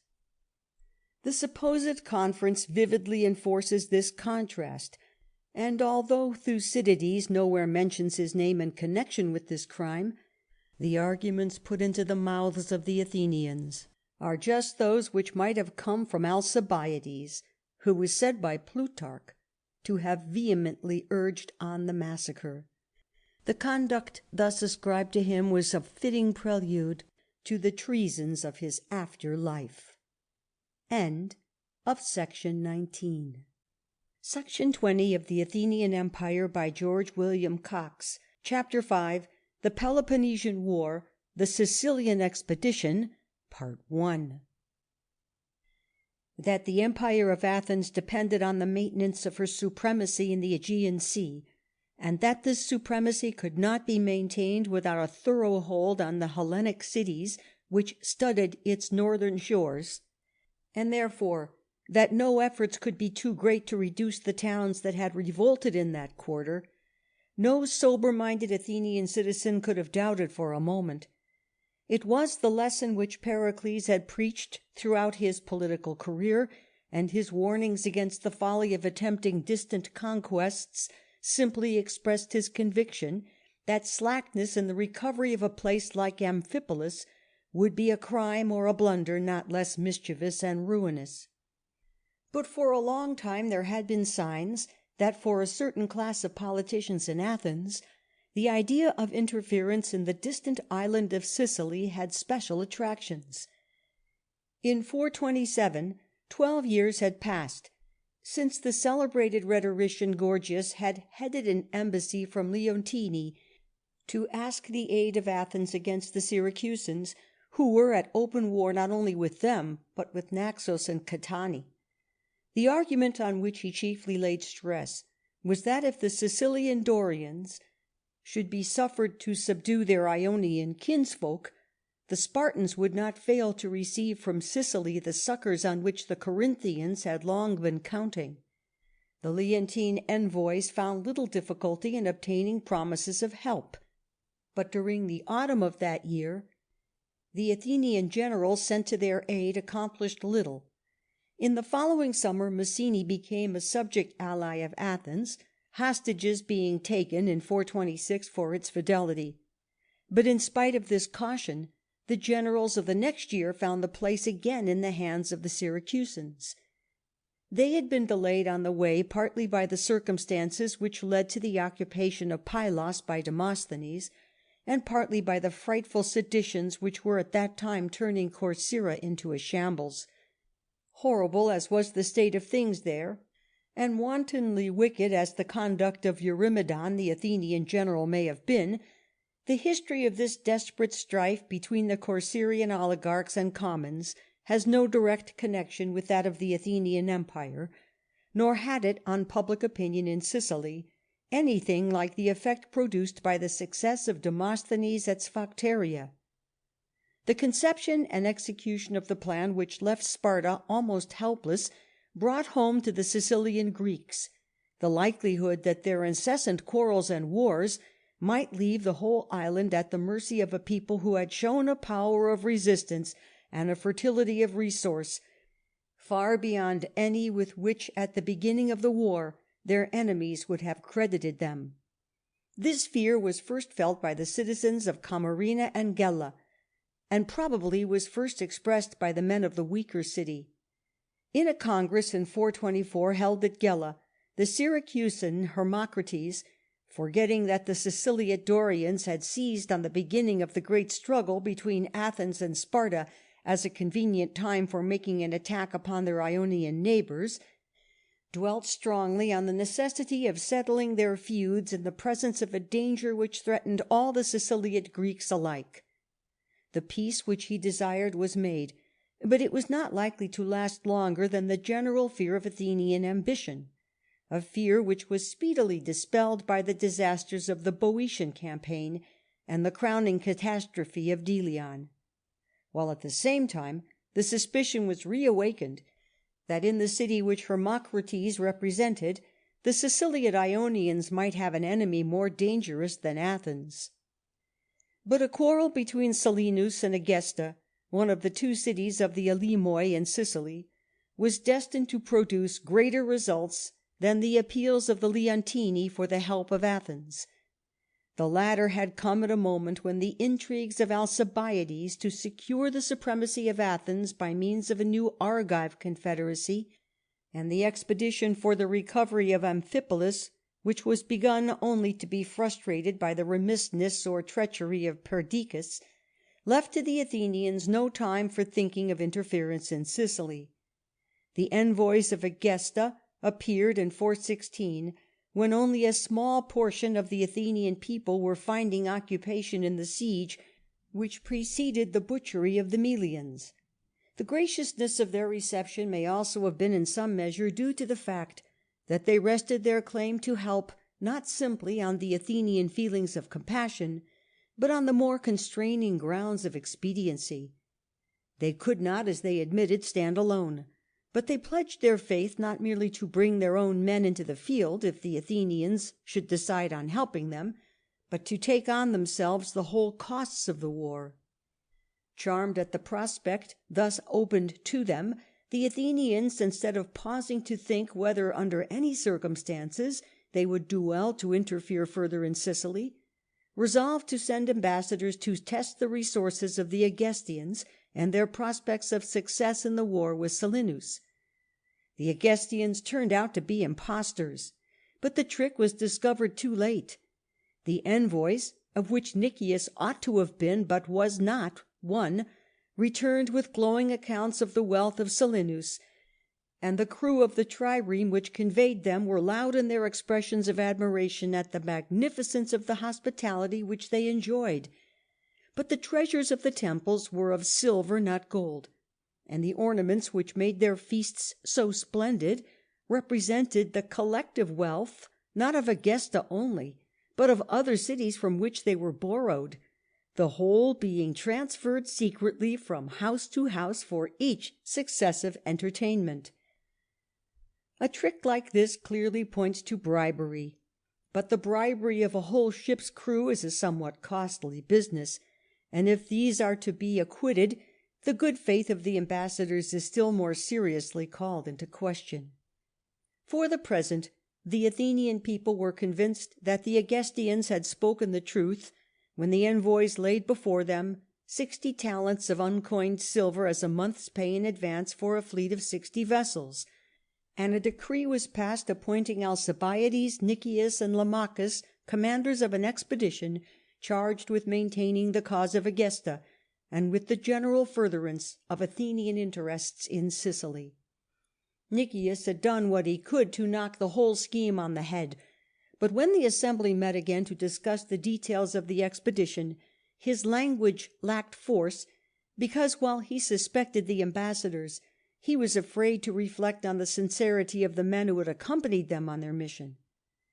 The life of Nikias, born though he was to high station and great wealth, was not indeed particularly fortunate, but of all his misfortunes none was greater than his strange inability to discern the road which almost at any given time would have led him out of his difficulties. It was also his misfortune that his habitual hesitation, caution, or timidity deprived his language of all persuasiveness, even in cases where reserve or prudence became the highest wisdom. Most of all, it was his misfortune that he had never drawn out in his mind a definite policy founded on the real interests of his country. Had he done so, he might have told his countrymen that although in discouraging the enterprise of Demosthenes at Pylos he was setting his face against a plan which would have had the hearty approval of Pericles, still in deprecating any further interference in Sicilian affairs he would have had the unqualified sanction of that great statesman.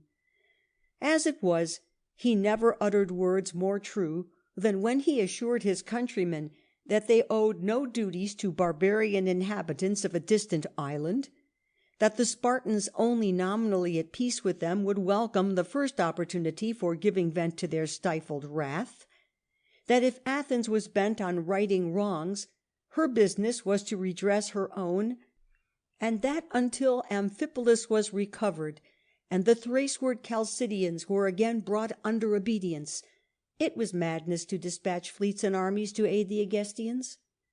With less prudence, unless he meant to persist in his opposition, he inveighed against the selfish ambition of men who outran their fortunes in the extravagant luxury of their private lives and in the splendour with which they competed for the prizes in the great Hellenic festivals.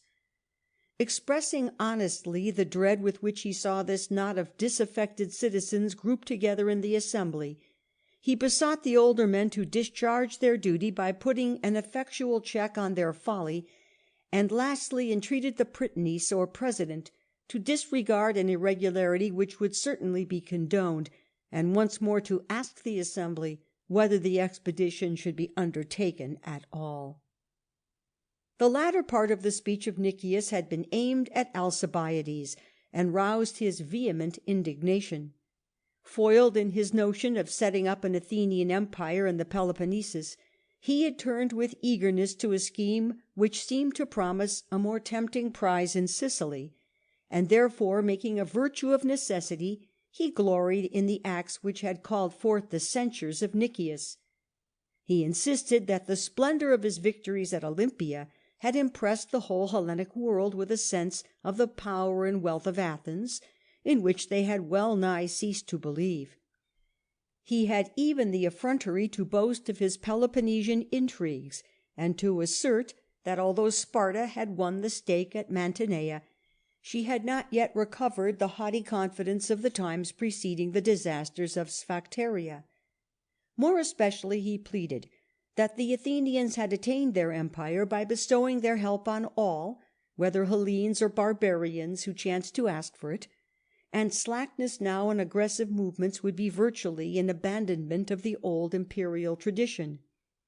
Sicily would supply a field for such action. The refusal to occupy this field would be followed by stagnation, and stagnation would end in death. It would have been well if his hearers could have seen through the assumptions and falsehoods of this impudent harangue. The insinuation that Athens must be devoured with idleness if she would not decree the expedition to Sicily had already been met by Nikias, but unfortunately his own remissness in all that concerned Amphipolis had deprived him here of a strong vantage ground. The assertion that the Athenian Empire had been acquired by indiscriminate help bestowed on every applicant was a mere lie. In the first instance it had been forced upon Athens, and the Delian confederation, which had alone made her dominion possible, had sprung up from definite needs, and was confined within fixed limits. With the protection of the Asiatic Hellenes from the Persian power the work of Athens began, and with the maintenance of their safety and welfare it ended. End of Section 20. Section 21 of the Athenian Empire by George William Cox. Chapter 5. The Peloponnesian War, the Sicilian Expedition, Part 2. The support which Alcibiades received from other orators was so great that Nikias, feeling himself virtually defeated, resorted to a device by which he hoped to disgust the people with the enterprise. Declaring plainly that he regarded the Agestian professions of wealth as a falsehood, he insisted that they must be provided with no ordinary fleets or crews, and that they must go amply provided with everything that could ensure the well-being of an army under all possible accidents of war. Far from succeeding in his purpose, Nikias united all parties by proposing a course which seemed to make failure impossible, while even the more sober-minded were led to think that what Athens undertook, with a superfluity of resources, she would assuredly be able to accomplish. When, then, one of the citizens started up and insisted that without further preface Nikias should say plainly what he wanted, the unfortunate general was caught in his own trap.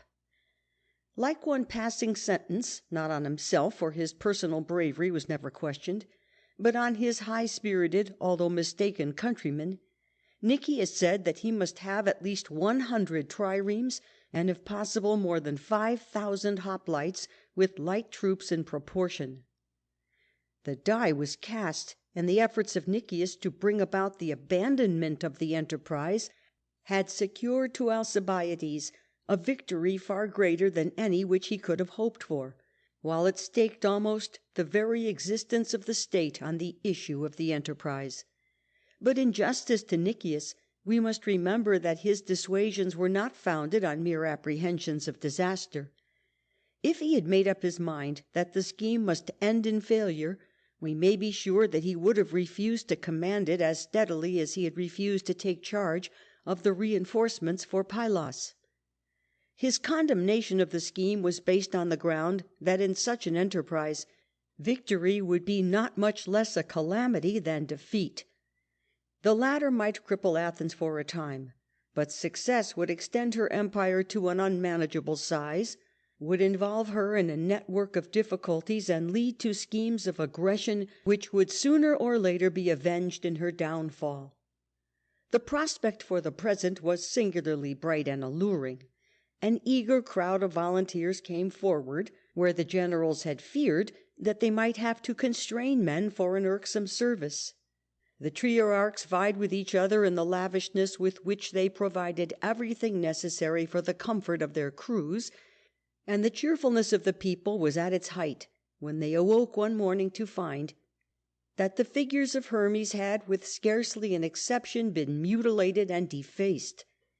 These Hermae stood in the agora, before the temples, the public buildings, the private houses, and the people comforted themselves with the thought that the reverence which they paid to him enlisted the god on their side, and pledged him as the master thief to protect them against the robbers, of whom he was the most adroit and subtle. The event produced a profound sensation. No part of the city was free from the profanation thus offered to the god, and therefore all Athens had forfeited its right to the goodwill of the deity. Nor was it possible to say how far his feelings might be shared by the great company of the gods. The religious fears of the Athenians had been roused, and no people on this point were ever more sensitive. The sacrilege had been committed by men belonging to an organized body, and hence the Athenians had in their minds a secret society which hated the existing constitution of their country, and which must have engaged in active conspiracy before it could venture on such outrage of law and decency. That some conspiracy existed there is not the least doubt. Whatever it was, it is equally certain that Alcibiades had nothing whatever to do with it. It is absurd to suppose that a man should set in motion schemes which would involve him in imminent danger, and that he would do this just when he was setting off on an expedition on which he had set his heart, and to which the discovery was likely to be fatal. Hence it may with equal safety be inferred that the end aimed at was the ruin of Alcibiades and the abandonment of the enterprise. The mutilation of the Hermae would appeal directly to the religious fears of Nikias, and might call forth the protests of men who were thus far afraid to break silence. As for Alcibiades, his career had raised up against him a band of bitter enemies, and there were good grounds for thinking that if he returned a conqueror from Sicily, he would return with an ascendency so prodigious as to render the possibility of a despotism renewed in his person no mere dream. The great thing then was to prevent him from going, and in this they very nearly succeeded. But the charge brought against him had, strangely enough, nothing to do with the mutilation of the Hermae. Rewards offered for the apprehension of conspirators brought forward witnesses who accused him not of mutilating statues, but of mimicking in private houses the ceremonies of the Eleusinian mysteries. Of this there is no reason to suppose him innocent, but there is no greater reason for inferring on this account his guilt in the matter of the Hermae. The demeanour of Alcibiades in this crisis was straightforward and commendable. He insisted on being brought to trial before he sailed, asserting at the same time his innocence and professing his willingness to submit to any penalty if he should be found guilty. But his opponents saw that a large proportion of the army was on his side, and that his condemnation might send home in wrath or disgust the Argive and Mantinean allies, whom he had persuaded to join in the expedition. It was therefore decided that his trial should be postponed to some time subsequent to his recall. It was now midsummer, and the fleet was ready for sea, and never did a more magnificent force issue from Athens than when the hoplites left the city to embark on board the ships which were to bear them away to Sicily. Its splendour lay not so much in the numbers, whether of the men or of the triremes, nor was the day made memorable so much by the brilliancy of the military array, as by the high hopes, troubled by some transient misgivings, which filled the hearts of all who had accompanied their friends from the city and were now to bid them farewell. Almost the whole population of Athens had come down to the Piraeus. Foreigners were there, gazing in wonder at the sumptuousness of the armament, while fathers, brothers, wives, and children felt their bright hopes fading away as they were brought face to face with the stern realities of parting. Thus far they had buoyed themselves up with the thought that the power of Athens was fully able to accomplish her purposes. But now the length of the voyage, their scanty knowledge of the island which they were going to conquer, and the certainty that in any case many were departing who would never see their homes again, threw a dark veil over the future, and many burst into bitter weeping. The trumpets gave the signal for silence, and while some prayed to a god and father, neither local nor changeful, the voices of the heralds rose in invocation of the gods of the city. Presently the paean shout echoed over the waters, and the long line of triremes swept in file from the harbour. Even in Sparta, with its habitual wariness and secrecy, a plan so vast could not have been formed without giving rise to rumours which would reach the state against whom these preparations were being made. At Athens there could be no secrecy, but the tidings brought to Syracuse were received with an incredulity against which Hermocrates in vain raised his voice, urging them to man their triremes and wait for the Athenians on the shores of Italy, and thus probably determined Nikias, whose delight of the enterprise was notorious, to abandon it altogether. His opponent Athenagoras insisted, on the contrary, that the Athenians, noted as they were for sobriety of judgment, would never be so frantic as to leave a war unfinished in Chalcidice in order to undertake a war on a huger scale in Sicily, and that the persons to be punished were, therefore, not the Athenians, whom they would never see, but the orators, who for their own selfish ends sought to scare them with imaginary terrors, and to shut their eyes to more real perils at home. The speech of Athenagoras would have been followed beyond doubt by angry controversy, had not the strategoi or generals, interposing their authority, insisted that as they were responsible for the safety of the city, so they would take the measures most likely to ensure it. While with the Syracusans the coming of the enemy was a matter of doubt and controversy, tidings were brought that the Athenians had already reached Rhegion.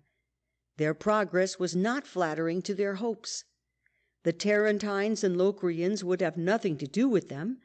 The men of Rhegion insisted on maintaining a strict neutrality until they could learn the wishes of their fellow Italiots, and the ships sent forward before the fleet returned with the news that the wealth of Egesta was a fiction, and that its treasury contained no more than the modest sum of 30 talents.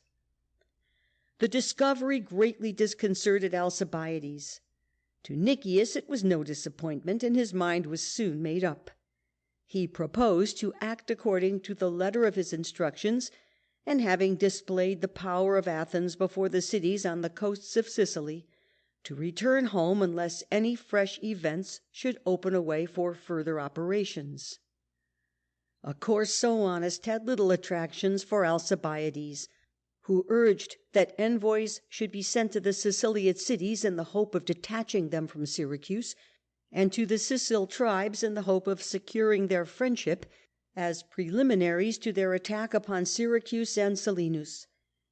Taking the view of the mere general as distinguished from the statesman, Lamachus insisted that not a moment was to be lost while the impression made by their sudden arrival was still fresh. Syracuse was as yet quite unprepared for the struggle, and an immediate attack upon it would be followed by either complete victory or an important success. Of these three plans, that of Nikias was the best from the statesman's point of view. From that of the general, the counsel of Lamachus was both bold and able. That of Alcibiades was unworthy either of the soldier or the statesman. A more prudent and businesslike course than that which Nikias proposed can scarcely be imagined, and the result would have been a return home, if not after brilliant success, yet without disgrace, and without that exasperation of feeling which would have followed the execution of the plan of Lamachus. That of Alcibiades was a trimming and vacillating compromise, which showed him to be as deficient in true military genius as he was prominent for the arrogance of his demeanour. Unhappily, it was the plan which was enforced by the adhesion of Lamachus, who felt as a soldier that it was better to run the chance of victory with Alcibiades than at once to abandon it with Nikias. An attempt of Alcibiades to win the alliance of Massene was unsuccessful. Overtures not more fortunate made to the men of Catani were followed by a display of Athenian ships in the great harbour of Syracuse, but nothing was accomplished beyond a survey of the fortifications. On their return to Catani the generals were admitted to a conference within the city, and while Alcibiades was speaking, some Athenians found their way into the town through a postern which had been imperfectly walled up, and appeared in the agora. The small minority which constituted the Syracusan party, seeing the enemy thus seemingly in possession of the place, hurried away, and in their absence the Catanians, passing a decree of alliance with the Athenians, invited them to bring thither the forces which had been left at Rhegion. The news that Camarina might be expected to join them led the generals to sail thither, but they found only that the Camarinians were resolved on maintaining their neutrality, and on their return to Catani they learnt that the Salaminian trireme had brought a summons for Alcibiades to return to Athens for his trial. End of Section 21. Section 22 of the Athenian Empire by George William Cox. Chapter 5. The Peloponnesian War, the Sicilian Expedition, Part 3. The departure of the fleet for Sicily had been followed at Athens by a religious excitement which speedily became intense, but although many were imprisoned, some put to death, and others sentenced in their absence for a share in the plot of the Hermocopidae, or mutilators of the busts of Hermes, evidence criminating Alcibiades in the affair was not forthcoming, and the charge on which he was summoned home accused him simply of mimicking the Eleusinian mysteries in his own house. But although the popular indignation against Alcibiades was thus carried to a high pitch, his enemies could obtain no order for his apprehension. It was felt that such a measure might drive away the Argive and Mantinean allies, and perhaps excite dangerous discontent among the Athenian troops themselves. The commander of the Salaminian trireme had therefore no further charge than to deliver to Alcibiades an order to return home in his own ship. Alcibiades accompanied the trireme as far as Thurii, but when the ships were to sail onwards he was nowhere to be seen, and all attempts to search for him were fruitless. Nikias and Lamachus were now joint commanders of the expedition, but the latter hesitated to place himself in opposition to a colleague whose influence with the army far exceeded his own. The fleet therefore sailed through the Messenian Strait and coasted along the northern shore of the island without achieving any material success. The first feelings of awe and depression felt by the Syracusans had now given way to something like contempt, and the discovery of this fact suggested to Nikias a device for effecting an uncontested landing in the bay of Syracuse. A Catanian informed the Syracusans that the men of his city would set fire to the Athenian fleet if on a given day the Syracusans would attack their lines. The bait was eagerly seized.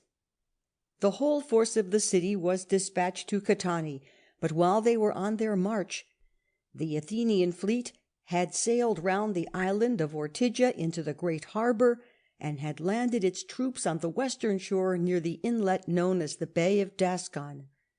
Here a strong position was speedily fortified, and a battle fought on the following day with the Syracusan army, which had returned with unabated confidence from Catani, ending in a victory of no decisive importance for the Athenians. A real defeat might have led Nikias at once to give up the enterprise, to the unspeakable benefit of Athens. His insignificant success furnished him with an excuse for spending the winter in comparative idleness, and sending to Athens for troops and munitions of war. But even now the general prospect was almost as favourable as it had been at first.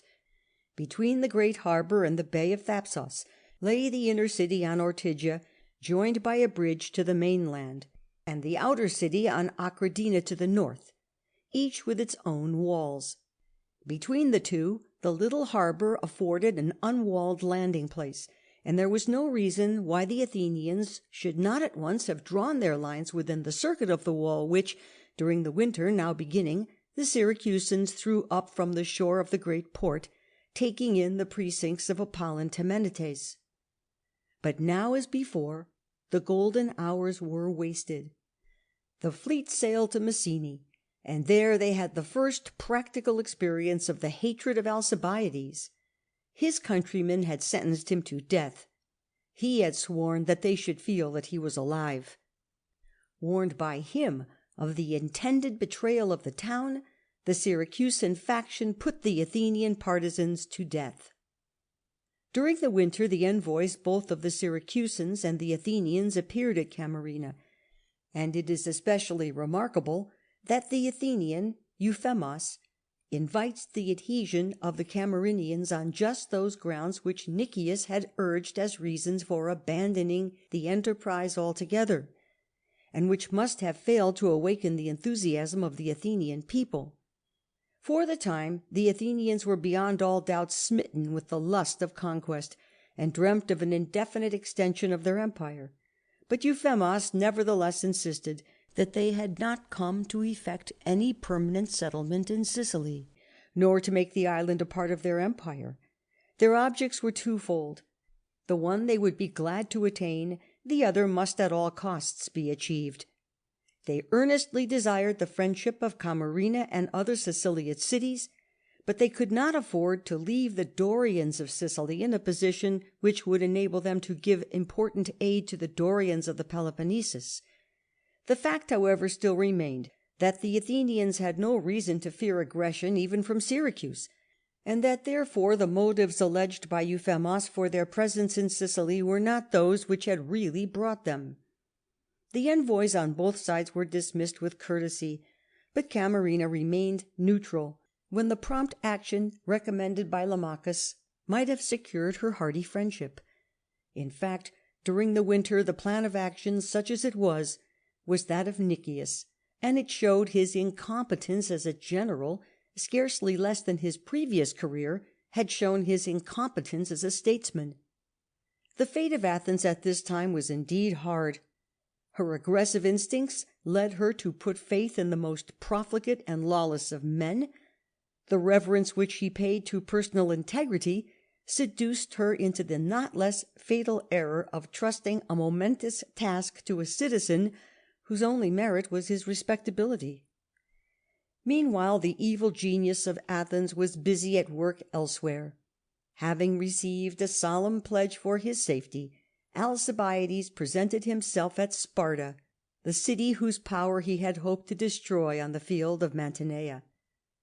Not long after his arrival came Corinthian and Syracusan envoys to urge an open resumption of the war with Athens. The ephors were placidly contenting themselves with the expression of a hope that the Syracusans would hold out, when Alcibiades broke in upon the debate with a vehemence for which he felt that some apology was needed. With matchless effrontery he took credit to himself for exceptional moderation and sobriety, for the prudence of his public counsels, and for his real love of oligarchy, which he had made up his mind to set up at Athens on the first convenient opportunity. Of his own share in originating the Sicilian expedition he said not a word, but he dared to tell the Spartans that schemes which even he had not ventured to put forth before the assembly were familiar to the minds of his countrymen generally, that they contemplated the subjugation of the whole Carthaginian Empire, and intended to swamp the Peloponnesus with hordes of Iberians, and thus make themselves supreme in all Hellas. If Syracuse should fall, these visions would assuredly be realized. A Spartan force, then, should at once be sent to Syracuse. The presence of a Spartan general to organize resistance in that city was even more needful. But most needful of all was it to cripple the Athenians at home. The establishment of a permanent garrison within her borders would weight them with a burden scarcely tolerable, and at Deucalion, in the lower ground between Parnes and Pentelicus, they would find a post which would give them the command of the silver mines of Laurium, while it would do the Athenians mischief far more serious than the loss of a few cartloads of precious metal. When we remember that Athens lay exposed to this deadly wound only because the flower and strength of the people had been drafted away on a distant expedition, which Alcibiades himself had planned and urged on with frantic passion, we can scarcely avoid the conclusion that whatever may have been his wrongs, treachery more dastardly has rarely been found in the annals of mankind. But what were his wrongs? His life at Athens had been one of enormous license, yet even thus he had been enabled to repel an accusation for which the evidence of facts was not forthcoming.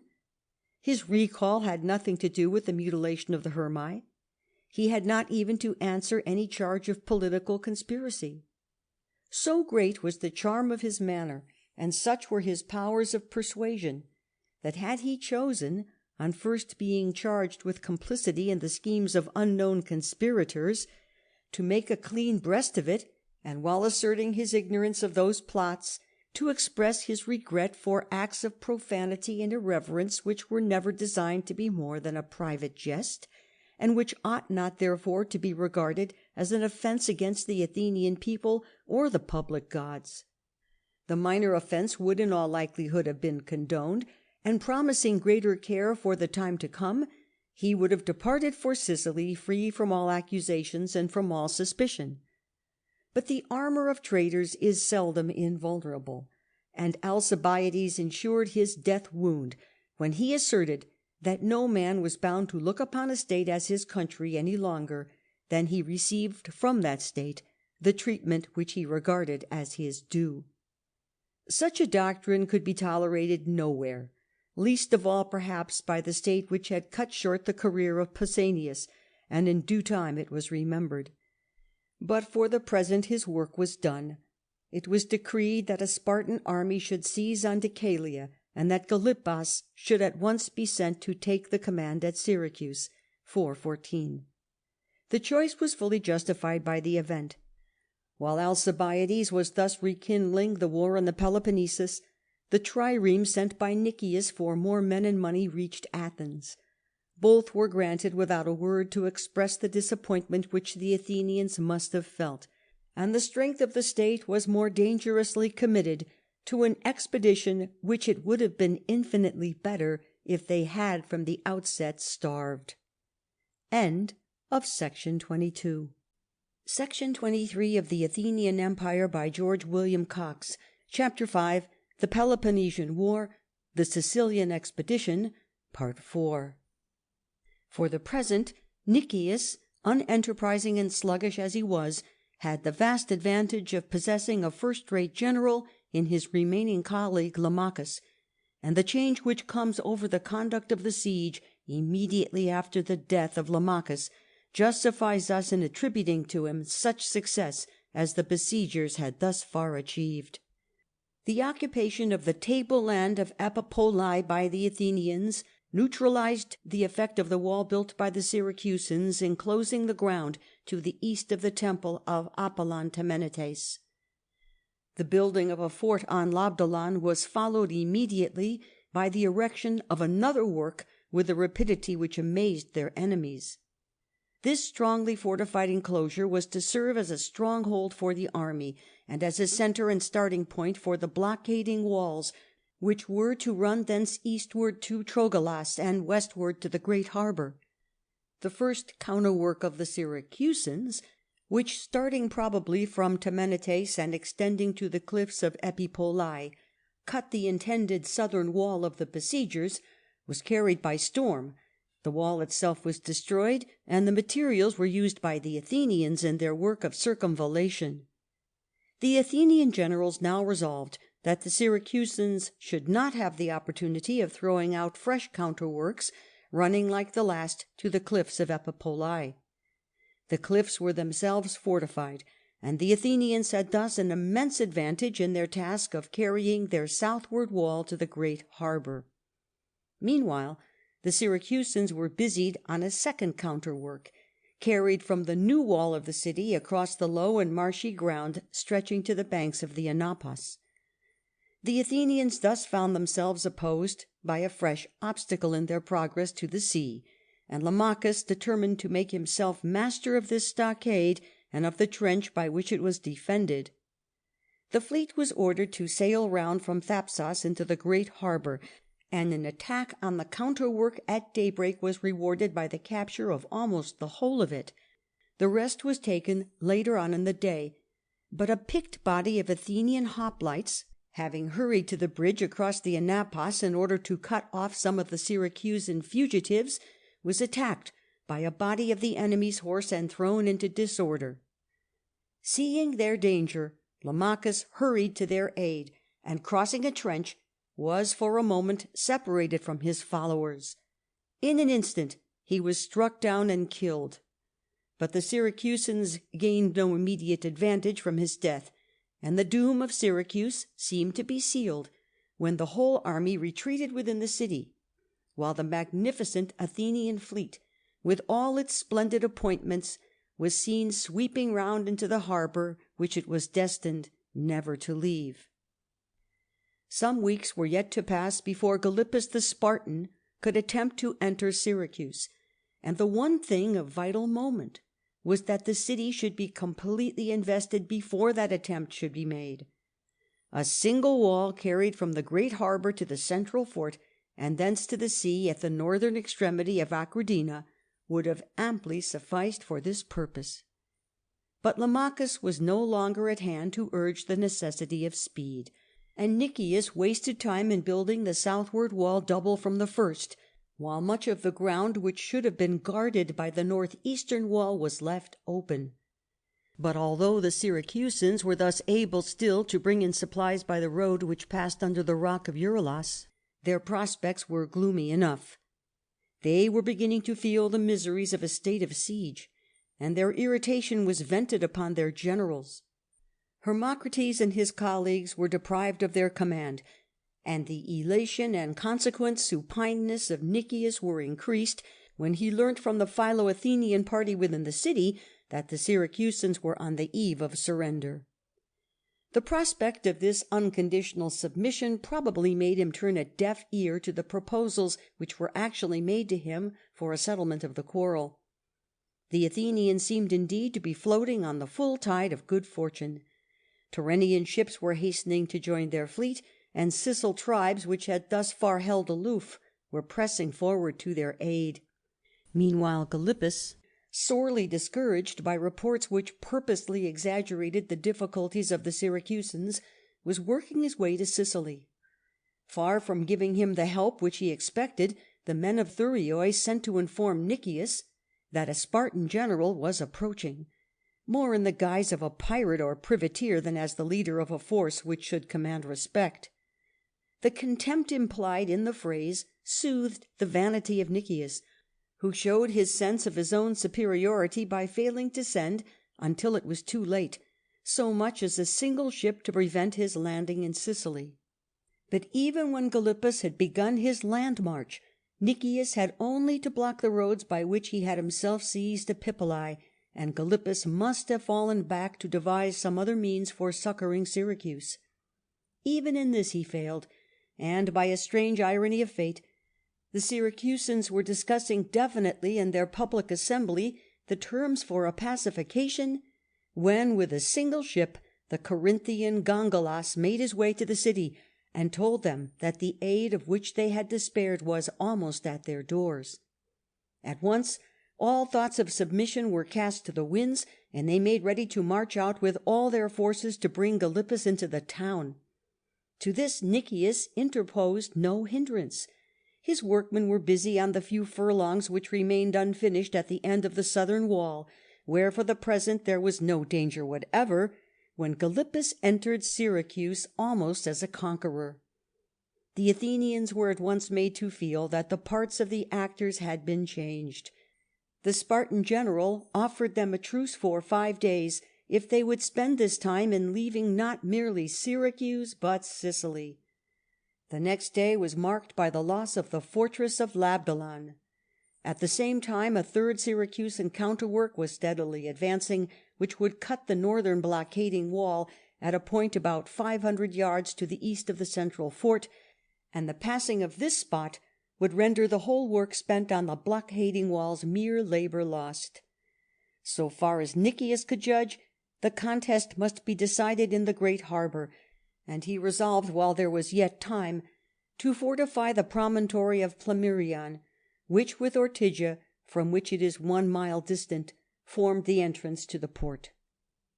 As a post commanding the access to the harbour, it had great advantages, but it had no water, and the Syracusan horsemen harassed or destroyed the foraging parties, which were compelled to seek supplies from long distances.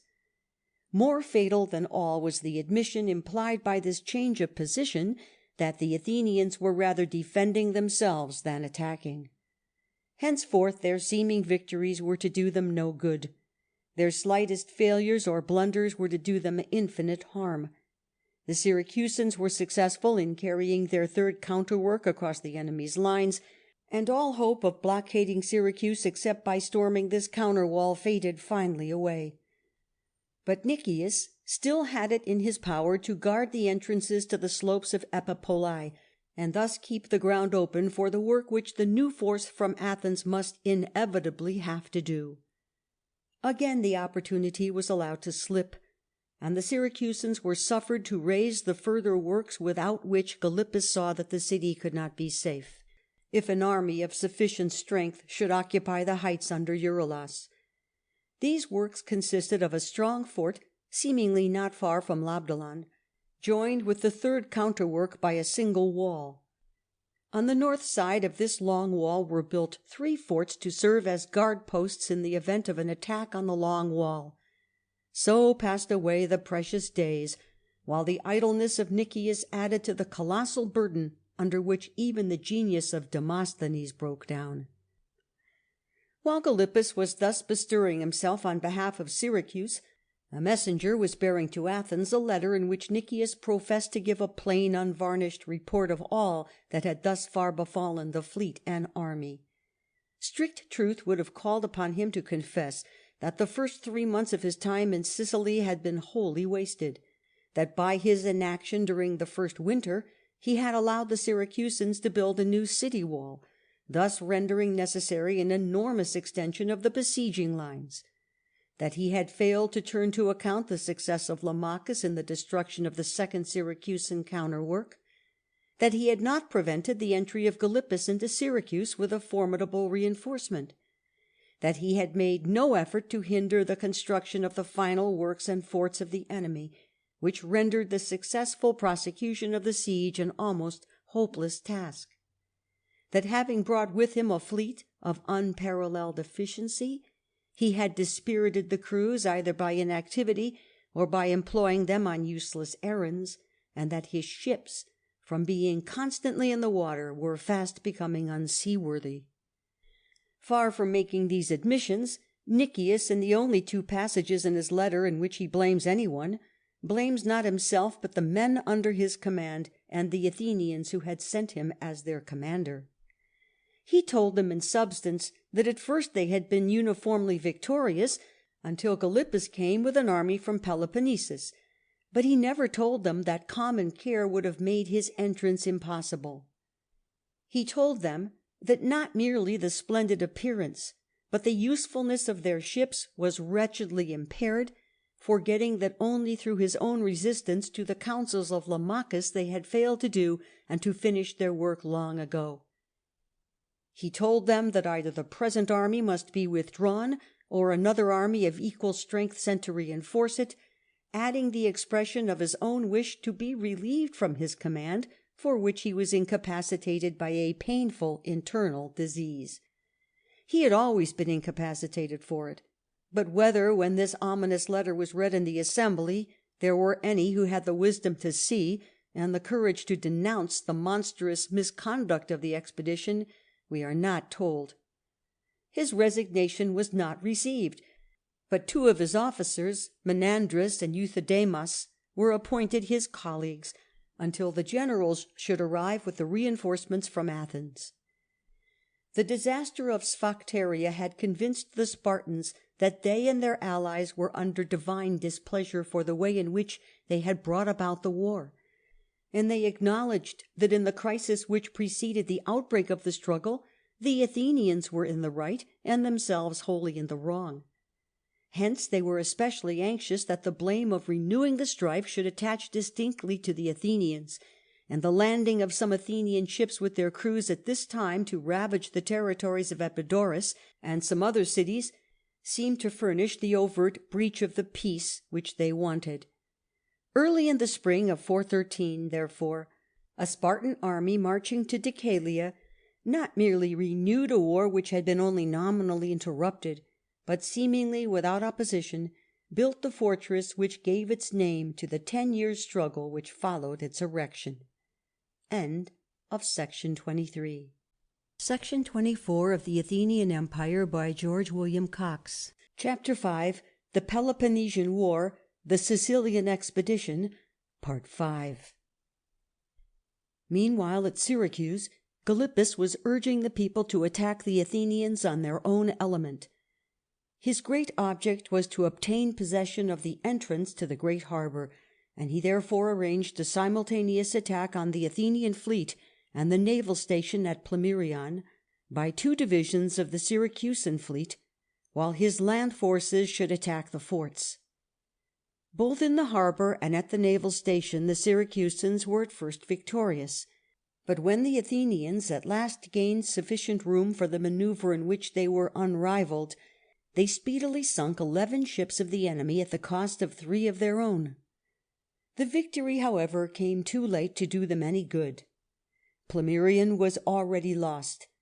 With astonishing want of caution, the garrisons of the 3 forts had gone down to the beach to view the naval conflicts in which they could be of no use, and in their absence Gylippus fell on the forts with overwhelming force, and thus became master not only of the entrance to the harbour, but of the large quantities of corn and money which had been placed there for safety, together with 3 triremes which had been hauled up for repairs, and the sails and tackle of nearly 40 ships.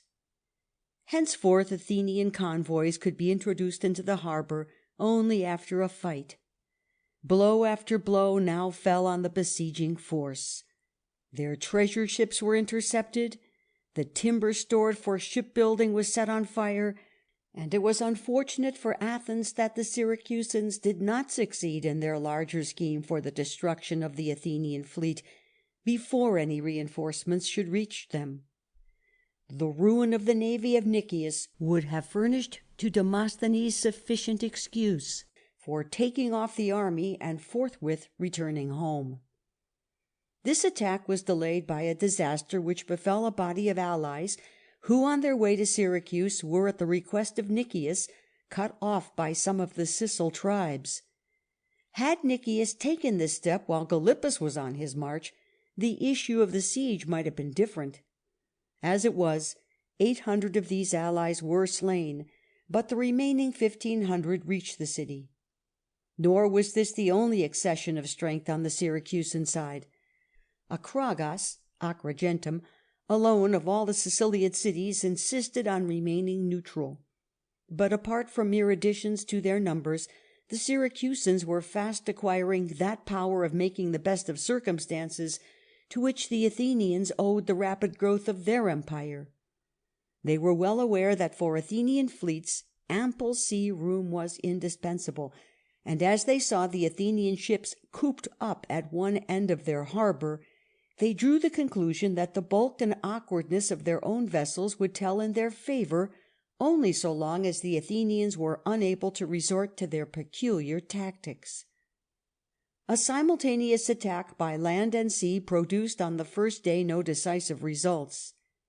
2 days later things were following much the same course, when a Corinthian suggested that the Syracusan crews should take their midday meal on the shore, and then immediately renew the fight. Seeing their enemy retreat at noon, the Athenians thought that their work for the day was done.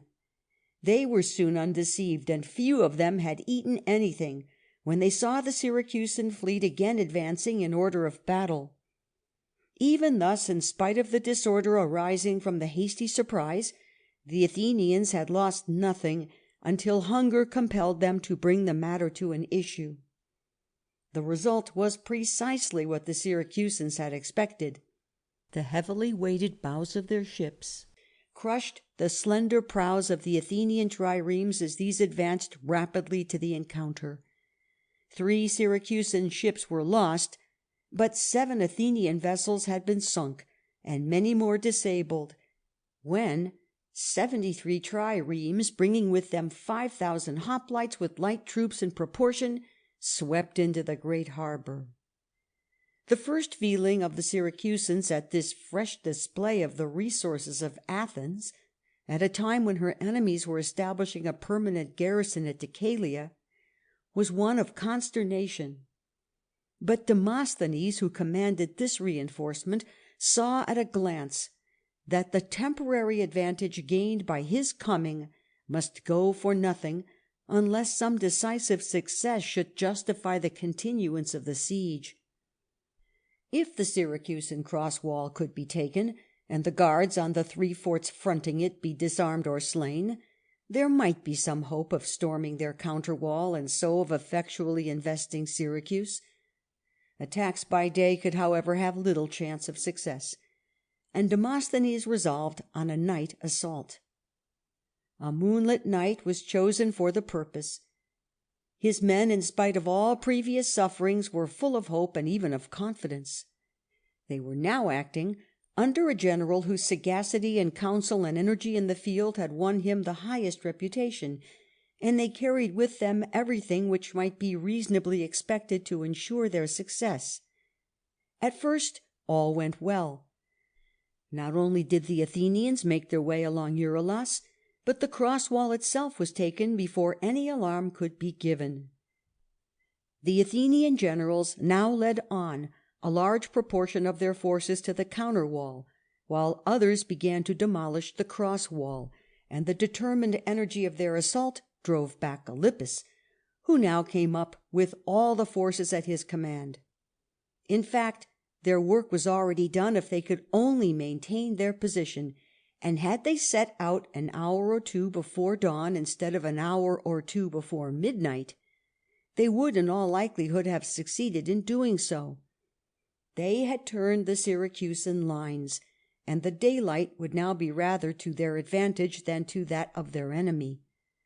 But Demosthenes was anxious to push the Syracusans at once as far back as possible, and success with Greek troops generally led to neglect of discipline.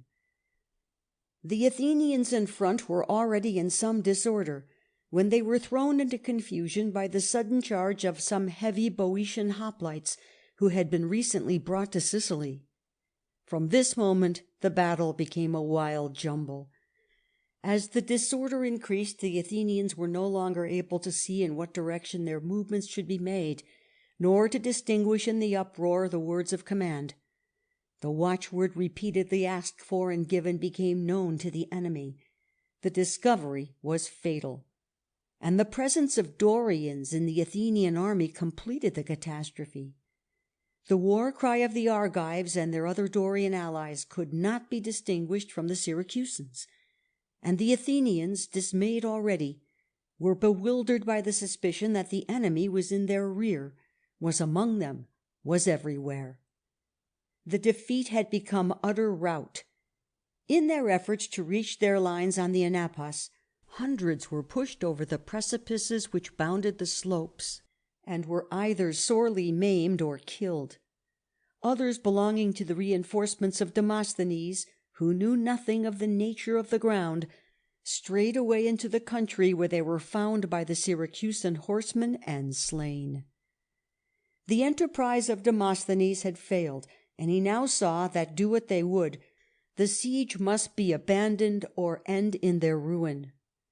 In such circumstances he was not a man likely to hesitate, and he discharged the duty which he owed as much to Athens as to himself with a manly frankness sullied by no mean or selfish feelings.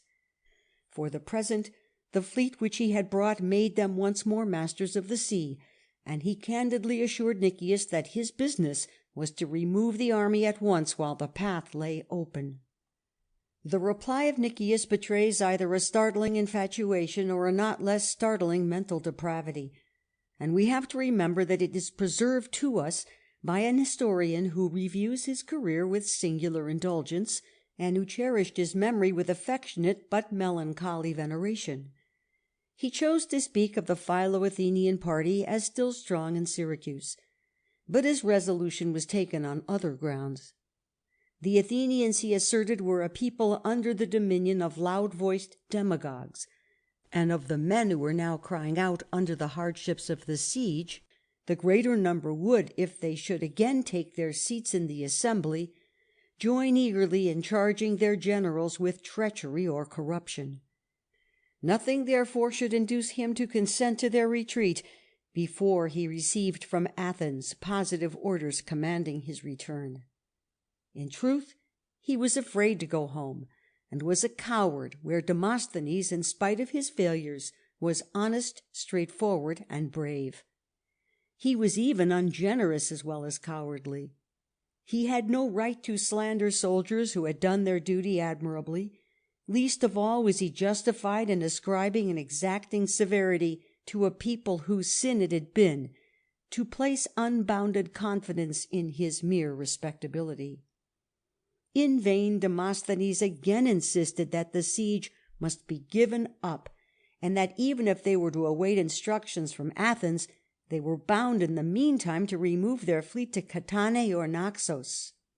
So firm was the opposition of Nikias that Demosthenes began to think that he had some private grounds for his resistance which time in the end would justify.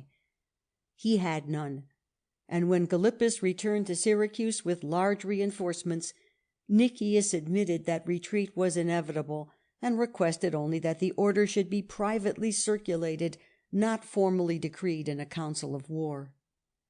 This consent, even now reluctantly extorted, came to Demosthenes as a reprieve for which he had almost ceased to hope, and the preparations for departure were far advanced when an eclipse of the moon filled Nikias with an agony of religious terror. The prophets must be consulted, and their decision followed. According to Thucydides, they declared that no movement must be made for 27 days. Diodorus tells us that they required no more than the usual delay of 3 days, and even Plutarch affirms that in insisting on the longer time, Nikias went altogether beyond their demands. If this story be true, his infatuation assumes a blacker character. He had sealed the doom of the fleet and the army, for long before the 27 days had passed away, this once magnificent armament had been utterly destroyed. Through Syracuse the tidings flew like fire that the Athenians, having resolved on retreat, had been detained by the eclipse. The first decision was an admission of defeat and hopelessness. The second gave them ample time for securing their prey. An assault by the Syracusan fleet, when all was ready, ended in the destruction of the squadron commanded by Eurymedon. On land the Athenians had won some advantages over the Syracusans, and the rules of Greek warfare compelled them to treat this check as a victory, but they probably felt that the setting up of their trophy was but as the last flash of the sinking sun, which gives a more ghastly hue to the pitch-black storm clouds around him. They had undergone a ruinous defeat by sea, and the hope that the new triremes of Demosthenes would restore the balance had failed them altogether. For the Syracusans the result of the battle had changed the whole character of the struggle. A little while ago they had been fighting in the mere hope of compelling the enemy to abandon the siege. The prospect was now open to them of sweeping away the Athenian Empire. With the intoxication of men who from mountain summits seem to look down on a world beneath them, they abandoned themselves to the conviction that henceforth they must fill a foremost place in the history of Hellas. They were now leaders, along with the Spartans, Corinthians, Arcadians, and Boeotians, against the relics of the most splendid and efficient armament which had ever left the harbours of Athens.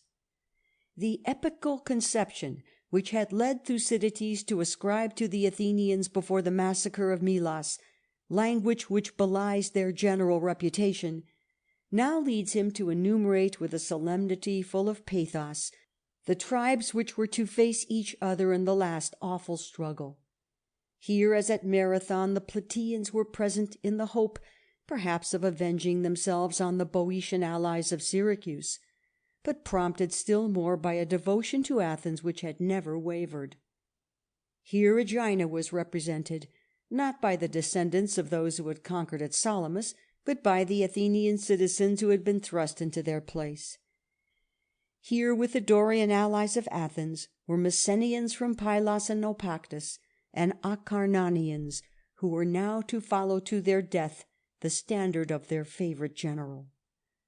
On the side of the Syracusans were enrolled the Camarinians, for whose friendship the Athenian Euphemos had bidden largely, and the men of Selinus, who were to play their part in the closing scenes of the stupendous drama which had grown out of their petty quarrel with the barbarians of Egesta. In the enthusiasm excited by their victory, the Syracusans resolved that the whole Athenian armament should be destroyed like vermin in a snare. Triremes, trading ships, and vessels of all kinds were anchored together lengthwise across the whole mouth of the harbour from Plemmyrion to Ortygia, and strongly lashed together with ropes and chains. This was all that Nikias had gained by fostering silly scruples for which the men to whom Athens owed their greatness would have felt an infinite contempt. And fierce indeed must have been the indignation of Demosthenes when he saw the supreme result of the besotted folly of his colleague. Their very food was running short, for before the eclipse an order had been sent to Catani countermanding all fresh supplies. Regret and censure were, however, alike vain. The lines along Epipolae must be abandoned, and everything staked on a last effort to break the barrier which now lay between them and safety. If this was to fail, the ships were to be burnt, and the army was to retreat by land. So far as it regarded the lines on Epipolae, this decision seems to have been an error of judgment, not on the part of Nikias, for he had no judgment to exercise, but of the firm and sagacious Demosthenes. Past experience had taught him that, encountering the solid prows of the enemy's ships in a cramped space, they were setting themselves the task of cutting wood with a razor. But the lines on Epipolae gave them free access to the country beyond, and the power of effecting a deliberate and orderly retreat. A few only of the 27 days had passed when Nikias told the Athenians that all had been done which could be done to ensure success in the coming struggle. Grappling irons were to fall on the enemy's prows and keep the ships locked in a fatal embrace until the combatants on one side or the other should be swept into the sea. In short, a hard necessity compelled them to make the fight as much as possible a land battle on the water, and he besought the Athenians to show that, in spite of bodily weakness and unparalleled misfortunes, Athenian skill could get the better of brute force rendered still more brutal by success. He told them plainly that they saw before them all the fleet and all the army of Athens, and that if they should now fail, her powers of resistance were gone. A speech more disgraceful to himself and less likely to encourage his men has seldom been uttered by any leader. It was his fault that Syracuse had not been taken a year ago. It was his fault that everything had gone wrong since the death of Lamachus. It was his fault that Gylippus had entered the city. It was his fault that they had not retreated when retreat was first urged by Demosthenes, and it was his fault that they had not left the harbour before the barrier of ships had been stretched across its mouth. Yet this was the man who could beseech his soldiers to remember that on the issue of this fight depended the great name of Athens and the freedom which had rendered her illustrious. End of section 24. Section 25 of the Athenian Empire by George William Cox. Chapter 5. The Peloponnesian War, the Sicilian Expedition, Part 6. The time for the great experiment had come, and the men were all on board, when Nikias, in his agony, made one more effort to rouse them, not to greater courage, for this had never failed, but to greater confidence. He cared nothing whether he repeated himself or dwelt on topics which might be thought weak or stale. They were, in fact, neither the one nor the other, and they had furnished the substance of the great funeral oration of Pericles. But it may be doubted whether he was acting judiciously in drawing to this extreme tension, at a time when steadiness of eye and hand were most of all needed, the nerves of a people so highly sensitive as the Athenians. At length the signal was given, but in spite of the rapidity of their movements and the strength of their assault, the Athenians had not succeeded in breaking the chains which bound the ships at the harbour's mouth, when the Syracusan fleet, starting from all points, attacked them in the rear. The battle was soon broken into groups, while within their lines the Athenian army, advancing to the water's edge, surveyed with alternations of passionate hope and fear the fortunes of a fight on which the lives of all depended. All, however, were not looking in the same direction, and thus there might be seen in the Athenian camp some who, in the intensity of feverish suspense, were keeping time with their bodies to the swayings of the battle, others who were abandoning themselves to a paroxysm of agony on witnessing some disaster, others carried away by an unreasonable hope on seeing their own men drive back the enemy. At last brute force prevailed. The Athenians were pushed further and further back till their whole fleet was driven ashore. Amidst the piercing shrieks and bitter weeping of the troops, who hastened to give such help as they could, the crews of the shattered ships were landed, while some hurried to the defence of their walls, and others bethought themselves of providing only for their own safety. The sun sank upon a scene of absolute despair in the Athenian encampment, and of fierce and boundless exultation within the walls of Syracuse. Demosthenes was still anxious that one more effort should be made to break the barrier at the mouth of the harbour, but the men would not stir. The generals therefore determined to retreat by land, and if the retreat had been begun at once, the whole of this still mighty armament might have been saved. The roads were still unguarded, and the whole city was so given up to a frenzy of delight that Hermocrates abandoned as hopeless the idea of inducing them to start at once and break up the ground on the probable line of march. But if he could not do this, he might try the effective stratagem to detain the Athenians as victims for the slaughter, and with Nikias, who was to be their evil genius to the end, his trick succeeded. Some Syracusan horsemen, professing to belong to the Athenian party, went down to the Athenian lines with the tidings that the roads were already blocked, and suggested that a careful and deliberate retreat on the following day would be better than a hasty departure during the night.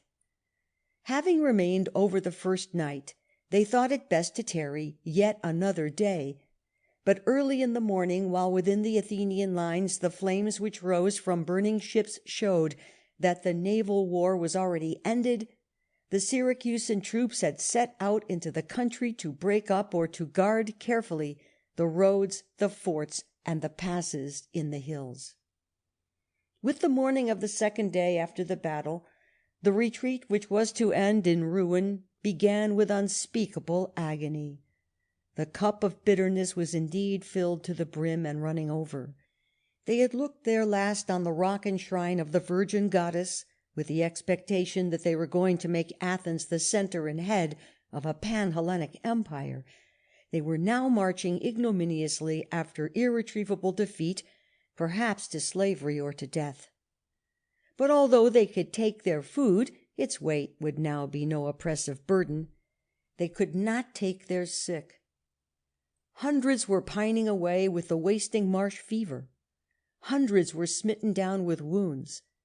All these must now be left, and left not as in the less savage warfare of our own times, with the confidence that they would be treated with some humanity, but to the certainty of servitude, torture, or death. As the terrible realities of departure broke upon them, the whole camp became a scene of unutterable woe. Brothers and sons were here to be forsaken, whom parents and kinsmen had accompanied with affectionate pride from the gates of Athens to the triremes at Piraeus. Comrades in the same tent were now to be separated, happy if, after a brief pang here, they should be reunited in the world unseen. In the agony of the moment, the fever-stricken sufferers clung to their companions as these set out on their miserable march, and mangled wretches crawled feebly on, entreating to be taken with them, until strength failed and they sank down by the way. In this desperate crisis Nikias did his best to cheer and encourage the men whom his own egregious carelessness had brought into their present unparalleled difficulties. His words were chiefly a comment on the homely saying that the lane must be long which has no turning, and that the evils which they might still have to suffer must in some degree be lightened by the consciousness that they were shared alike by all. Suffering from a painful malady, accustomed during his life to the ease of a wealthy Athenian, and more than this, scrupulously exact in his religious worship and blameless in his private life, he had now to bear up under the same toils and privations with themselves. This is not the language of a man who dreads the physical dangers of war, but it is the language of one who, even in the direst extremity, cannot be brought to see that the misery which he is striving to alleviate is the result strictly of his own folly in wasting a series of golden opportunities. The horrors of the march, for which they had chosen the road to Catani, may be faintly imagined from the fact that in spite of fearful exertion, with little food, and almost without water and without sleep, they accomplished in 5 days a distance which, if unhindered, they could have traversed easily in 2 hours. Convinced now that the northward journey was impracticable, they set forth at dead of night on the Helorine road leading to the southern coast. A panic separated the division of Nikias from that of Demosthenes, who, being in the rear, had to think more of keeping his men in order of battle than of getting over the ground. Thus constrained to mass his troops, he found himself presently hemmed in between walls in an olive garden, with a roadway on either side, where his men could be shot down by an enemy who was himself exposed to no danger. For hours the fearful carnage went on, until at length the Syracusans invited the surrender of Demosthenes and his troops, under a covenant which included the general not less than his men, and by which the captors pledged themselves that none should be put to death either by violence, or by bonds, or by lack of the necessaries of life. The summons was obeyed, and 4 shields held upwards were filled with the money still possessed by the troops of Demosthenes, who were now led away to Syracuse. Nikias, 5 miles further to the south, had crossed the Erineas, when early on the following day the Syracusan messengers informed him of the surrender of Demosthenes, and summoned him to follow his example. The counter-proposal of Nikias, that in exchange for the men under his command Athens should pay to the Syracusans the whole cost of the war, would have filled their treasury with money sorely needed. But the delight of trampling a fallen enemy underfoot was more enticing. The terms were rejected, and all day long the harassing warfare was carried on. At night the Athenians made an attempt to escape under cover of darkness, but the war shout which instantly rose from the Syracusan camp showed that they were discovered, and with a feeling of blank dismay they remained where they were. On the following morning they reached the little stream of the Asinoros. The sight of the sparkling water banished all thoughts of order and discipline, all prudence and caution. Instead of turning round to the enemy and so covering the passage of those who had to cross first, each man sought only to plunge into the water himself, to quench his thirst, and to gain the other side. In an instant all was hopeless tumult, and the stream, fouled by the trampling of thousands, was soon reddened with their blood. Still the Peloponnesians mercilessly drove the masses before them upon the crowds already struggling in the water, and still the men drank on, almost in the agonies of death. To put an end to the slaughter, which had become mere butchery, Nikias surrendered himself to Gylippus personally, in the hope that the Spartans might remember the enormous benefits which in times past Sparta had received from him. The number of prisoners finally got together was not great. The larger number were hidden away by private men, and the state was thus defrauded of the wealth which an acceptance of the offer of Nikias would have ensured to it. 40,000 men had left the Athenian lines on the great harbour. A week later 7,000 marched as prisoners into Syracuse. What became of the sick and wounded in the camp we are not told. We can scarcely doubt that all were murdered, and murder was mercy in comparison with the treatment of the 7,000 who were penned like cattle in the stone quarries of Epipolae. The Syracusans had promised to Demosthenes that no man belonging to his division should suffer a violent death, or die from bonds or from lack of necessary food. But they ensured the deaths of hundreds and of thousands as certainly as Suraj-ud-Dowlah murdered the victims of the Black Hole of Calcutta. The Athenian generals were happily spared the sight of these prolonged and excruciating tortures. Both were put to death, and unless the terms of the convention were to be kept, Demosthenes could of course expect no mercy. Next to Pericles and to Phormyon, there was no leader to whom Athens in this great struggle owed so much, and none therefore whom the Spartans and their allies regarded with more virulent hatred. In flagrant violation of a distinct compact, the victor of Sphacteria was murdered. He died as he had lived, without a stain on his military reputation, the victim of the superstition and respectability of his colleague. So ended an expedition which changed the current of Athenian history, and therefore, in a greater or less degree, of the history of the world. In the Athenian people such a project as the conquest of Sicily was a political error of the gravest kind. They had been warned against all such undertakings by the most clear-sighted of their statesmen. They had been enticed into the scheme by Alcibiades, one of the most insolent and lawless men with which any country ever was cursed. They had allowed their plans to be enormously extended by a general who wisely advised them not to go to Sicily, and who did them a deadly mischief by consenting to go against his will. They had hazarded on this distant venture an amount of strength which was imperiously needed for the protection of Athens and the recovery of Amphipolis, and instead of a starvation, which, as things turned out, would have been wise, they fed the expedition with bounties so lavish that failure became ruin.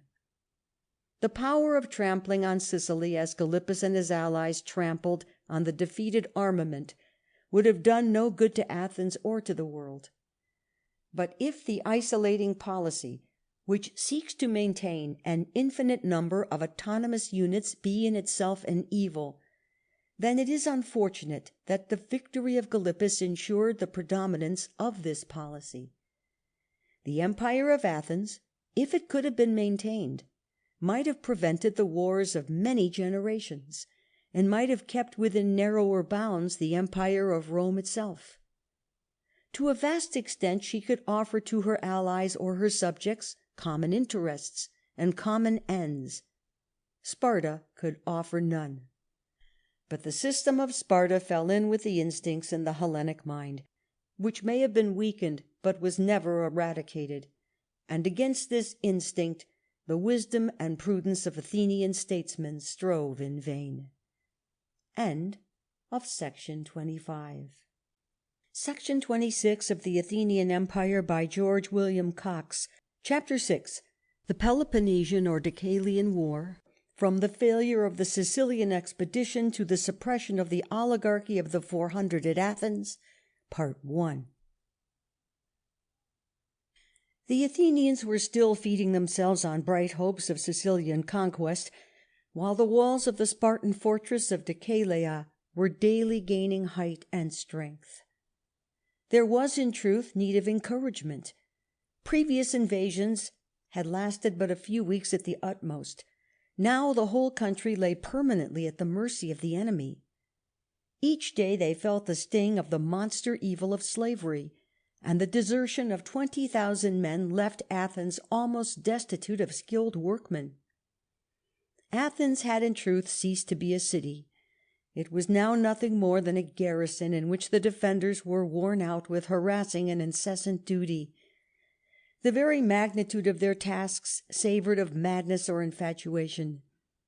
Athens was herself in a state of siege, and all her fleet, with the flower of her forces, was besieging a distant city, scarcely less powerful than herself.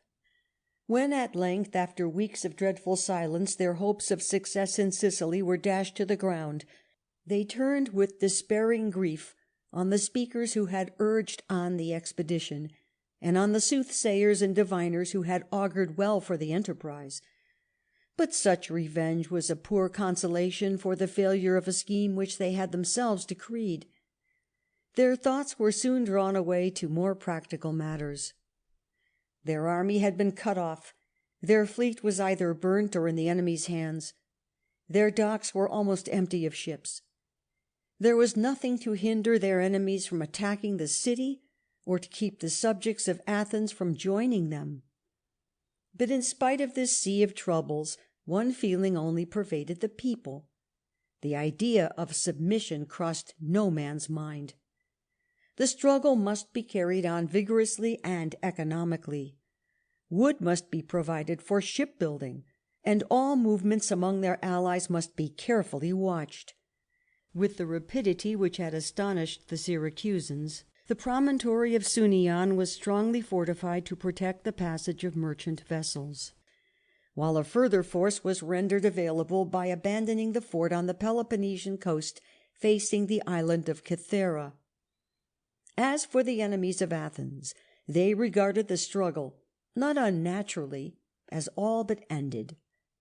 It had taken long to shatter the fabric of her empire, but now it was falling to pieces of itself, and the golden age in which every Greek city should be absolutely autonomous had all but begun. Nor had the winter come to an end before some of the allies made efforts to transfer their allegiance to Sparta. The first deputation came from Euboea, the second from Lesbos. After these came envoys from Chios and Erythrae, and with them ambassadors from Tissaphernes, the Persian satrap of Lydia, who had received notice from the Persian king that the tributes due from the Hellenic cities within his jurisdiction must be paid into the treasury. The mere fact that the weakness of Athens should at once call forth such a claim might have taught the Asiatic Greeks that in seeking to be free of the Athenian yoke they were like the frogs, simply changing king log for king stork. Tissaphernes at least knew that without Spartan aid he could not break up the Athenian Empire, and that until this work could be done he must remain a debtor to the king for a sum the magnitude of which was every day increasing. While the envoys of Tissaphernes were pleading the cause of the Chians, the representatives of Pharnabazus, the viceroy of the Hellespont, came to ask that his satrapy might be made the scene of the first operations. Thus was presented the singular sight of two Persian satraps, beseeching the Spartans to undo the work which they had left Athens to carry out, and which he had carried out for nearly 70 years. That the satraps should be anxious to win the royal favour by being foremost in tearing down the Athenian Empire was natural enough. That the Spartans, who in the day of need had solemnly adjured the Athenians not to betray their kinsfolk to the barbarian, should now deliberately reopen the way for Persian aggression, was a treason against the liberties not only of Hellas but of Europe. But looking merely to the mode in which treachery might be made to yield its fruits most readily, they were right in inclining to the side of Tissaphernes. The contest was decided by Alcibiades, who with all his strength urged the claims of the Chians as being the highest bidders. So passed away the winter which ended the 19th year of the war. The spring of 412 had come, and the Chian conspirators still waited impatiently for the promised succour. They were in a fever of anxiety lest their plans should become known to the Athenians, and the refusal of the Corinthians to sail until after the celebration of the Isthmian Games gave the Athenians time to verify in some measure the suspicions which they had already formed. Aristocrates was accordingly sent to Chios, and on being assured by the government that they had no intention of revolting, he demanded a contingent of ships by the terms of the alliance. The demand was complied with, we are told, only because the conspirators desired not to call the people into their council, and 7 Chian triremes sailed for Athens. The defeat of a Peloponnesian squadron by the Athenians off the Epidaurian coast first made the Spartans think that the task before them might be less easy than they had anticipated, and they at once issued an order for the recall of Chalcidius, who, with 5 ships, was taking Alcibiades to Chios. In this resolution Alcibiades saw the death blow to his whole scheme.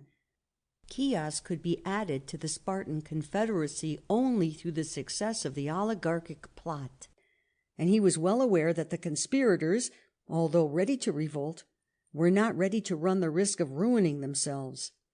If these plotters should learn that Chalcidius had been recalled because the Athenians had won a victory, they would at once seek to pacify the Athenians by an increased profession of zeal for their service. He insisted that the original plan should be carried out, and pledged himself that, if he could but reach the Ionian coast, he would bring about the revolt not only of Chios, but of the other allies of Athens. His influence gained the day, but it was necessary now to hoodwink the conspirators as well as the demos of Chios. The council was assembling when, to the dismay of the people, the Spartan triremes approached the landing place, and Alcibiades, appearing at once before the Senate, assured them that the little squadron now in their harbour was but the van of a large fleet already on its way. The plotters, convinced by this lie that they might trust to Sparta for prompt and efficient help, resolved to risk the solid benefits of a prosperity unbroken for half a century, for the sake of gratifying an unreasoning instinct of isolation, an instinct which made even the demos place but little value on a connection from which they yet knew that they had received much good and no harm.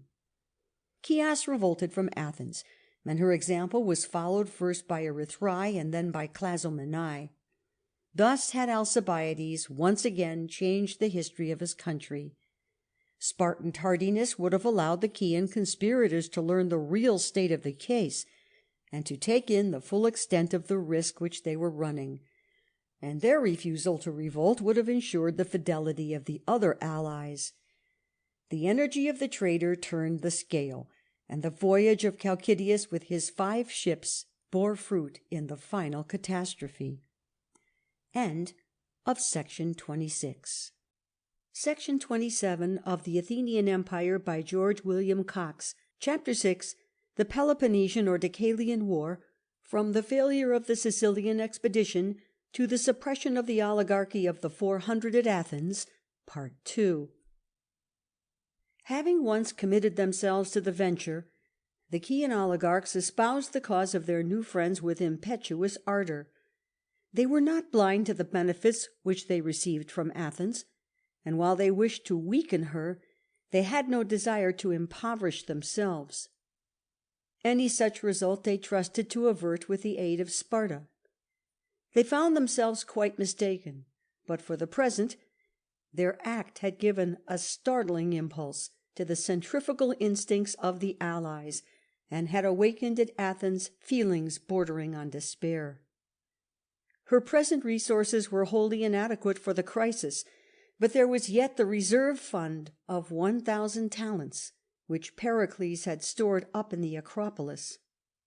The sanctions forbidding its use were now removed, and the money was employed to send a fleet, probably of inferior ships, to take the place of the blockading squadron off the Epidaurian coast, from which 8 ships under Strombichides were sent to Chios, while the 7 Chian ships were taken to Athens, where the free men among the crews were imprisoned, the slaves being set at liberty. The example set by Chios was soon followed by Miletus, which revolted on the arrival of Alcibiades.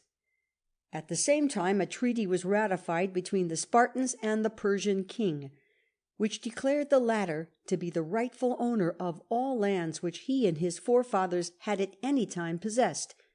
In other words, according to Persian theories of possession, not only of the lands lying to the east of the Aegean, but of Thessaly, Boeotia, Phocis, Attica, and even Megara, which for a few days had been held by Mardonius. There seemed indeed to be little or nothing to encourage the Athenians. The cities of Lebedas and Arai were induced by the Chians to join in the revolt, while the blockade off the Epidaurian coast was broken by the beleaguered ships.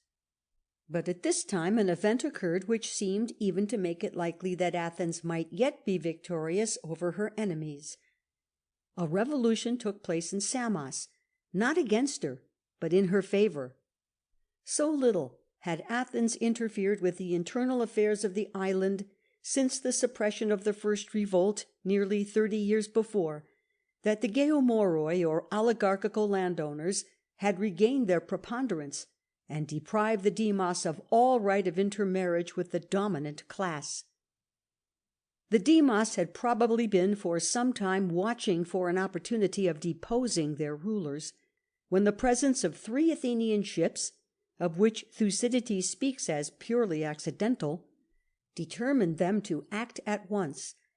The oligarchy was probably taken by surprise, but they made an obstinate resistance. 200 were slain in the struggle, 400 were banished, their property being divided among the demos, who with studied irony treated the geomoroi as an inferior class by forbidding the people to contract any marriages with them. These were measures which, if they cannot be justified, must be severely condemned. But it is admitted that these oligarchs intended to follow the example of their Chian brethren, and unless it can be maintained that the people were bound to be passive while a foreign enemy was being brought in, and a yoke put upon them far harder than the mere sentimental grievance which formed their one ground of complaint against the Athenians, then it must be granted that they took the only course open to them. The violence of the struggle was owing to the power of the dominant party, and the punishment dealt out to them after their defeat was certainly not so heavy as that which they would have inflicted on a demos against which they might themselves have risen in successful revolt. The Samian people had given signal proof of their fidelity, and Athens rewarded them by raising them at once to the rank of an autonomous ally. The effect of this revolution soon became felt. If the Athenians were to continue the struggle at all, they must have a safe base of operations, and such a post they now had in Samos. The Chian oligarchs, dreading to stand alone in their revolt, were making strong efforts to detach Lesbos from Athens. 13 Chian ships sailed to Lesbos, where Methymna and Mytilene had thrown off their allegiance to Athens. Not many days afterwards, a fleet of 25 Athenian ships took Mytilene by surprise, and the Athenians were soon masters of the whole island. If the Lesbians now escaped the punishment which was all but inflicted on the Mytileneans in the days of Cleon. The difference was owing rather to the weakness than to the magnanimity of the conquerors. But there was nothing to prevent the Athenians from retaliating on their enemies those evils which the fortification of Decalia had so bitterly aggravated for themselves, and their vengeance was directed first against the conspirators of Chios. A series of defeats reduced the Chians to a state of siege within their walls, and compelled them to look passively on the ravaging of those fruitful and happy lands on which no invader had trodden since the days of Xerxes. The losses thus occasioned roused naturally the indignation of the Demos against a struggle of which they had never approved, but by which they were sufferers not less than the oligarchs. The fortification of Delphinion by the Athenians, somewhat to the north of the city, made all alike feel the miseries which Sparta, by fortifying Decalia, had inflicted upon Athens. The number of slaves in Chios was unusually great, and the harshness of their treatment led many to escape to the mountains and there live by systematic plundering. To these men the fort of Delphinion furnished an irresistible temptation to desertion, and few slaves remained in the city. But these fugitives knew the country well, and their defection was followed by calamities which almost reduced the Chian government to despair. This was all that the plotters had gained by intrigues warily carried out and schemes carefully matured. Thucydides indeed tries hard to show that if they had committed an error of judgment, it was one which might easily be pardoned. To all appearance the power of Athens was broken at Syracuse, and they were backed, as they thought, by an adequate body of supporters. But unless it be maintained that a patrician class would be justified in bringing foreign enemies into the land against the known wishes of a whole people, these Chian oligarchs must stand condemned. The Demos throughout had had no desire to join them. They must have known that they at least had little benefit to look for from Spartan harmostai and Persian tribute gatherers, with whom these Spartans seemed to maintain so suspicious a friendship. The singular prosperity of the island for more than half a century proved that the islanders had not only no real ground of complaint against Athens, but they were indebted to her for happiness and wealth, which in like measure they would never know again. There was enough in the conduct of the Chian government to excite the indignation of Englishmen at the present day. Had it not been for Athens, they must have remained subject to the degrading yoke and arbitrary exactions of the Persian king. As her free allies, they had been called upon only to furnish their yearly quota of ships for the maintenance of an order from which they derived benefits fully equal to any which Athens herself received. It is not indeed too much to say that this order was the greatest political blessing which the world had yet seen. It reflected on the humblest members of this great confederacy the lustre of the most considerable states enrolled in it, and the inhabitants of insignificant Aegean islands were thoroughly aware and not a little proud of the importance thus attached to them, both in the Hellenic and in the barbarian world. If they were injured by the men of other cities, they could appeal, as we have seen, to the great assembly of the Athenian citizens, in whose courts, as they well knew, there was little difficulty in obtaining justice even against distinguished Athenian generals. To this order, in spite of the sentimental grievances shaped by unwholesome dreams of autonomy, the people in most of the allied or subject cities were honestly attached, and in Chios their attachment was so strong that the oligarchs had to work in fear and trembling, lest their plots should come prematurely to the knowledge of the Athenians. A victory gained at this time by the Athenians on Milesian territory might have been of the greatest benefit to them in their intended investment of Miletus, had not tidings come that a large fleet from Peloponnesus and Sicily might at any moment be looked for. In this fleet the Syracusan squadron was commanded by Hermocrates, who was as earnestly bent on breaking up the empire of Athens in the Aegean as he had been on destroying her forces on the soil of his own city. Joining him at Teichiusa in the Gulf of Iassos, Alcibiades, who had fought in the battle recently won by the Athenians, told him in few words that unless Miletus could be relieved, their whole work in sapping the empire of Athens must be frustrated. A resolution was taken to go at once to its aid, but their mere approach did the work. The Athenian commanders wished at first to meet the Peloponnesians in open fight, but they were opposed with determined energy by Phrynichus, who insisted that the one thing which Athens in her present need could not afford to incur was defeat. For himself, he assuredly would not allow the safety of Athens to be imperilled from any fancied notions of honour or self-respect.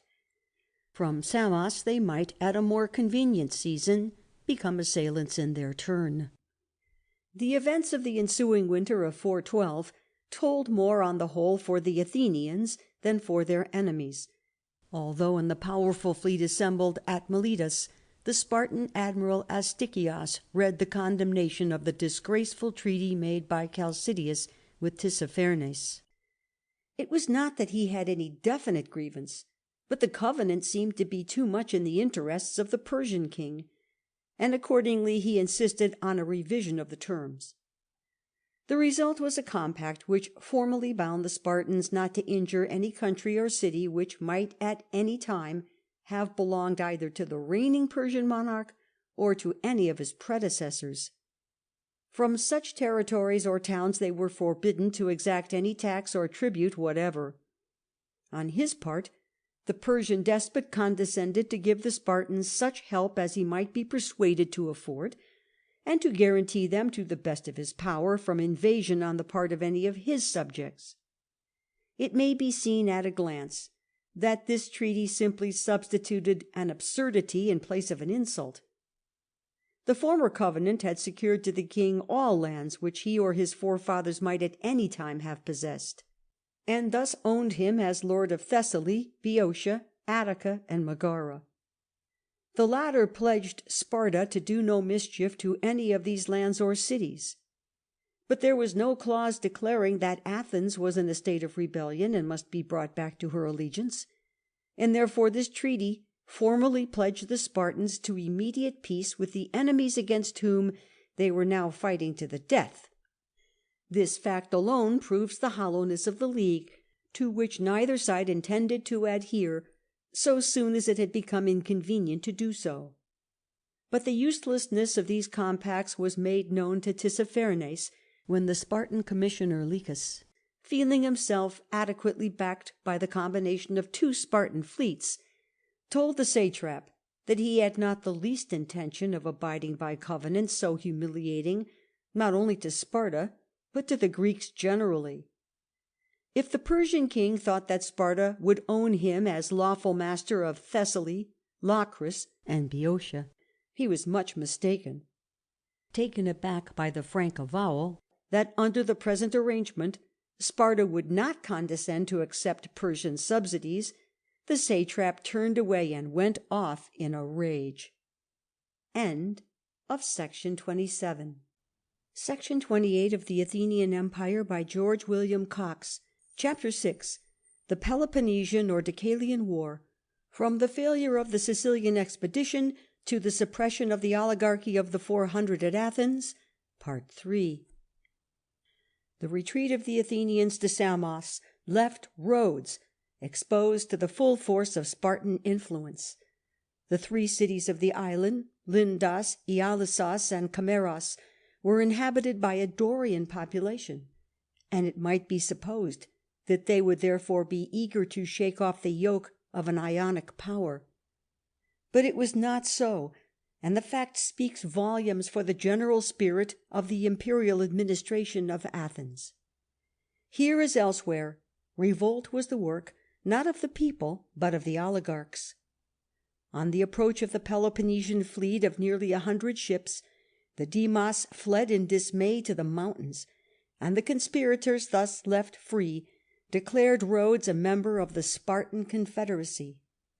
For 3 months the fleet lay drawn up on the shore in the harbours of the island. The Spartans were here, as they wished to be, out of the way of Tissaphernes, and in the hope of being able to carry on the war without Persian subsidies. They levied a tribute of 32 talents on the Rhodians, who found thus early that freedom from the yoke of Athens was a blessing which must be paid for. But another cause for their inaction lay in the intrigues of Alcibiades. For a man who had made treachery his trade, there could obviously be no alternative but that of preeminence or ruin. And preeminence could be retained only by constant success. His treasons had indeed destroyed the Athenian fleet and army in Sicily, and had inflicted a terrible blow on Attica itself by the fortification of Decalia. But in the waters of the Aegean things began to wear a different aspect. It was true that he had brought about the revolt of Chios, and that this had been followed by the defection of other cities on the islands and on the Asiatic continent. But Chios had been miserably ravaged. Lesbos had been reconquered, and they had to contend everywhere with the passive resistance of the people, who were sadly indifferent to the freedom held out for their acceptance by Sparta. They were still more irritated by the rising of the people in Samos, and by the airs of superiority assumed toward them by the Persian satrap. An order to kill Alcibiades was therefore sent out to the admiral Astyochus. But the Athenian exile was more than a match for the stupid treachery of the Spartans, and he made his way to Tissaphernes, contrasting probably the secret assassinations of an oligarchic community with the open courts and straightforward decrees of a vulgar demos. From this new counsellor Tissaphernes received the suggestion which led him to reduce the pay of the Peloponnesians from a drachma to half a drachma daily, and to stifle the discontent which might be thus roused by bribing their generals and trierarchs. The acceptance of these bribes at once enabled Alcibiades to come forward as the agent of Tissaphernes, and adopt toward them a tone which they dared not openly resent. To the satrap he insisted that in the interests of Persia the movements of the war should be slow, and that Persian aid should be so thrown into the balance that the contending parties might gradually wear each other out.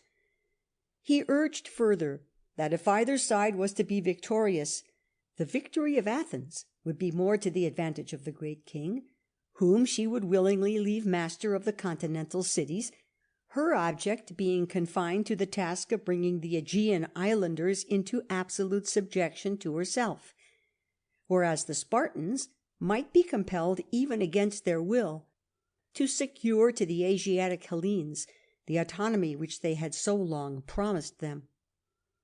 To this string of glibly uttered falsehoods Tissaphernes listened, probably with the quiet incredulity of a man who knew himself to be in debt to the king, because for more than half a century Persian tax-gatherers had been shut out from the continental not less than the insular allies of Athens, which was now described as ready to abandon the former to Persian slavery. But in his turn Alcibiades knew that, although his advice might for the present be followed, his position must be fearfully precarious, and he resolved to make an effort to bring about his return to Athens by upsetting her political constitution. If anything in his life could be amazing, it would be the impudence of the message which he sent to those of the oligarchic party who were serving in the armament of Samos. Although he was certainly guiltless of the mutilation of the Hermae, no one knew better than himself that that crime had been perpetrated by oligarchs provoked by his own unbearable insolence. He knew also that if he had been innocent of the crime for which he was summoned from Sicily to take his trial, or if, frankly confessing his guilt, he had promised that the offence should not be repeated, his influence with the demos would not have been impaired. Knowing all this, he could yet dare to tell them that he owed his banishment to the demos, and that so long as this vagabond society continued to exist, he would not set foot in the streets of his native city. This message was of course not made known to the army generally, and the oligarchs alone were assured by him that if he could return to an oligarchic Athens, he could and would secure for her the active friendship of Tissaphernes. When the envoys from the camp of Samos appeared before Alcibiades in answer to his letter, he went on to tell them that the Persian king was anxious to ally himself with Athens, but that it was her democratic constitution which made it impossible for him to trust her citizens. The envoys were duped. Instead of asking for some evidence that the Persian despot took this deep personal interest in the domestic concerns of Athens, they hastened back to deliver themselves of the tidings that the treasures of the Persian king were within their grasp, on the small conditions that the banishment of Alcibiades should be annulled and the democracy of Athens put down. One man only, it would seem, saw through these glaring falsehoods, and this was the general Phrynichus. With convincing clearness he pointed out to them the absurdity of supposing that the Persian monarch could care whether Athens was or was not governed by a democracy. If he had any predilection for either side, it must be for the Peloponnesians, who had done him little or no harm, rather than for the Athenians, who had deprived him of some of his best possessions. Nor could the warnings enforced by the history of 3 generations be effaced from his mind by the occurrence of an internal revolution of which he did not know the cause and could not forecast the results. Even more earnestly Phrynichus sought to dispel the wretched delusion that the establishment of oligarchy at Athens would tend to maintain and strengthen her maritime empire. It was worse than ridiculous to count on retaining for their own benefit an order of things the suppression of which was the one object of the enemies of Athens. The revolution would not bring back one revolted city to its allegiance, or render any one of the allies more trustworthy.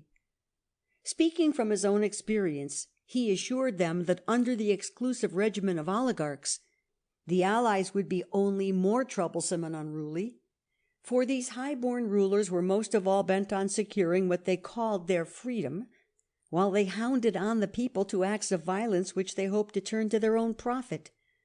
Nay, more, he knew that it was the Athenian demos alone which could hold the allies together at all.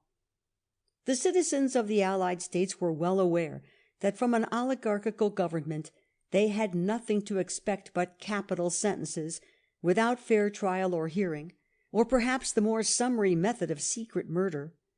And even those which were already under oligarchies rejoiced most of all in the fact that the Athenian demos was for them a haven of refuge against their masters, who stood in wholesome terror of an arraignment before the tribunal of the sovereign people. No more triumphant or emphatic eulogy of the imperial government or of the political constitution of Athens could have been pronounced than the simple statement of facts by which Phrynichus sought to warn the assembled oligarchs against a step likely to involve them and the whole state in ruin. The further fact that Phrynichus did not belong to the school of Pericles or Ephialtes adds only to the strength of his words, and makes his warning more memorable. If we may, as we unquestionably may, take the account of Thucydides as an exact report of the case, Phrynichus opposed the revolution only because he was resolved on keeping Alcibiades away from Athens, and the protest with which he wound up his speech did not prevent him from furthering and joining the oligarchical movement when he had no longer any reason to fear his rivalry. In spite of his warnings, the conspirators determined to send Pysandros with other envoys to Athens, and Phrynichus, feeling that the offer of Persian help would, in the present impoverishment of the city, come with irresistible force, resolved to cut short the intrigues of Alcibiades by informing the Spartan admiral Astyochus of his plots. But Astyochus, who, like all his colleagues except the Syracusan Hermocrates, had sold himself to the Persian satrap, went straight to Magnesia, and laid the letter before Alcibiades and his patron.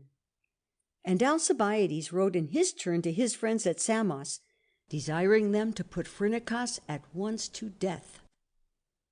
Why the deed was not done we are not told, and Phrynichus wrote again to Astyochus, upbraiding him with his breach of confidence, and offering now to betray the whole Athenian armament into his hands, and so put an end to the war. This letter, he knew, would be also shown to Alcibiades. Announcing, therefore, to the army that the enemy was about to attack the camp, he insisted on its being fortified with all speed. The walls were finished when a letter from Alcibiades announced that Phrynichus had betrayed the army, and that the enemy would immediately be upon them. The only result of this letter was, of course, the acquittal of Phrynichus from the charge on which, in his previous letter, Alcibiades had demanded his assassination. End of section 28. Section 29 of the Athenian Empire by George William Cox. Chapter 6. The Peloponnesian or Deucalian War, from the failure of the Sicilian expedition to the suppression of the oligarchy of the 400 at Athens. Part 4. At Athens, the proposals of Pysandros and his fellow envoys were met with vehement opposition, some protesting against the constitutional change, others exclaiming against the restoration of a man who had defied the laws, while the officers of the Eleusinian mysteries denounced it as an insult to the gods. Disregarding the clamour, Pysandros went up to each speaker and quietly asked him how he proposed to carry on the war if the whole weight of Persia should be thrown into the scale against them. The speakers were silenced, and Pysandros went on to assure the assembly that the change of constitution would win for them the confidence of the Persian king, that constitutional forms were matters of small moment compared with the safety of the state, and that if after fairly trying oligarchy they found that they did not like it, it would be easy for them to restore the democracy. He spoke to a people worn down by a series of disasters, coming upon a struggle which had now lasted for nearly a generation, and the dullness which is the common result of long protracted anxiety led them to believe the mere word of a man who told them that the resources for carrying on a struggle in which they could not make up their minds to confess themselves beaten would be supplied by Persia. No one asked what reason there might be for ascribing to the great king so strange a hankering after a good understanding with a state which had destroyed Persian fleets and armies, had effectually checked the course of Persian conquest, and taken away for more than half a century the tribute which would have found its way into the royal coffers at Susa. In this credulous temper they resolved to send Pysandros with 10 commissioners to settle matters with Alcibiades and the Lydian satrap. But before he could set off, Pysandros knew that he had much to do at Athens. The Demos was not yet put down, and the army at Samos was strongly opposed to the change. It was therefore necessary to set in order the oligarchic machinery without which the foundations of democracy could not be overthrown. These foundations rested on freedom of speech, and if this could be repressed, the constitutional forms to which they were so much attached would be found most useful in riveting their chains. Going round to all the political clubs, or hetairae, as they were called, Pysandros concerted with them a plan of action to be carried out by the leaders who should remain behind him. At the head of these was the rhetor Antiphon, whose occupation, if it brought him large gains, had stood in the way of a singularly ambitious disposition. The assembly felt jealous of the professed rhetoricians, who, it was supposed, gave their minds to devising tricks of debate and advocacy, and with whom, therefore, ordinary citizens stood at an unfair disadvantage.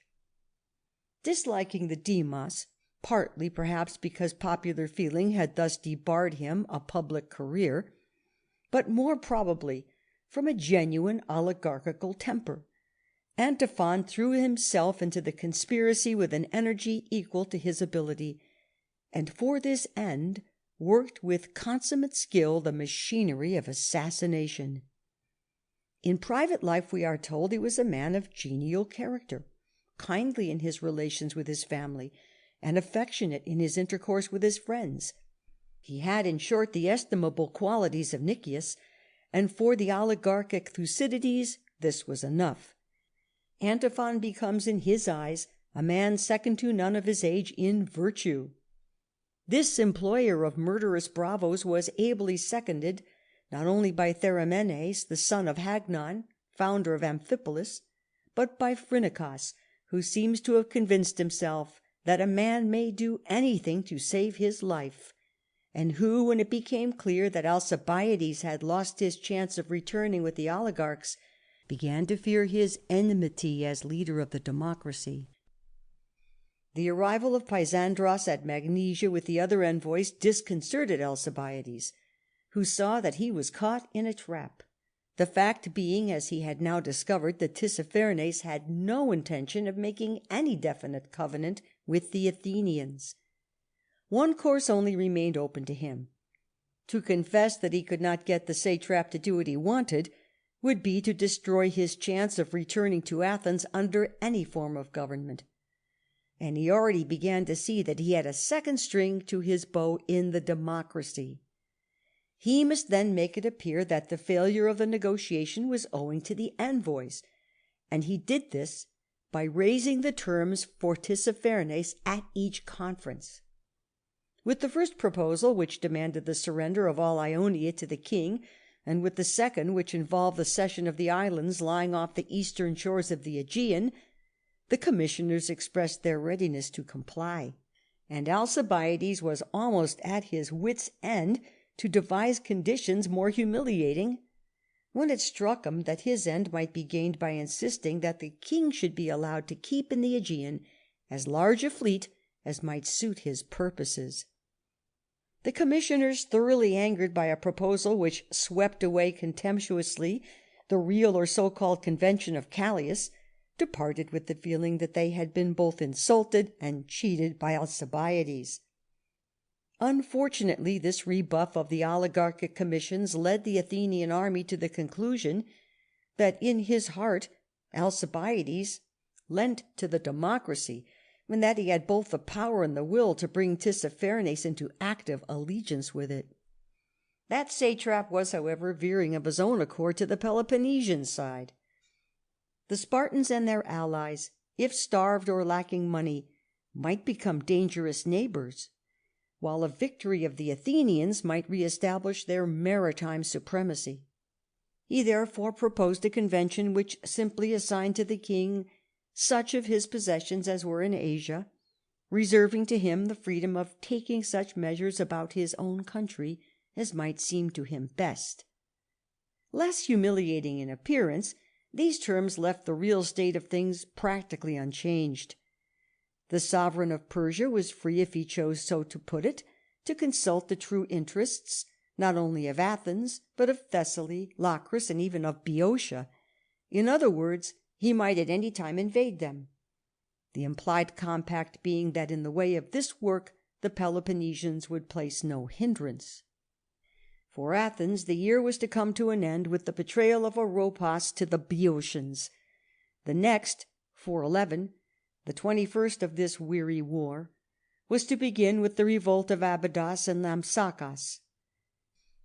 Lampsacus, as being unfortified, was speedily recovered by Strombichides, whose efforts to win back Abydos either by persuasion or force were unsuccessful. But the work of Sparta was being done more effectually by the conspirators at Samos, who, on learning from Pysandros that no aid must be expected from Tissaphernes, and that in Alcibiades they had an open enemy, affected to feel special satisfaction in being rid of a man so little likely to work in harmony with them. The tidings only made them more resolved to do by themselves what they had hoped to accomplish by his aid. They had extorted from the people of Athens an unwilling sanction for political changes by false promises of foreign help, and they resolved that the Demos should be held to the terms of surrender although this aid was not forthcoming. There was, in truth, no end to their folly and madness. They would have it that oligarchy must strengthen an empire which Phrynichus had solemnly warned them that it would assuredly dissolve, and under this delusion they sent Pysandros with 5 of the commissioners to complete the work of revolution at Athens, and to establish oligarchies in any towns which they might visit on their way. With the remaining 5, Diotrephes was sent as general to operate in the Thraceward regions. His first exploit was to suppress the government of the people in Thasos and to place oligarchs in power. 2 months later the oligarchs showed their gratitude for the boon by fortifying the town and openly joining the enemies of Athens. To his statement that the same result followed this notable experiment in many other places, Thucydides adds a remark which, from a different point of view, agrees closely with the warning of Phrynichus. The sobriety of temper created by oligarchic government inspired, he tells us, a desire for true freedom, and not for the mere sham of liberty which was all that the Athenian oligarchs had destined for them. In other words, the latter did not act up to their own principles, their duty being to release all the allied subjects of Athens from their allegiance, and to carry back Athens herself to the political state from which she first began to rise in the days of Solon. At Athens the dagger soon put an end to freedom of speech. The first blow was inflicted on a man who had been prominent among the accusers of Alcibiades before his departure for Sicily, and by a strange irony of fortune this victim was offered up for the special purpose of winning his favour just when that restless schemer was throwing his weight into the opposite scale. The work of murder once begun was not allowed to flag until it had served its purpose. Not a subject was proposed for discussion in the assembly except after the dictation of the oligarchs. The men who rose to speak on these subjects belonged to their faction, and the very words of their speeches were prearranged. At the same time, beyond the walls of the assembly, young men hired for the work of murder struck down citizens whose presence might be inconvenient, and picked off all the popular speakers.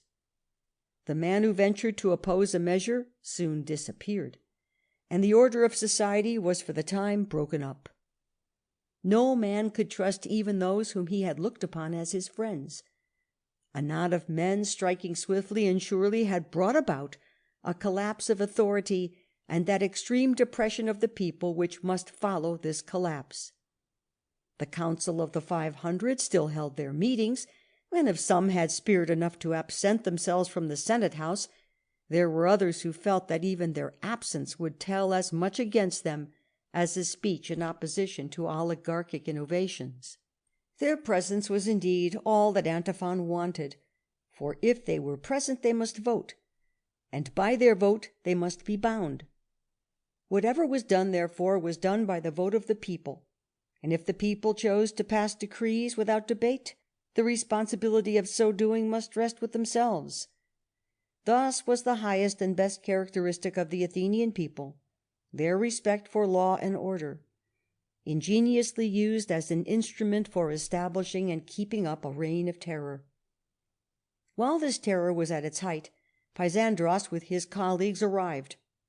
Their first proposal was to appoint 10 commissioners, Pysandros being one, with absolute powers, to prepare a plan by a given day for the better government of the city. On the day named, the assembly was held, not in the Pnyx, but in the Temenos, or precinct of Poseidon at Kolonos, about a mile beyond the city gates. Without preface or comment, the commissioners proposed that anyone attempting to put in force the graphe paranomon, a writ or indictment brought against any citizen who proposed or carried measures contrary to existing laws, should be visited by heavy penalties. The next proposition swept away all existing offices and all pay, except for military service, while it empowered the commissioners to choose 5 men, who should in their turn choose 100, and these 100 again, nominating each 3. These 400 invested with absolute powers were to take their place in the Senate house, taking counsel whenever they might wish to do so, but not otherwise with the 5,000 citizens to whom the franchise was to be limited, and whose abode was not in Athens, but in the Aristophanic land of clouds and cuckoos. The whole thing was meant to be an insolent mockery, and it was received as such, with the silence which oligarchs loved as the best sign of popular docility. All that now remained to be done was the installation of the tyrants into the chamber of the Senate which represented the Cleisthenean tribes. Attended by a goodly band of assassins, carrying each his hidden dagger, the 400 marched from Colonnas to the Senate house, and commanding the senators to depart, tendered them their pay for the fraction of their official year which was still to run out. The money was taken. The democracy of Cleisthenes died in self-inflicted ignominy, and in its place was set up the religious association of the old Eupatrid polity. The work begun by Solon and ended by Pericles was swept away to make room for the intolerance of the old Aryan civilization, which had proved a very Upas tree to all healthy political growth. End of section 29. Section 30 of the Athenian Empire by George William Cox. Chapter 6. The Peloponnesian or Deucalian War, from the failure of the Sicilian expedition to the suppression of the oligarchy of the 400 at Athens. Part 5. But the traitors who had thus undone the work of a century were to receive forthwith some hard and wholesome lessons. Now that the demos was put down and the oligarchs were supreme, there could surely be no difficulty in adjusting the quarrel with Sparta. Overtures were accordingly made in full confidence to Agis at Deucalia, and by him were treated with silent contempt. Unable to believe that the work was quite so well done as they asserted it to be, he marched to Athens in hopes of being able to carry the walls by storm, but he found himself mistaken. A second embassy from the 400 sent after his return to Deucalia was more graciously received, and obtained his sanction to send envoys to make their wishes known at Sparta.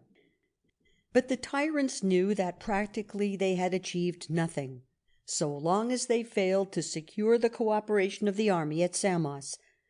Prudence therefore required the oligarchs to assure them that they had acted only from a disinterested generosity, which looked exclusively to the interests of the city and the empire; that by limiting the franchise they had effected a great saving in the public expenditure; and that the governing body, still being 5,000, fully represented the whole mass of the people.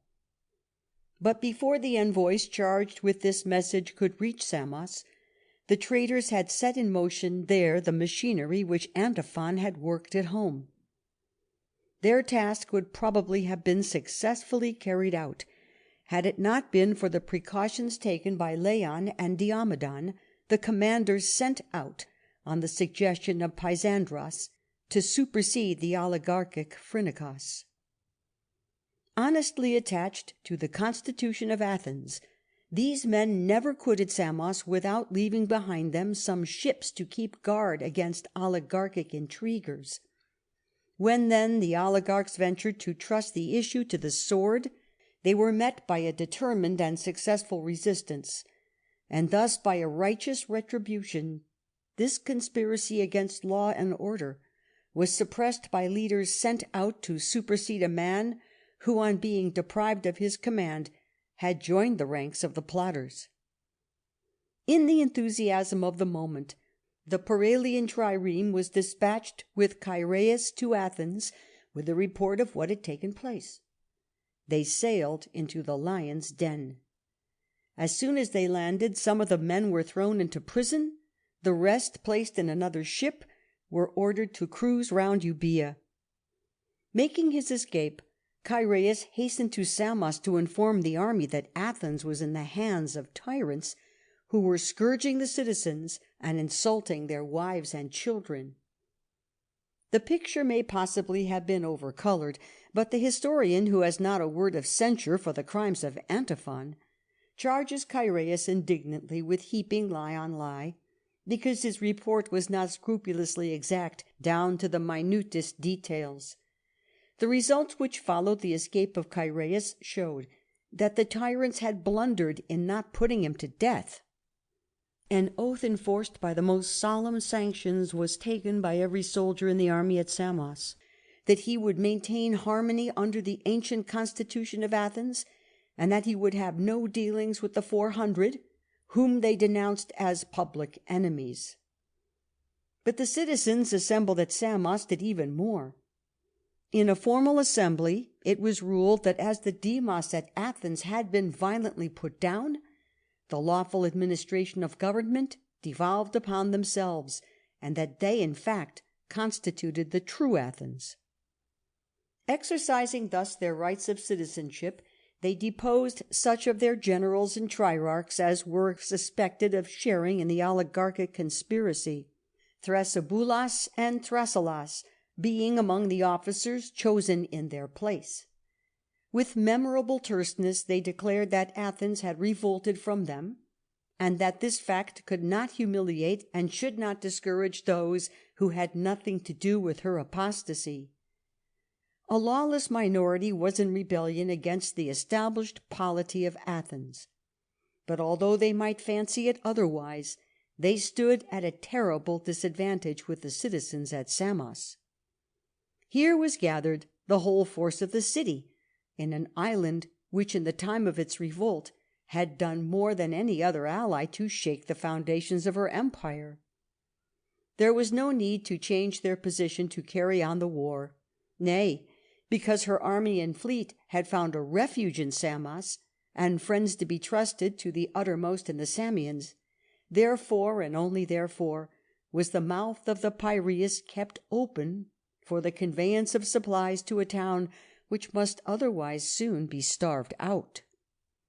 In short, the conspirators at Athens had sinned by setting at naught the laws of their fathers.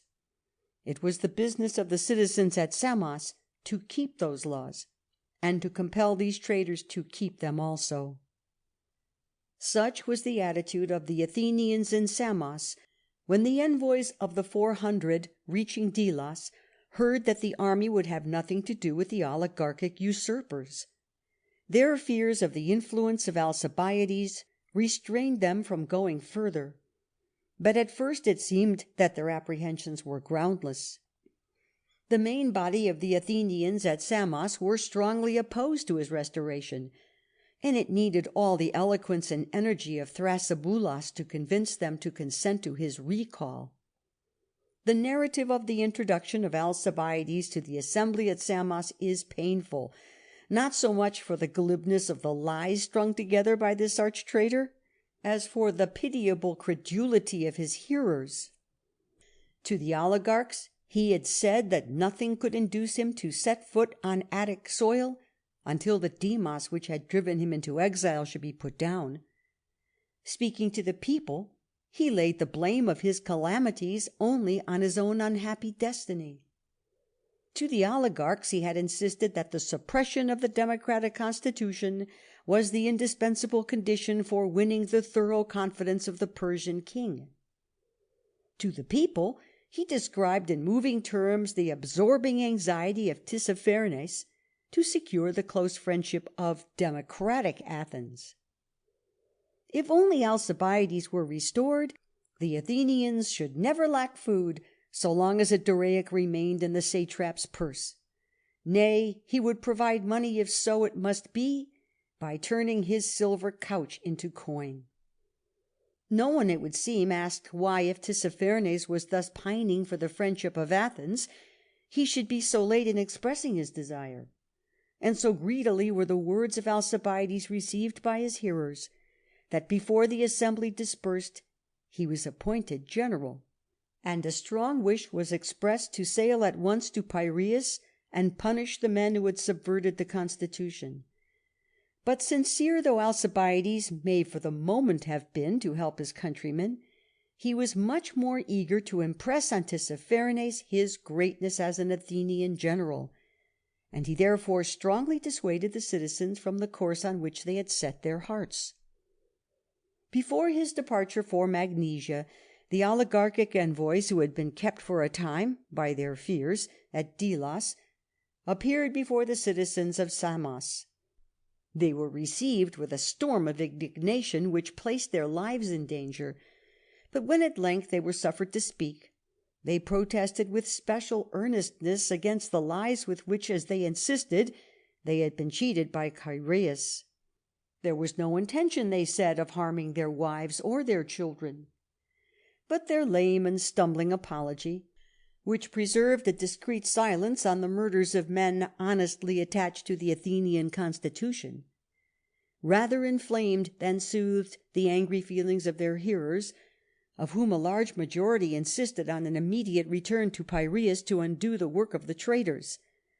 But this plan, as we have seen, clashed with the designs of Alcibiades, by whose advice they contented themselves with bidding the envoys go back and tell their masters that they must yield up their power to the 500 whose place they had usurped, that to the rule of the 5,000, if these were a reality and not a sham, they would make no objection, and that for any retrenchments which might enable them to carry on the war more vigorously, the Athenians at Samos could feel only gratitude to their kinsmen at home.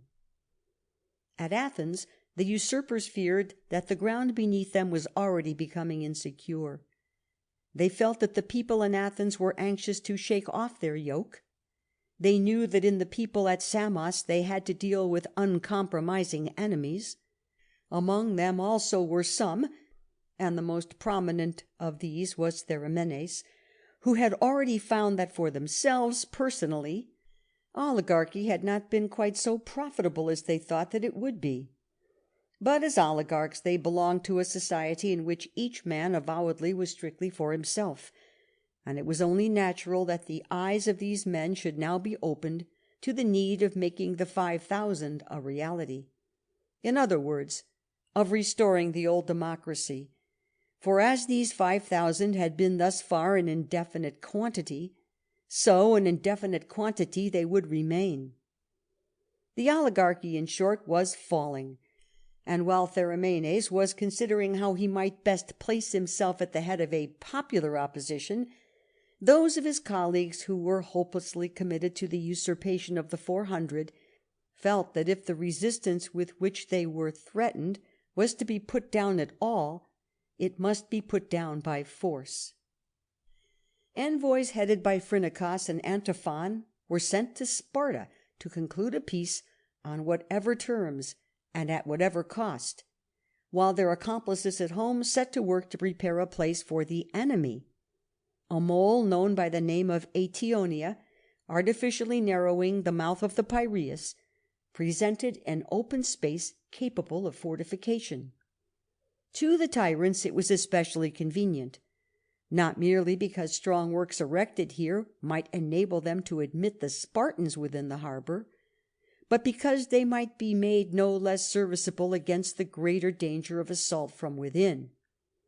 A further precaution was taken by running a wall through a large covered space, open perhaps on both sides, the greater portion of which was thus included in the oligarchical stronghold. Into the part so shut off was carried all the corn brought to the harbour, and the city became dependent on the will of the 400 for the daily purchase of their food. The Spartans had indeed nothing to do but to take possession on their own terms, but the very abjectness of the envoys may have made the ephors fearful of being caught in some trap, and they could obtain nothing more than a promise that a fleet on its way to Euboea should pass the Athenian harbour. Having heard that this fleet was coming, Theramenes publicly inveighed against the erection of the fort at Eetionia as part of a scheme arranged in concert with the Spartans. The return of the ambassador stirred the people still more deeply. In the open marketplace, and in the middle of the day, Phrynichus was struck down by a murderer, who made his escape, and Theramenes, rendered bolder by the impunity which attended this crime, insisted that the Spartan fleet, which had come to Aegina and thence fallen back on Epidaurus, could not be going straight to Euboea. In ungovernable excitement the hoplites set to work to throw down the fortress which they had helped to raise, and all were invited to join in the task who wished that the 5,000 should be put in the place of the 400. It was needful even now to use this mysterious formula, for it might be rash to deny positively the existence of this unseen company, and thus to create antagonists where they hoped to have only friends. On the following day the hoplites from Piraeus took their station in the Anachaeon, or the sacred ground of the Dioscuri, at the base of the Acropolis on its northern side. With singular moderation the people accepted a compromise by which the 400 pledged themselves that the list of the 5,000 should be published, and that the appointment of the Senate should be in the hands of the larger body. A day was fixed for the assembly of the people in the theatre of Dionysus, and on that day the debate had all but begun, when it was announced that the Spartan fleet was off the coast of Salamis. The people rushed with furious haste to the Piraeus, but seeing that a surprise was not to be thought of, the Spartan commander pursued his voyage eastwards, and the Athenians now saw that his squadron was intended to cover the revolt of Euboea. Now that Attica was itself beleaguered, Euboea was to them everything, and at all risks they must hasten to its defence.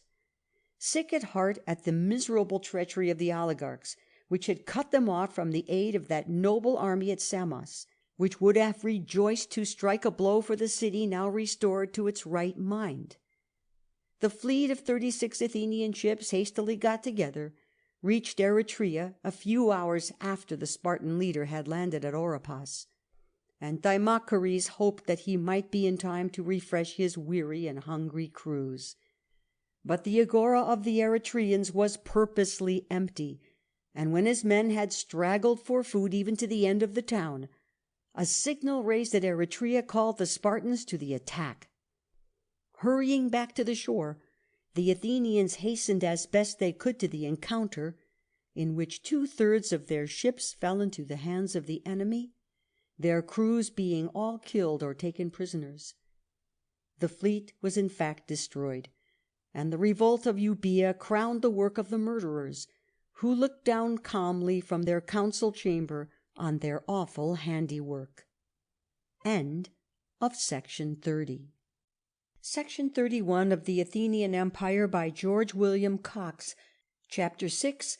The Peloponnesian or Deucalian War, from the failure of the Sicilian expedition to the suppression of the oligarchy of the 400 at Athens. Part 6. According to their own philosophy, oligarchs might afford to do so, but for the people whose life-blood they had poured out like water, the revolt of Euboea seemed to bring with it the day of doom. The fleet at Samos could not desert its post, and scarcely a trireme now remained in the desolate harbour of Piraeus. The town was indeed defenceless, but the great catastrophe was to be delayed yet a little longer, and the respite came through the singular slowness and dullness which made the Spartans the most convenient of all enemies for the quick-witted and prompt Athenians. Only 20 ships were they able to bring together, but happily they were not called upon to encounter any enemy, and the Athenians were enabled to fix their minds on the restoration of order. In an assembly held in the Pnyx, the 400 were solemnly deposed, and the so-called 5,000 put in their place. No attempt was made to publish any list of the men included in this number, and the phrase by which the oligarchical conspirators had thought to rivet their own authority was made to cover the whole body of the people. The miserable conspiracy was at last put down, and Athens once more lived under the polity of Cleisthenes and Pericles. Thus was accomplished, seemingly amidst the death throes of the state, a change which reasserted the supremacy of law, and it was accomplished with a sobriety and calmness which calls forth the enthusiastic eulogy of Thucydides. For the 400, indeed, it was a fortunate thing that their usurpation was suppressed in some part by the co-operation of men belonging to their own side. If Theramenes and his helpers had not been concerned in restoring the democracy, the people would have been free to search out and punish the real murderers of the victims who had fallen by the hands of hired bravos.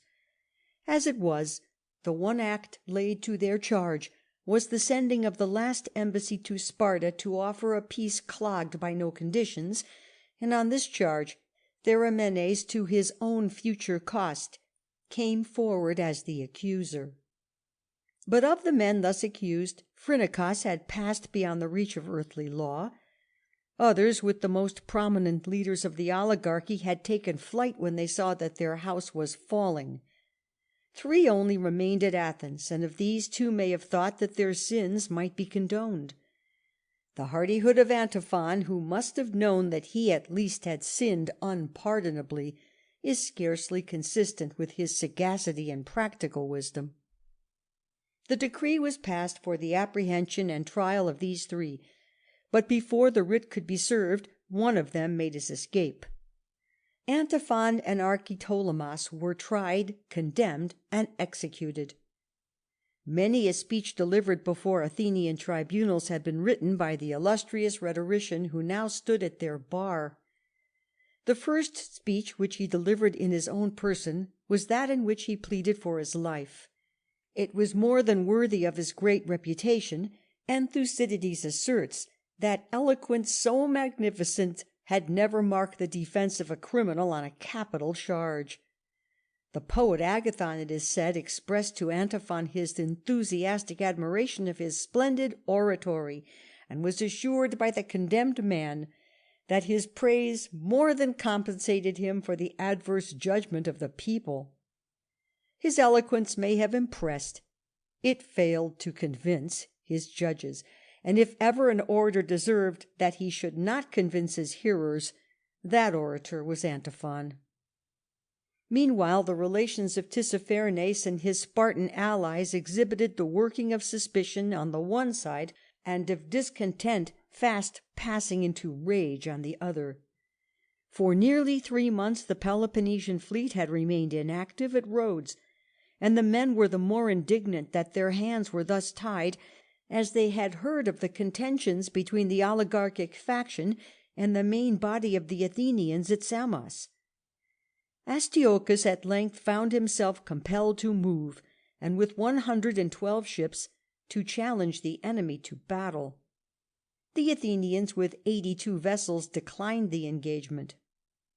Tired out with Tissaphernes, the Spartans now sent Clearchus with 40 ships to the Hellespontine satrap Pharnabazos, but although his squadron was driven back to Miletus, he himself went on by land to the Hellespont, while his Megarian colleague, sailing with 10 ships to Byzantion, brought about the revolt of that city. The departure of these 2 commanders in no way improved the state of things in the Peloponnesian camp at Miletus. Not by Hermocrates only, but even by others whose silence had been thus far secured by bribes, Astyochus was told that in the state of starvation in which the men were reduced, they must inevitably desert. The Sicilian allies showed that they were no longer to be trifled with, and Astyochus, making the blunder of lifting his stick to strike the Rhodian Dorieus, who commanded the ships from Thurii, saved his life only by taking refuge at a neighbouring altar. The Milesians averred frankly that they had counted on autonomy, that is, on more thorough independence than Athens had allotted to them, and protection against Persian tax-gatherers was an essential condition of their independence. With these views the Syracusans heartily agreed, and against them the Spartan Nikias not less earnestly protested. So long as the war lasted, they must, he said, if need be, even truckle to the Persian satrap.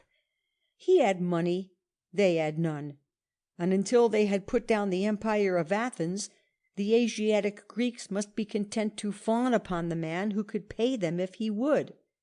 If the Milesians were indignant at the cheat thus put upon them, The Spartans at home were also wearied out with the inaction of their forces in the east, and Mindaros was sent out to take the place of Astyochus. Cool and collected while his friends were thus waxing wroth, Tissaphernes now invited Nikias to accompany him to Aspendas for the purpose of returning with the Phoenician fleet. This fleet was indeed there, but the proposal of Tissaphernes was nevertheless only a fresh trick to gain time. After keeping the ships for a time on the Pamphylian coast, he sent them away again. But if Tissaphernes thus cheated both Nikias and Mindaros, he in turn overreached himself. It was no part of his plan to exasperate further the resentment already felt in the Spartan camp, if that result could be avoided. But Alcibiades was resolved that it should not be avoided. Well knowing that the satrap had no intention of bringing the Phoenician fleet into action, he eagerly availed himself of the opportunity to promise the Athenians at Samos that he would either bring up the Phoenician ships to their help, or prevent them from coming to the aid of their enemies. Sailing to Aspendas, he took care to parade ostentatiously his intimacy with the satrap, and as the fleet was sent away, the Athenians believed that the measure was due to his influence. Sharing this belief, the Peloponnesians became more indignant at the treachery of Tissaphernes, and for the time Alcibiades remained the most important personage in the theatre of the war. The departure of the Phoenician fleet made Mindaros resolve on transferring his forces to the satrapy of Pharnabazos, but a severe storm carried him southward and detained him for a week before he could sail to Chios, and the Athenian commander Thrasyllus thus hoped to be able to intercept him on his northward voyage. He was, however, himself summoned away to the Lesbian town of Aresos, which had again revolted from Athens, and he made his preparations for vigorously besieging it, in full confidence that the movements of Mindaros would be carefully reported to him. He was mistaken, and beacon fires suddenly warned the Athenian squadron stationed at Lesbos that the enemy's fleet had passed the mouth of the strait at Sigeon. This squadron escaped destruction only because the orders of Mindaros kept at their post the 16 ships which were on guard at Abydos. The Athenian triremes were thus enabled to make their way unmolested to Elaeus. 4 were here cut off from the main body by the ships of Mindaros. The remainder, joining the squadron of Thrasyllus, raised the number of the Athenian ships to 76. 5 days were spent in preparations for a battle which strikingly proves the decay of Athenian science. Pent up in a strait nowhere 2 miles in width, they proposed to fight with 80 ships in a space which Phormyon would have regarded as quite inadequate for the proper manoeuvring of 20, and the details of the battle are, as we might expect, much on a par with the early tactics of the Persian wars. On both sides the main object was to outflank the enemy. The action was begun by Mindaros, who sought to work round the Athenians to the west, but Thrasyllus anticipated his movement, and at the same time Thrasybulus, in his effort to outflank the Syracusan squadron, had doubled the headland of Kynossema, and thus passed out of sight of the battle which raged to the west of the promontory. The Athenian centre was thus left dangerously weak, and on the ships so left exposed, the Peloponnesians fell with a vehemence which became the means of punishing them later on in the day. In the end, the Peloponnesian fleet was driven back, leaving 21 ships in the hands of the enemy, who, having lost 15 vessels, were gainers only by 6. Compared with the great exploits of Phormyon and Demosthenes, the victory was poor indeed. But on the Athenians, to whom it came at a time when they were depressed by an almost endless series of disasters, it exercised a moral influence scarcely less than that of the victory at Mantinea on the Spartans. In either case, a people whose reputation had been discredited were restored to their self-respect, and to the Athenians the result was the more encouraging as it seemed to be the just fruits of the restored polity of Athens after the murderous usurpation of the 400. The trireme sent home with the tidings was received with unbounded delight. The depression which had so long hung about them was suddenly dispelled, and they felt that the hope of a successful issue to the war was no longer a presumptuous and unreasonable delusion. End of Section 31. Section 32 of the Athenian Empire by George William Cox. Chapter 7. The Peloponnesian, Deucalian or Ionian War, from the Battle of Cynossema to the surrender of Athens. Part 1. The Battle of Cynossema was not the last victory won by Athenian fleets in the war, which was now gradually drawing to its close. But the whole history of the struggle after the Sicilian expedition shows that Athens had reached a point beyond which even brilliant successes produce no permanent results. It was not merely that her fleets and armies had been destroyed, and that her revenues had become precarious. Against such difficulties she might have struggled successfully. She might even have repaired the mischief arising from the decay of that nautical skill which had made her name dreaded from the Hellespont to Sicily and Africa. But she could not do this unless she was seconded by the goodwill of the great body of her allies. And if these were not honestly convinced that alliance with Athens was to their own interest, there could clearly be but one issue to the struggle. This conviction was strong only at Samos, and the principle of isolation against which her confederacy was a protest had even for the democratic communities of Greece the charm which brings the moth to the flaming candle. But in all the allied states there was a party which hated as well as feared her, knowing that her courts would give redress for the crimes which they dearly loved to commit.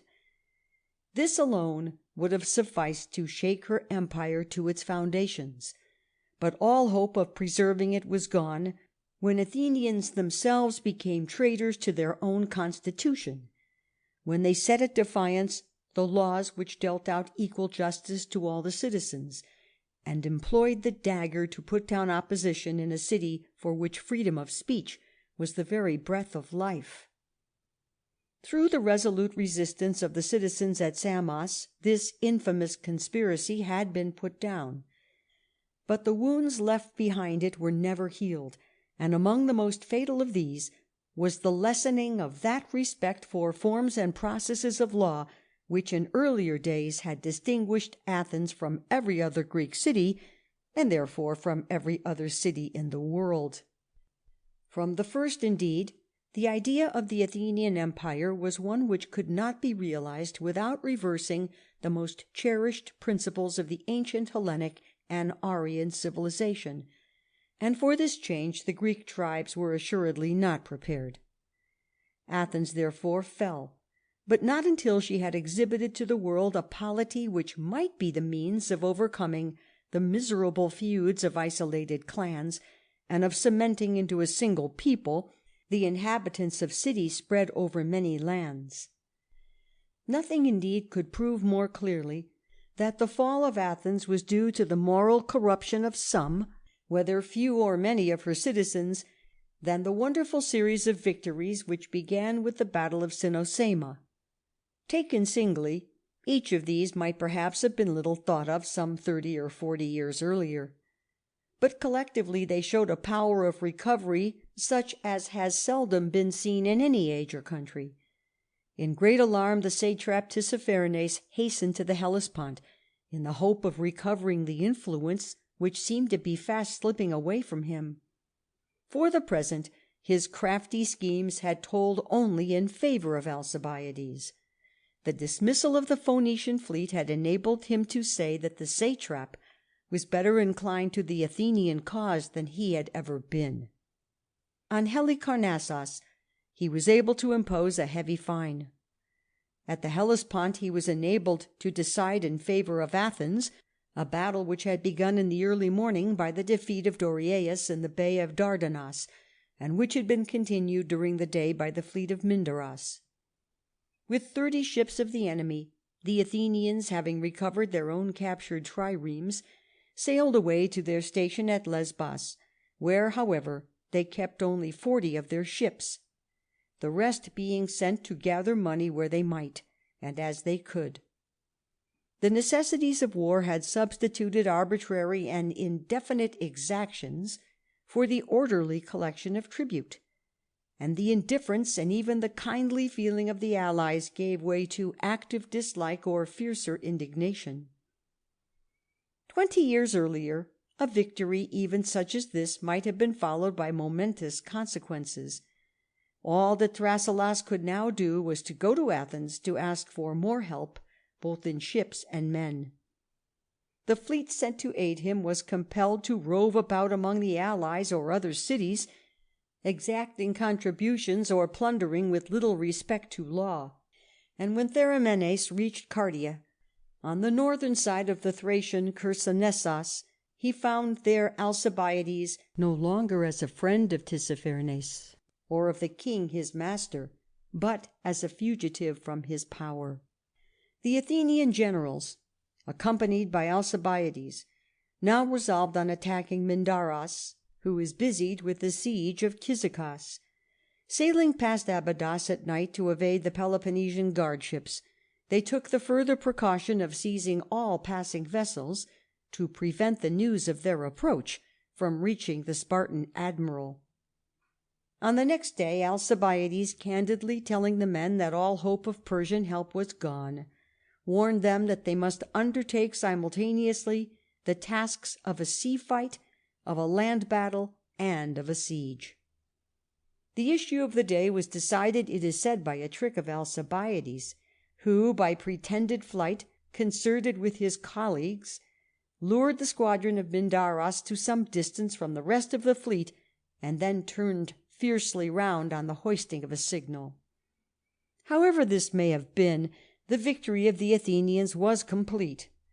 Mindaros was slain fighting bravely on shore, and more important in the present exhaustion of resources than the seizure of the Peloponnesian ships was the vast plunder in slaves and other booty taken in the Spartan and Persian camps.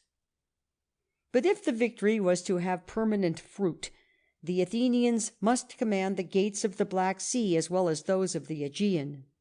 With Byzantion and Chalcedon, which were both in revolt, they could for the present do nothing.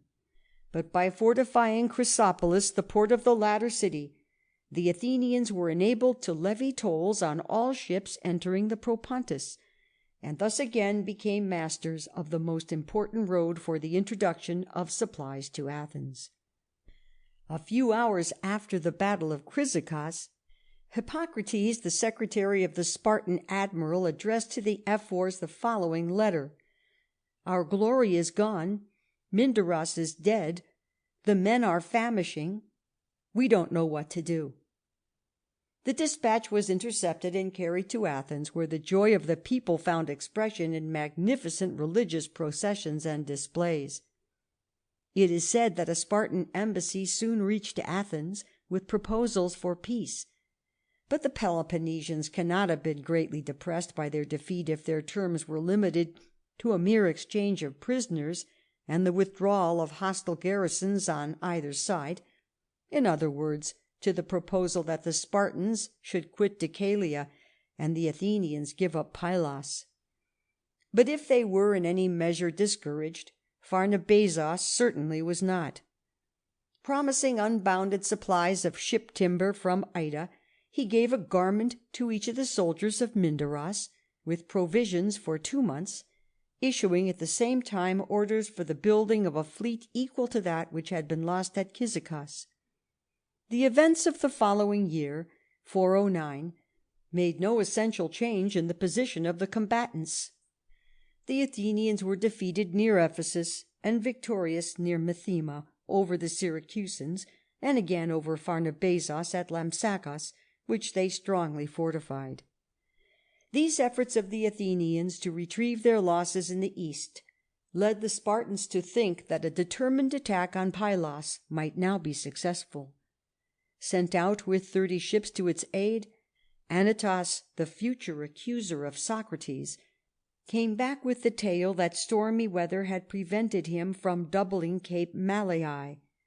He was brought to trial for his failure, but acquitted, and his escape, possibly not altogether without reason, was attributed to the corruption of the jury.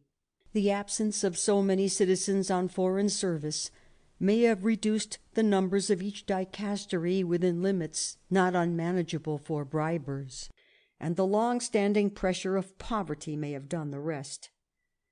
Thus deserted, the Messenians held out at Pylos for a time, and when they were compelled to surrender, they were able to secure their safe departure from a land which, if the Spartans could have had their way, they would never have left alive.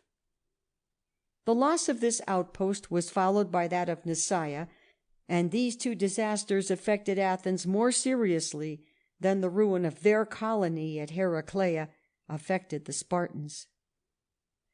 The following year, 408, began for the Athenians with two successes which seemed to augur well for the result of the struggle.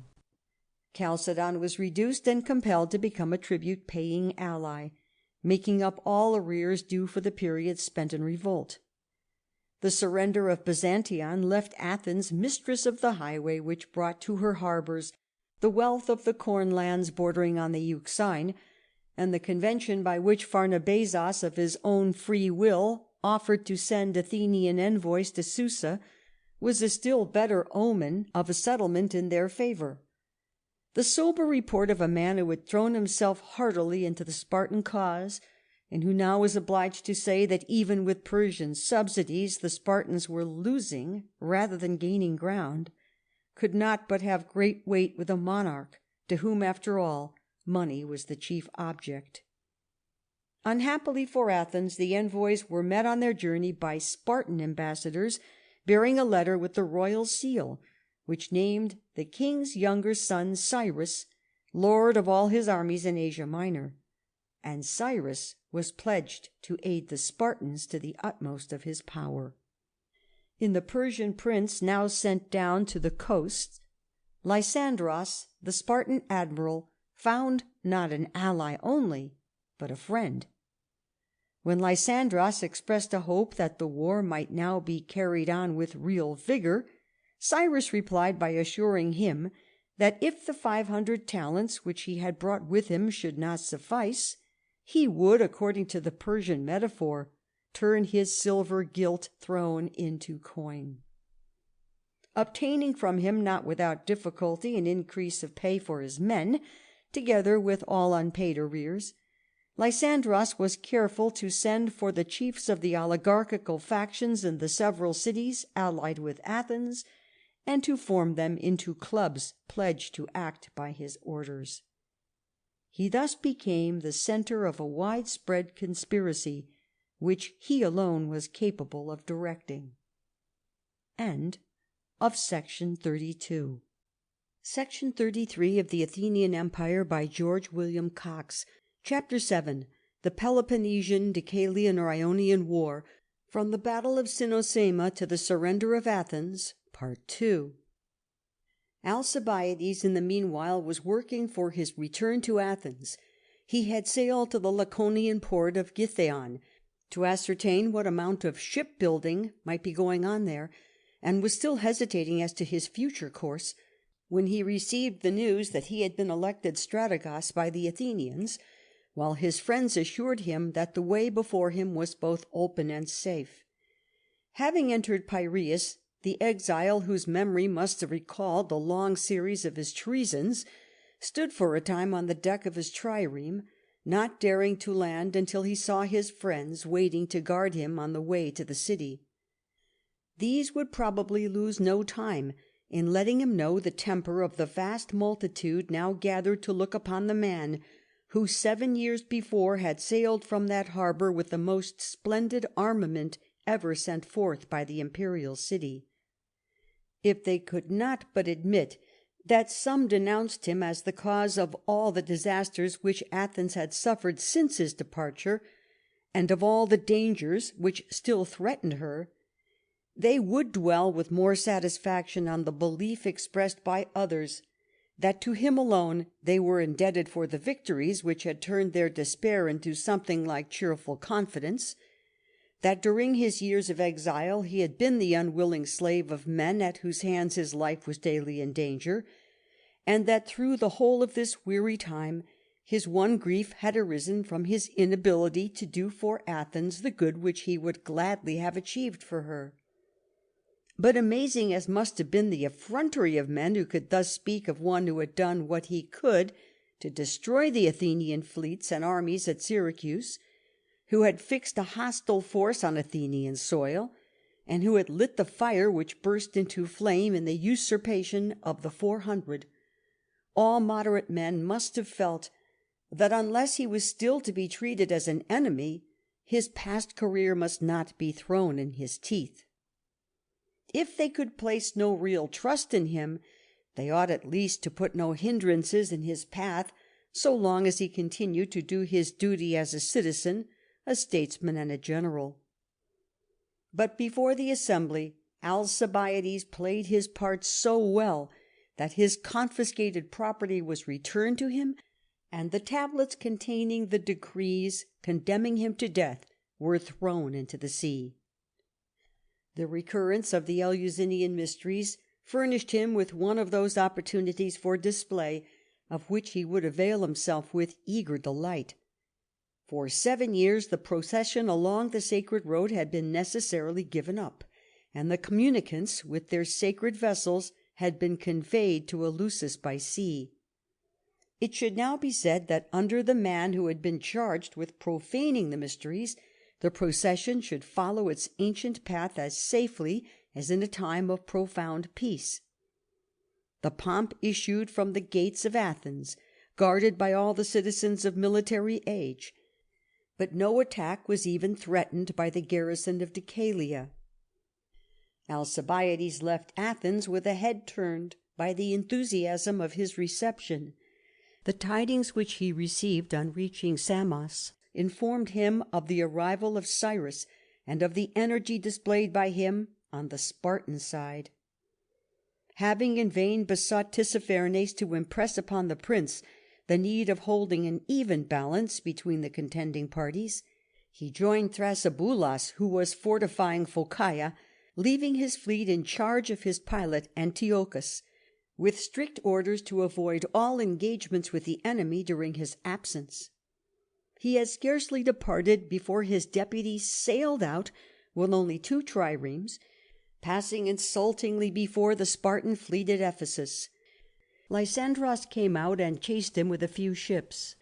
Antiochus brought out more, but the Athenian ships advanced carelessly and in disorder, and the result was the loss of 16 triremes and the death of Antiochus himself. Even more unfortunate for Alcibiades was his attack on the people of Kyme, a town belonging to the Athenian confederacy. The Chamaeans laid their complaints before the Athenian assembly, and Alcibiades, deprived of his command, betook himself to his fortified posts on the Chersonesos. On reaching Samos, Conon, who had been sent to take the place of Alcibiades, was struck by the great depression of the men. Their ships were becoming daily more inefficient, and for pay they had little more to depend on than plunder. He therefore cut down the number of his triremes from 100 to 70, picking out for these the best oarsmen and sending the rest of the crews away. But he was saved perhaps from some great disaster by the fact that the command of Lysandros expired at this time, B.C. 406. In his successor Callicratidas, Conon found an antagonist who had not convinced himself that the ruin of Athens would be cheaply purchased at the cost of prostration before the throne of the Persian despot. Callicratidas had even learnt that the Hellenic tribes had something better to do than to tear each other in pieces for the benefit of the barbarians against whom, scarcely 80 years ago, they had pledged themselves to maintain a perpetual warfare. Thus, deploring the miserable strife which had now dragged itself on through 24 years, he found himself face to face with men who practically refused to obey him. Summoning his officers, he told them that he was there by no will of his own, that having come, he must do the bidding of the state which had sent him, but that if they thought otherwise, he would at once go back to Sparta and report the state of matters at Ephesus. An appeal so manly and straightforward could be met only by the answer that he must be obeyed. Going then to Cyrus, he demanded the pay needed for the seamen. Cyrus kept him 2 days waiting, and Callicratidas, in the agony of his humiliation, bewailed the wretched fate of the Greeks, who, for the sake of silver and gold, were compelled to crouch before the Persian tyrants, and declared that if he should be spared to return home, he would do all that he could to bring to an end this unnatural quarrel between Athens and Sparta. The generous hopes and desires of Callicratidas had made him none the less formidable to his enemies. Chased by his fleet to Mytilene, Conon lost 30 out of his 70 triremes, their crews happily escaping ashore, and found himself blockaded in a situation where, from total lack of supplies, he must soon surrender, unless his position could be made known to Athens. Picking out the best oarsmen of the fleet, he placed them on board 2 triremes, and then waited vainly through 4 days for an opportunity of sending them forth with any chance of success. On the 5th day the dispersion of the Spartan crews at the time of the noontide meal seemed to justify the attempt. The 2 ships therefore started, making the utmost haste, the one for the southern and the other for the northern entrance of the harbour. With all their efforts one only escaped to tell the tale, first to Diomedon at Samos, and then at Athens. Diomedon, hastening rashly with only 12 triremes to the aid of his colleague, lost 10 of his ships. At Athens the news roused only a more determined spirit of resistance.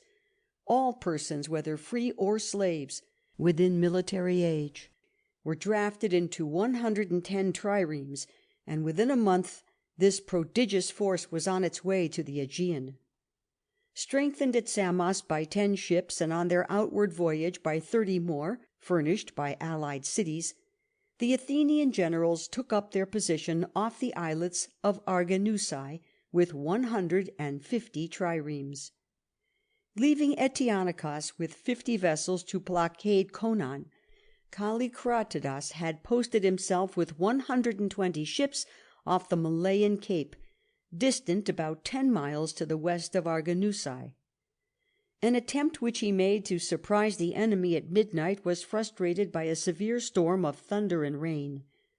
Early in the morning he advanced to the battle, in which the great effort of the Athenian officers was to prevent the Peloponnesians from performing those manoeuvres which had once secured the most brilliant victories of the Athenian fleets.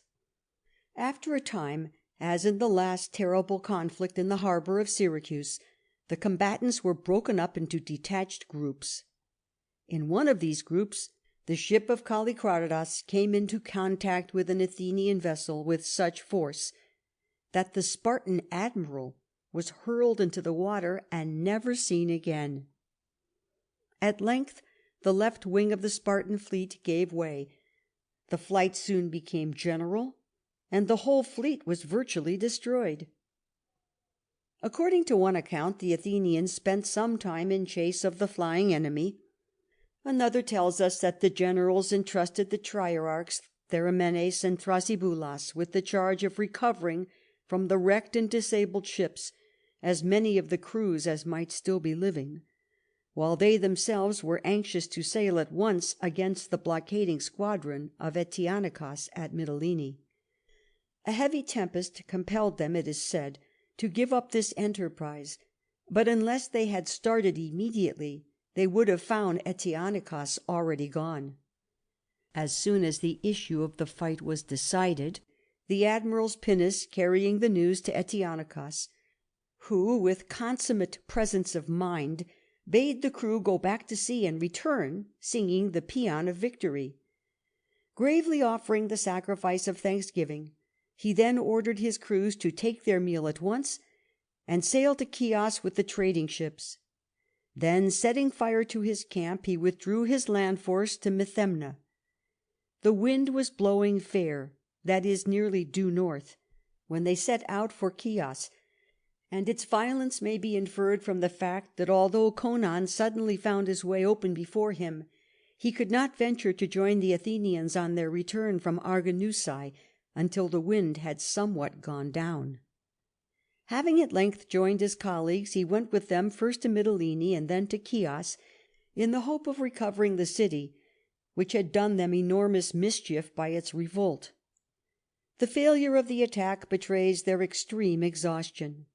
Lysandros could do nothing after his victory over the pilot Antiochus, and now the whole Athenian fleet was so baffled at Chios as to be obliged to return practically beaten to Samos.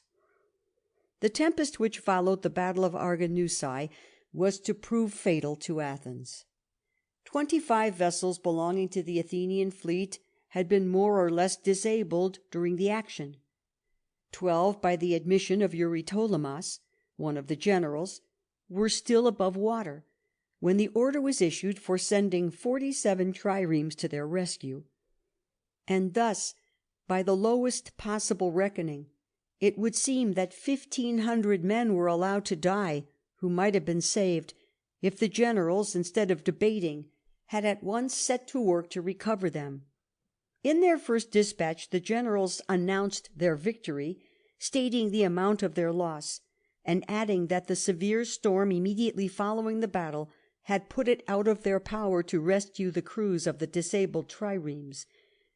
In a second dispatch they stated that the task of visiting the wrecks had been deputed to Theramenes and Thrasyboulos. By these two men who had already come to Athens, this second dispatch was treated as a mere trick to transfer to others the blame of an action for which the generals were themselves wholly responsible. They boldly denied the facts both of the storm and of their own commission. The inquiry resolved itself, therefore, really into the one question, whether certain men were ordered to visit the wrecks, or whether they were not. If the officers of 47 ships received this command, the responsibility of the generals was at an end, and if any punishment was needed, it should fall on those who had failed to obey their orders. But the Athenian people thought that the case justified the recall of all the generals, who were accordingly bidden to hand over their command to Conon. Suspecting mischief, 2 followed the example of Alcibiades after receiving his summons in Sicily. The other 6 went back with the confidence of men who had only deserved well at the hands of their countrymen. On being brought before the assembly, all agreed in asserting that with the other trierarchs, Theramenes and Thrasyboulos, had been charged to visit the wrecks, adding that they would not allow the accusations of Theramenes to tempt them into a falsehood. They had no intention of retorting his imputations. The storm had rendered all action impossible, and neither they nor the trierarchs, their deputies, were to blame for results beyond their power. In proof of this fact they relied on the evidence of their pilots and of many others who were present. Nor had Theramenes and his partisans the hardihood to deny before the assembly, as they had denied before the Senate, the fact of the commission with which they had been charged. This simple and straightforward answer, backed by the testimony of witnesses whom they had no grounds for mistrusting, produced its natural effect. The people were fast becoming convinced of their innocence, and Theramenes stood convicted of a lie. But it was now late in the day, and the discussion was postponed to the next assembly, the Senate being ordered to consider how the trial of the accused should best be conducted. End of Section 33. Section 34 of the Athenian Empire by George William Cox. Chapter 7. The Peloponnesian, Deucalian or Ionian War, from the Battle of Cynossema to the surrender of Athens, Part 3. Thus, without going further, the conclusion is definitely established that the statements of the generals are consistent and substantially true. that they may have been to blame for debating a matter in which action should have been spontaneous and immediate, that their council ended in telling off a large number of ships for the rescue of the distressed crews, and that before these could set off on their task, the wind, which had been gaining strength from a time probably preceding the end of the battle, had become a tempest which the triremes could not face. If it be true that Theramenes was busy at Athens inflaming the public feeling against the generals before their return, the conclusion seems to follow that he had come back bent on bringing about their disgrace, if not their death. What his full motive may have been, it is scarcely worth while to ask. His whole career reeked of villainy. He had been a traitor to the constitution and laws of his country. He had been the willing instrument of Antiphon and his abettors in their work of organized murder, and because he had failed to get from them the recompense which he regarded as his due, he had betrayed his confederates and thrown in his lot with men whom he hated. Lastly, we may turn to the closing scene of his life, when Critias reviled him as the murderer of the generals, and mark his vehement reply that he had never come forward as their accuser, that having laid on himself and others the duty of rescuing the drowning men, the generals had charged them with disobedience to orders because they failed to do so, that they failed only because the storm made it impossible for them even to leave their moorings, and therefore that the generals deliberately laid a plan for their destruction by insisting on the practicability of the task and then taking their departure. Theramenes forgot that if the storm was so frightful as he chose to represent it to Critias, the generals could not have left him to his fate in case of failure to obey orders, and then at once have sailed away themselves over the raging waters. The postponement of the debate had this result, that the matter could not be opened again till after the Apaturia, a feast celebrated by the ancient Eupatrid Fratriae, and therefore most closely connected with the polity of pre-Solonian Athens. In it the Athenian was carried away to a region of sentiment, in which the family was everything, the state nothing, and here was the hearth on which Theramenes might kindle the flames which should devour his victims. The clansmen of the dead, he insisted, would be bringing shame on their ancient houses if they failed to stand forth as the avengers of murder. The generals must die, and the kinsfolk of the men whom they had slain should besiege the assembly, clad in the garb of mourning and with their heads shorn, until the people should decree the great sacrifice. The drama was well got up. In the Senate, Calixenus carried the monstrous proposal that without further discussion the people should at once proceed to judgment, on the ground that the accusers and accused had been heard at the last meeting. When the hour for the assembly came, the dark-robed mourners were there like beasts of prey howling for the blood of their victims. The excitement caused by their cries and tears was aggravated to fury when a man came forward to say that he too had been among the drowning seamen, till he had managed to escape upon a meal tub, and that as he floated away, the last sounds which he could hear were entreaties that he would, if saved, tell the Athenians how their commanders had abandoned the bravest of their countrymen. Athenian law demanded that no citizen should be tried except before a court of sworn jurymen, that the accused should receive the due notice of trial, and that having had time to prepare his defence, he should be brought face to face with his accusers. All these forms were summarily set aside by the proposition of Calixenus. But the proposer of unconstitutional measures was liable to indictment under the writ graphe paranomon, and Euryptolemus, with some others, interposed this check on the madness which was coming over the people. But it was too late. The shaven mourners in their black raiment raised the cry, taken up by the majority of the citizens present, that the demos had a right to do what they liked. Theramenes had indeed triumphed. The frenzy which Eurypylamos could not restrain was the natural result of the teaching of Pysandros.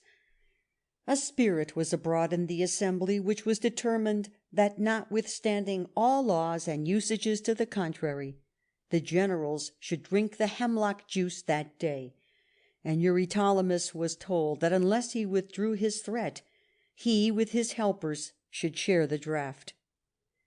It was decided that the proposition of Calixenos might be submitted to the people, but the question could not be put without the consent of the Prytanes, or 10 presiding senators, and some of these protested against its shameless illegality.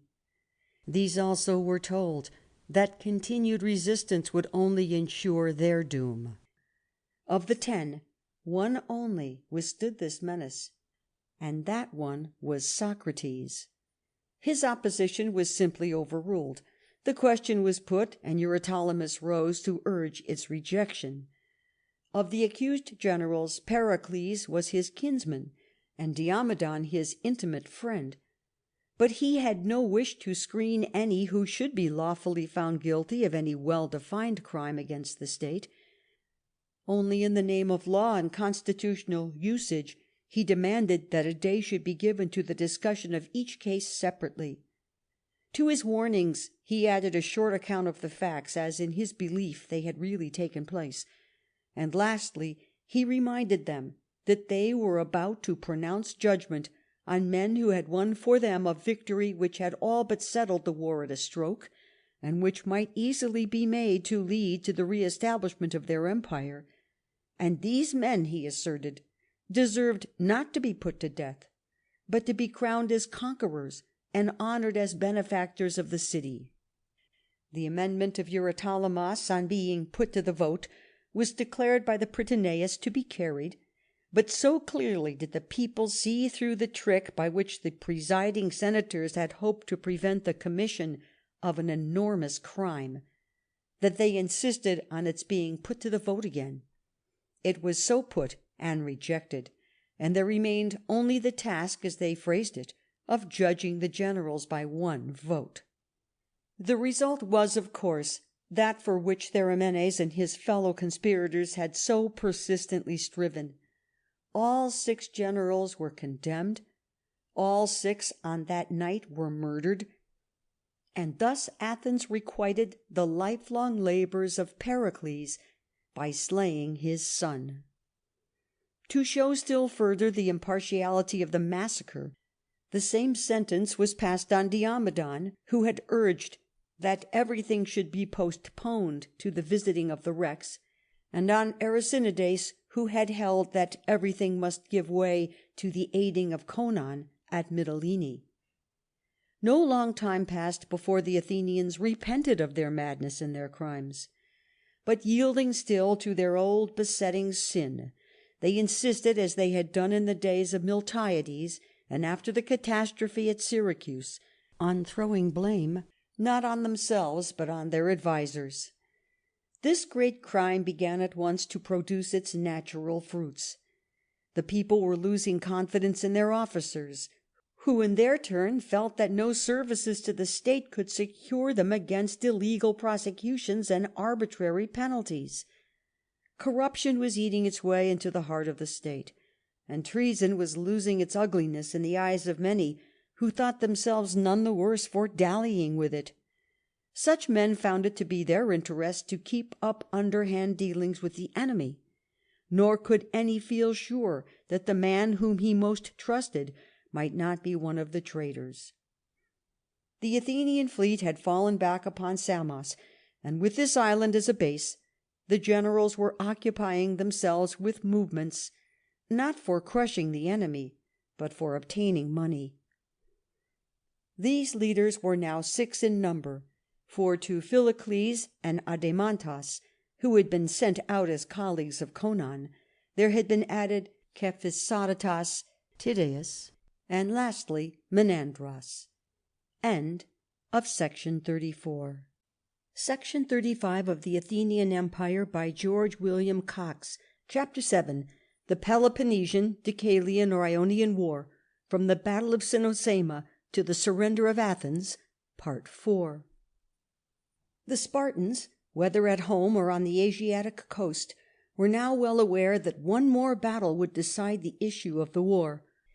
For with another defeat the subsidies of the Persians would be withdrawn from them as from men doomed to failure, and perhaps be transferred to the Athenians.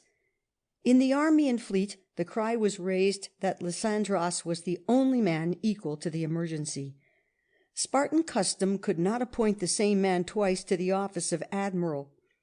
But when, in B.C. 405, Arachas was sent out with Lysandras as his secretary, it was understood that the latter was really the man in power. Early in the year the scribes set vigorously to work, appointing trusty trierarchs to the ships of Eteonikos, bringing together such vessels as had survived the wreck at Arginusae, and ordering others to be built at Antandras. He had work of another kind to do in Miletus, where two oligarchical bodies, it seems, were in antagonism, one of them wishing to maintain the policy of Callicratidas. Against these more moderate men their antagonists employed both secret assassination and public massacre. About 40 of the most prominent, we are told, were murdered privately. 300 of the wealthiest were cut down in the agora at the busiest time of the day, and Miletus thus remained completely in the hands of the clubmen of Lysandras.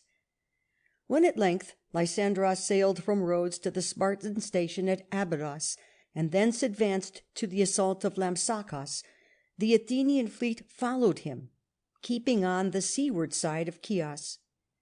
The tidings of the fall of Lampsacus reached them at Alaius, while they were taking their morning meal. In the evening of the same day they supped at Agis, the Goat's Stream, from which that goodly fleet of 180 triremes was never to return. In dealing with his enemies, Lysandras resolved to confine himself to strictly defensive operations, which might sooner or later throw them off their guard. He could not indeed have been ignorant of the cause which defeated the great enterprise of Demosthenes at Epipolae, and in any case he was well aware that Athenian discipline, unlike that of Sparta, was always apt to grow slack with success. At daybreak he had his ships manned, strict orders being given that the line of battle was not to be broken by advancing to attack the enemy. The evening was closing when, having faced the Peloponnesians to no purpose all day, the Athenian fleet fell back on Agis. The squadron which followed them was under strict orders not to return until the crews of the Athenian triremes were all fairly landed.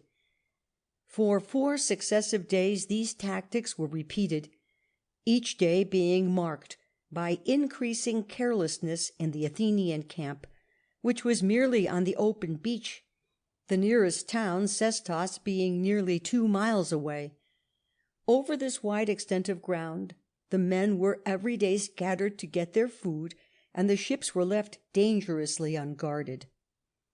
The Spartan fleet was supplied from Lampsacus, and could be moved almost at a moment's warning.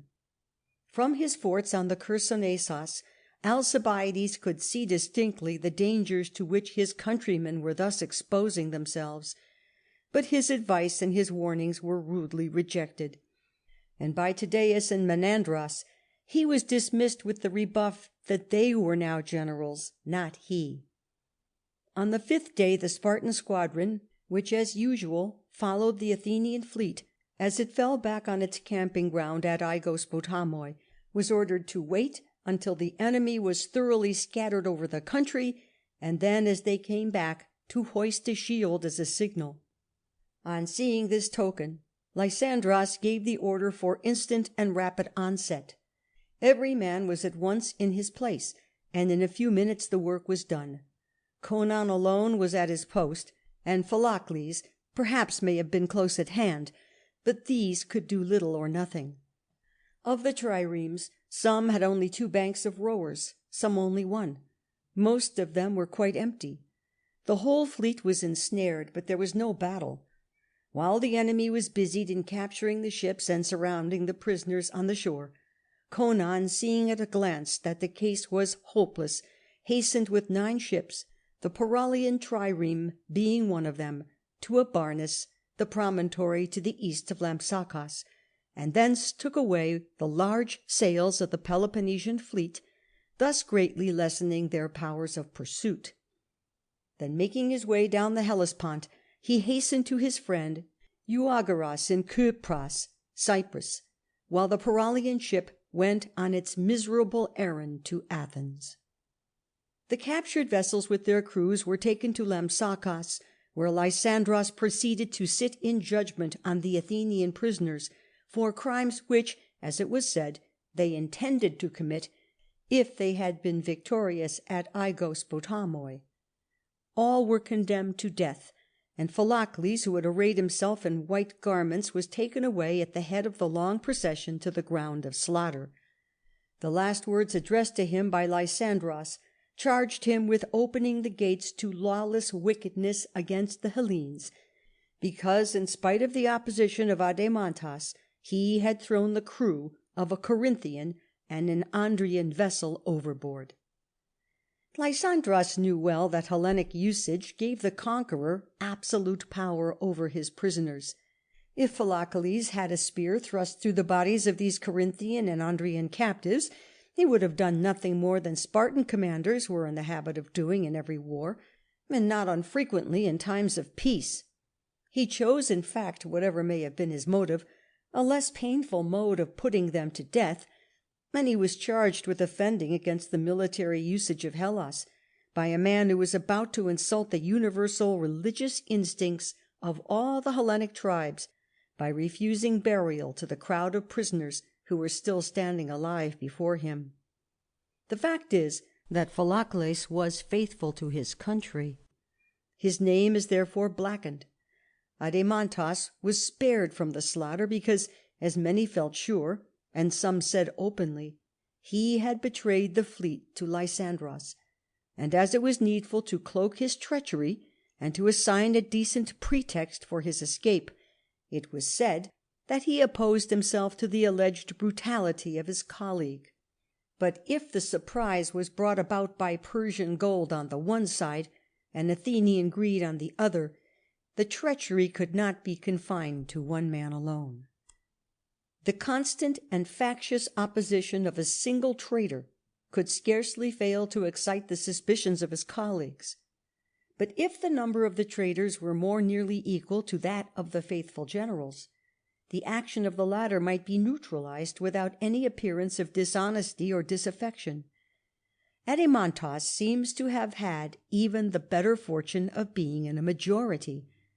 Of the 6 generals, Philocles and Conon were beyond suspicion. Of none of the rest are we told that they were put to death after the battle. According to the geographer Pausanias, Tydeus was bribed not less than Adeimantus. As to Menandros, it is significant that he should have associated himself with Tydeus in his insolent rejection of the counsel of Alcibiades. Of Cephisodidus alone nothing can be said, because nothing has been recorded. But it was the conviction of Conon that Lysandros planned and Adeimantus deliberately wrought the destruction of the Athenian fleet. If he was right in so thinking, the whole narrative of this horrible catastrophe becomes luminously clear. On any other supposition, it is a bewildering and insoluble riddle. But treachery on so vast a scale can spring only from wide and deeply ingrained corruption. If out of 6 generals, 3, if not 4, could be found to betray the Athenian fleet to the enemy, then Athens was no longer the Athens of Aristides or of Pericles. The only possibility for the success of Adeimantus in his treason lay in his being joined by a sufficient number of his colleagues to paralyze the action of the rest without drawing on themselves a dangerous suspicion. Nothing more was then needed than to place the fleet in a position of extreme danger under the pretence of holding at bay an enemy conscious of his own weakness. The challenge given every day by the Athenian fleet and refused with seeming timorousness by the Peloponnesians would be used as a theme for exciting in the men a profound contempt for the enemy and the fatal confidence thus fostered would bring about the state of things most desired by the wolves to whom the hirelings had bargained to betray the fold. For the general corruption without which such a scheme could not have been matured, many causes were at work, but all may be resolved into that neglect of law and that disregard of constitutional forms which had marked the history of Athens since the catastrophe in Sicily. The Athenian demos had been persuaded into decreeing away its own powers on the very ground that forms of government were of little consequence in comparison with the independence of the state from foreign coercion, and when they had put down the tyranny which had convinced them that government by an oligarchy meant simply submission to Sparta, they still believed or asserted that the demos was free from the duty of obeying the law, and could in fact do as it liked.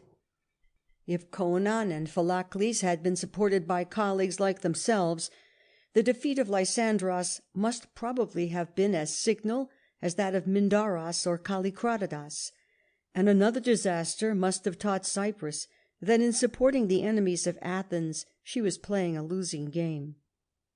It was clear that either on the one side or on the other, one more defeat would end the war in the Aegean and the Hellespont. Athens could not produce another fleet. If she was victorious, it was unlikely that the Persian king would continue to subsidize men who failed to show anything for his bounty, and it was certain that without his aid Sparta could not maintain the contest by sea, if the result at Aigospotamoi had repeated the disaster at Arginusae.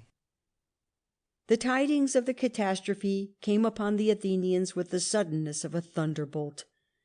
The cry of agony and despair which, on the arrival of the Paralian trireme, passed along the double line of walls, rose into a piercing wail when it reached the city. All that night the mourning went up to heaven, for none could close their eyes in sleep. In this hour of overpowering dismay, their thoughts recalled with terrible distinctness their own misdeeds in the days which were past.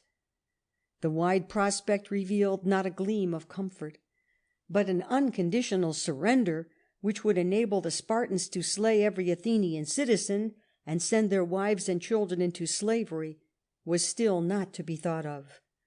A decree was passed for blocking the entrance to the harbour and for making every preparation for undergoing a siege. End of section 35. Section 36 of the Athenian Empire by George William Cox. Chapter 7. The Peloponnesian, Deucalian or Ionian War, from the Battle of Cynossema to the surrender of Athens, Part 5. But Lysandros was in no hurry to begin the blockade. He knew that Athens must yield or starve, and he took care that the Athenians should be made to feel the sting of famine at once.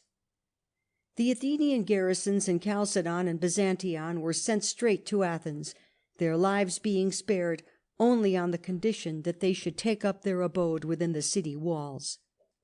His own immediate task was the establishment of that Spartan supremacy which the members of the Athenian confederacy had been exhorted to regard as the greatest of blessings. He had now no hindrances in his path. Nowhere was the least opposition offered except in Samos, where the citizens, feeling themselves too deeply compromised by their suppression of the oligarchy, determined to hold out. At last Lysandros set out for Athens. A force of 150 ships, having ravaged Salamis, appeared before the harbour from which scarcely more than 10 years before had issued that fleet, more magnificent if not so large, which was to establish the supremacy of Athens over Sicily and to win for her a pan-Hellenic empire. Now it was a question whether she could insist on any terms at all, or whether she must submit herself unconditionally to the conqueror. The first embassy sent to Agis offered free alliance with Sparta, reserving to Athens the possession of Piraeus and the long walls. By him they were referred to the Ephors, who bade them go home and return with more reasonable conditions. To the beleaguered people, in their appalling misery, This rebuff seemed to show that nothing less than their complete destruction would satisfy the Spartans. But whatever doubt there might be on this point, there was none that hundreds or thousands must starve before any arrangements could be proposed or made.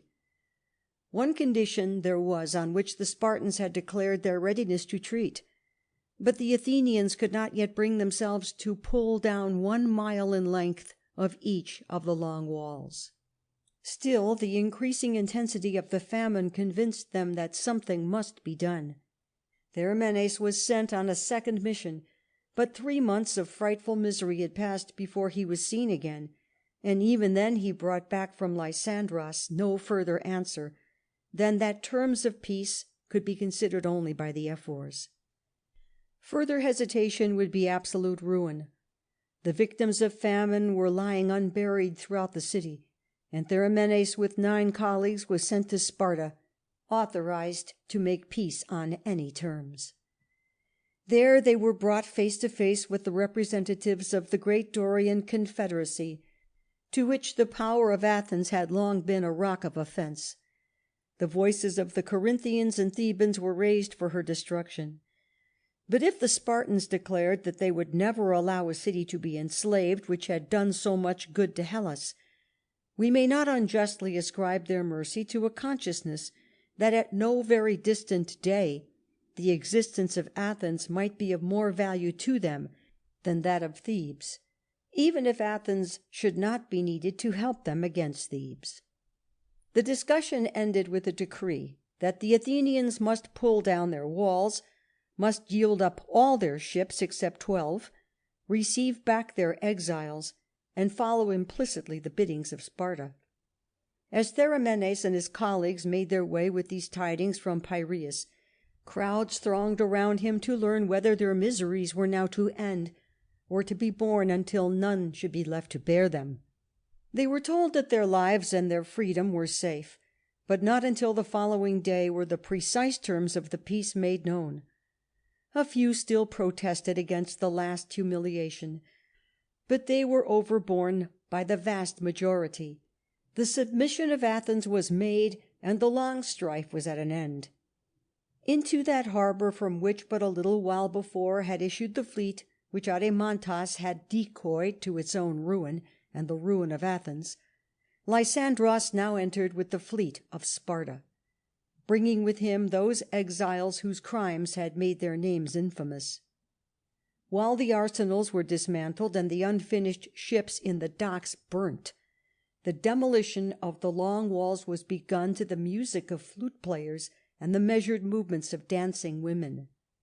12 ships only were left in the desolate haven of Piraeus, and so began, according to Spartan phrase, the first day of freedom for Hellas. Thus passed away the great Athenian Empire, which Themistocles had shaped, and which Pericles sought to surround with impregnable safeguards, and thus was brought to naught, for that empire was never really revived, the work of these 2 great statesmen.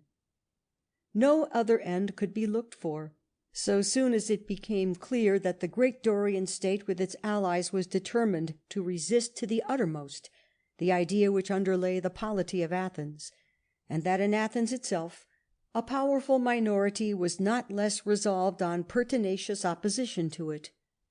This polity, even in its crudest and most imperfect form, was a protest against that spirit of isolation under which the great Eupatrid houses had grown up to power. To the form of society thus created, the Spartan clung with vehement tenacity, and in this attitude he had the sympathy of the Hellenic world generally. Even when the Athenian Empire had reached its greatest extension, and her power seemed most firmly established, when, moreover, her allies must have felt that from her they received benefits which they could never have secured for themselves, they still felt a certain soreness at her interference with those autonomous instincts which they invested with an inviolable sanctity. These allies, although they could prove no positive grievance, could never be brought to rejoice in the good fortune which had connected them with Athens, and they regarded the idea of separating from her with cool indifference, if not with a more active desire. But the empire of Athens, as her enemies asserted, and as her friends sometimes maintained, was aggressive. It could not be otherwise.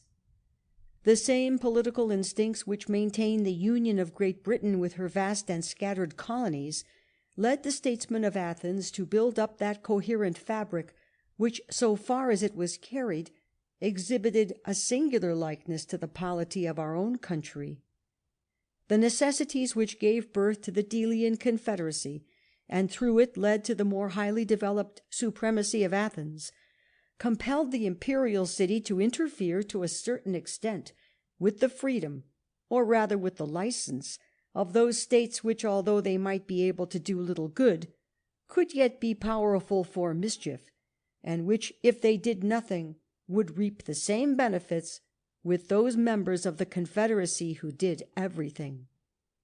How slight on the whole that interference was, how jealously Athens guarded the liberty and rights of her allies, even against her own citizens, how great a protection her courts afforded to those allies in their disputes with one another, and how carefully she shielded them against the attacks of foreign powers, the whole course of this history has shown.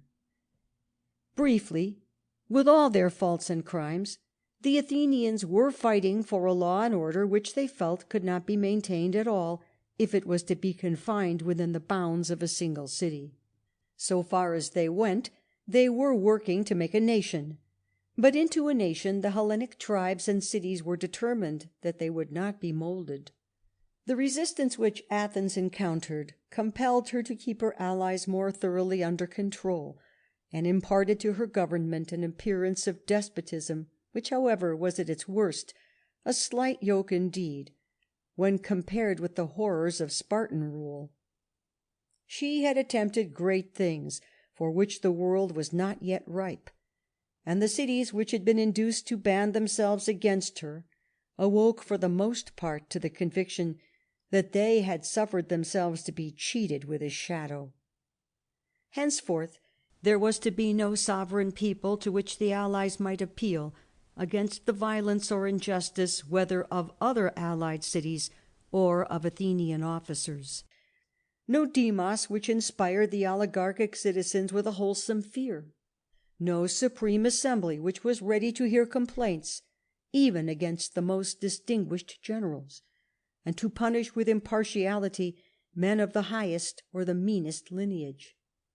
Above all, there was to be no ruling state in which everything was done by open process of law, after the confronting of the accuser with the accused, and a patient and careful examination of evidence. In place of this, the members of the Athenian Confederacy were now to feel the contrast of a system which imposed on every city the regimen of oligarchs, which governed these oligarchs by means of commissioners sent from Sparta, and which refused redress even for the most monstrous iniquities of these commissioners or their myrmidons. Henceforth they were to carry to Sparta complaints such as at Athens had brought a swift retribution to a general so eminent as Paces, and to be dismissed unheard. Above all, they were to be subject to a government which condemned without trial, which struck without warning, and which for open law courts substituted the arbitrary action of irresponsible magistrates, who, through the harmasts or governors of the subject cities, exercised everywhere a power practically absolute. Henceforth, therefore, there was to be no political growth, no generous emulation for the promotion of common interests, no legitimate pride even in the power of a confederacy which existed for the benefit of its members. In short, the Hellenic cities were to feel under their Dorian lords that the freedom promised by Sparta was a privilege strictly confined to masters who demanded from their subjects the unquestioning submission of slaves. End of section 36. Read by Pamela Nagami, M.D. in Encino, California, 2022. End of the Athenian Empire, by George William Cox.